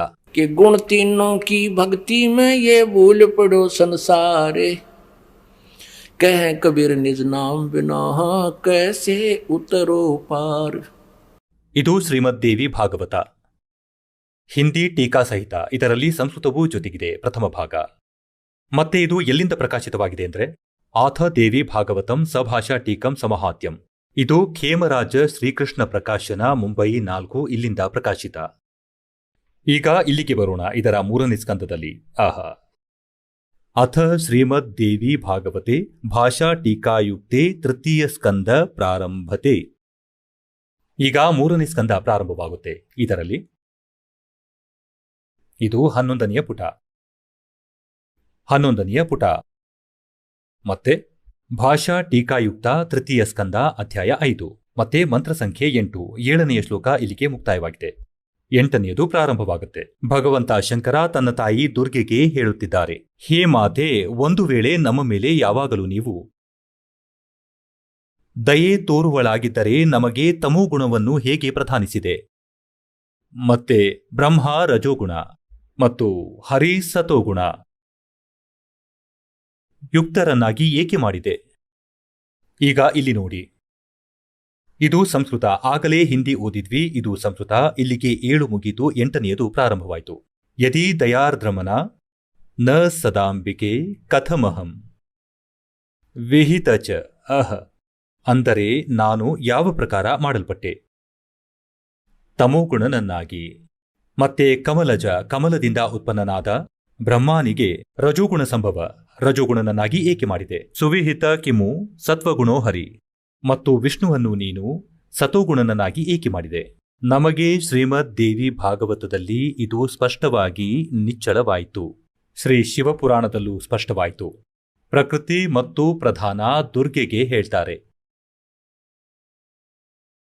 3 ಗುಣಗಳು, ರಜೋಗುಣ ಬ್ರಹ್ಮ, ಸತೋಗುಣ ವಿಷ್ಣು, ತಮೋಗುಣ ಶಿವ. ನೋಡಿ, ಈಗ ನಿಮಗೆ ಶ್ರೀಮದ್ ಭಗವದ್ಗೀತೆಯಲ್ಲಿ ತೋರಿಸ್ತಾ ಇದ್ದೀನಿ. ಏನು ಅಂದ್ರೆ ಪ್ರಕೃತಿ ದುರ್ಗಾ, ಮತ್ತೆ ಈ ಕಾಲರೂಪಿ ಬ್ರಹ್ಮ ಗೀತೆಯನ್ನು ಹೇಳಿದ್ದಾನೆ ಶ್ರೀಕೃಷ್ಣನಲ್ಲಿ ಪ್ರವೇಶಿಸಿ. ಇವರಿಬ್ಬರ ಸಹಯೋಗದಿಂದ ಈ 3 ಗುಣಗಳ ರಜೋಗುಣ ಬ್ರಹ್ಮ, ಸತೋಗುಣ ವಿಷ್ಣು, ತಮೋಗುಣ ಶಿವರ ಉತ್ಪತ್ತಿಯಾಯಿತು. ನೋಡಿ, ಏಕೆಂದರೆ ಶ್ರೀಮದ್ ಭಗವದ್ಗೀತೆಯನ್ನ ತೋರಿಸ್ತೇನೆ. ಶ್ರೀಮದ್ ಭಗವದ್ಗೀತೆಯಲ್ಲಿ ನಿಮಗೆ ತೋರಿಸ್ತೇನೆ. ಇದು 14ನೇ ಅಧ್ಯಾಯ. ಇಲ್ಲಿ ನೋಡಿ, ಅಧ್ಯಾಯ 14ರ 3, 4, 5. ಆಹಾ, ಇದು 3. ಹೇ ಅರ್ಜುನ, ನನ್ನ ಮಹತ್ ಬ್ರಹ್ಮರೂಪದ ಮೂಲ ಪ್ರಕೃತಿ, ಪ್ರಕೃತಿ ದುರ್ಗಾ, ಎಲ್ಲಾ ಪ್ರಾಣಿಗಳ ಭೂತ, ಪ್ರಾಣಿಗಳ ಯೋನಿ ಅಂದರೆ ಗರ್ಭಧಾರಕ ಸ್ಥಾನವಾಗಿದೆ. ನಾನು ಆ ಯೋನಿಯಲ್ಲಿ ಚೇತನ ಸಮುದಾಯ ರೂಪಿ ಗರ್ಭವನ್ನು ಸ್ಥಾಪನೆ ಮಾಡುತ್ತೇನೆ. ಆ ಮೂಲ ಚೇತನದ ತತ ಅಂದರೆ ಅದರ ಸಂಯೋಗದಿಂದ ಎಲ್ಲಾ ಪ್ರಾಣಿಗಳ ಉತ್ಪತ್ತಿಯಾಗತ್ತೆ, ಭೂತಗಳ ಉತ್ಪತ್ತಿಯಾಗತ್ತೆ. 4ರಲ್ಲಿ, ಹೇ ಅರ್ಜುನ, ನಾನಾ ಪ್ರಕಾರದ ಎಲ್ಲಾ ಯೋನಿಗಳಲ್ಲಿ ಅಂದರೆ ಶರೀರದಲ್ಲಿ ಎಷ್ಟು ಮೂರ್ತಿಗಳು ಅರ್ಥಾತ್ ಶರೀರಧಾರಿ ಪ್ರಾಣಿ ಉತ್ಪನ್ನವಾಗುತ್ತವೋ, ಪ್ರಕೃತಿ ಪ್ರಕೃತಿ ಆ ಎಲ್ಲರ ಗರ್ಭಧಾರಣೆ ಮಾಡುವ ಮಾತೆ ದುರ್ಗೆ. ದುರ್ಗಾ ಅವರೆಲ್ಲರ ತಾಯಿ, ನಾನು ಬೀಜ ಸ್ಥಾಪನೆ ಮಾಡುವ ತಂದೆ. ಮುಂದೆ ನೋಡಿ 5ರಲ್ಲಿ, ಹೇ ಅರ್ಜುನ, ಸತೋಗುಣ ವಿಷ್ಣು, ರಜೋಗುಣ ಬ್ರಹ್ಮ ಮತ್ತು ತಮೋಗುಣ ಶಂಕರ. ಇವರು ಪ್ರಕೃತಿಯಿಂದ ದುರ್ಗೆಯಿಂದ ಉತ್ಪನ್ನರಾದ 3 ಗುಣಗಳು, ಅಂದರೆ 3 ದೇವರು. ಅವಿನಾಶಿ ಜೀವಾತ್ಮಗಳನ್ನು ಶರೀರದಲ್ಲಿ ಬಂಧಿಸುತ್ತಾರೆ. ಅಂದರೆ ಕರ್ಮಾನುಸಾರ ಈ 3 ರಜೋಗುಣ ಬ್ರಹ್ಮ, ಸತೋಗುಣ ವಿಷ್ಣು, ತಮೋಗುಣ ಶಿವ ಇವರು ದುರ್ಗೆಯಿಂದ ಜನ್ಮ ಪಡೆದಿದ್ದಾರೆ. ಮತ್ತೆ ಕರ್ಮಾನುಸಾರ ಶರೀರದಲ್ಲಿ ಅಂದರೆ ಕರ್ಮದಂಡದ ಆಧಾರದ ಮೇಲೆ ನಮ್ಮನ್ನಿಲ್ಲಿ ಇಡ್ತಾರೆ. ಈಗ ಪುಣ್ಯಾತ್ಮರೇ, ಪರಮಾತ್ಮ ಹೇಳುತ್ತಿದ್ದರು, ನನ್ನ ಮಾತು ಹೇಳುತ್ತಾರೆ ಇವರು, ಈ ದುನಿಯಾ ಅಜಬ್ ದಿವಾನಿ ಮೇರಿ ಕಹಿ ಏಕ್ ನ ಮಾನಿ. ಪರಮಾತ್ಮ ಏನ್ ಹೇಳ್ತಿದ್ದಾರೆ? ನಿರಂಜನ ದನ ತೇರಾ ದರ್ಬಾರ, ನಿರಂಜನ ದನ ತೇರಾ ದರ್ಬಾರ, ಜಹಾ ಪರ ತನ್ಯಕ ನ್ಯಾಯ ವಿಚಾರ. ಕಬೀರ ಪರಮೇಶ್ವರ ಪೂರ್ಣಬ್ರಹ್ಮ, ಪರಮ ಪೂಜ್ಯ ಕಬೀರ ಪರಮೇಶ್ವರರು 600 ವರ್ಷಗಳ ಮೊದಲೇ ಹೇಳುತ್ತಿದ್ದರು, ಹೇ ಕಾಲ, ನಿನ್ನ ನಾಶವಾಗಲಿ, ನೀನು ಎಂತಹ ಅನ್ಯಾಯವನ್ನು ಮಾಡಿದ್ದೀಯಾ. ಈ ಜ್ಯೋತಿ ನಿರಂಜನನಿಗೆ ಹೇಳುತ್ತಿದ್ದರು, ಈ ನಿನ್ನ ಲೋಕದಲ್ಲಿ ಸ್ವಲ್ಪವೂ ನ್ಯಾಯವಿಲ್ಲ. ನೀನು ಎಲ್ಲರನ್ನೂ ಕಪಟದಿಂದ ಭ್ರಮೆಗೊಳಿಸಿ ನಿಯಂತ್ರಣದಲ್ಲಿ ಇಟ್ಟಿದ್ದೀಯ. ಮತ್ತೆ ಈ ನಕಲಿ ಗುರುಗಳಿಂದ ತಪ್ಪು ಜ್ಞಾನವನ್ನು ಜನತೆಯ ಅಂತಃಕರಣದಲ್ಲಿ ತುಂಬಿದ್ದೀಯ. ಅಮಾಯಕ ಜನ ಆ ಸುಳ್ಳನ್ನು ಸತ್ಯ ಎಂದು ನಂಬಿದ್ದಾರೆ. ನಾನು ಹೇಳುತ್ತಿರುವುದನ್ನು ನಂಬುತ್ತಿಲ್ಲ. निरंजन धन तेरा दरबार, निरंजन धन तेरा दरबार, जहाँ पर तनिक न न्याय विचार। वैश्या ओढ़े मुल मुल खासा, गल मोतियों के आर। वैश्या ओढ़े मुल मुल खासा, गल मोतियों के हार। पतिभरता को मिले न खादी, ये सूखा निरस आहार। निरंजन धन तेरा दरबार, निरंजन धन तेरा दरबार, जहाँ पर तनिक न न्याय विचार। पाखंडियों की पूजा जग में, संत को कहें लबाड़े। पाखंडी की पूजा जग में, संत को कहें लबाड़े। अज्ञानी को परम विवेकी, और ज्ञानी को मूढ़ गंवार। निरंजन धन तेरा दरबार, निरंजन धन तेरा दरबार, जहाँ पर तनिक न न्याय विचार। कह कबीर सुनो भाई साधो, या सब उल्टा व्यवहार। कहे कबीर सुनो भाई साधो, या सब उल्टा व्यवहार। सच्चे को तो ये झूठा बतावे, इन झूठों का एतबार। निरंजन धन तेरा दरबार, निरंजन धन तेरा दरबार, जहाँ पर तनिक न न्याय विचार। कह कबीर सुनो भाई साधो, या सब उल्टा व्यवहार। कहे कबीर सुनो भाई साधो, या सब उल्टा व्यवहार। सच्चे को तो ये झूठा बतावे, और इन झूठों का एतबार। निरंजन धन तेरा दरबार, निरंजन धन तेरा दरबार, जहाँ पर तनिक न न्याय विचार। बोलो सतगुरुदेव की जय।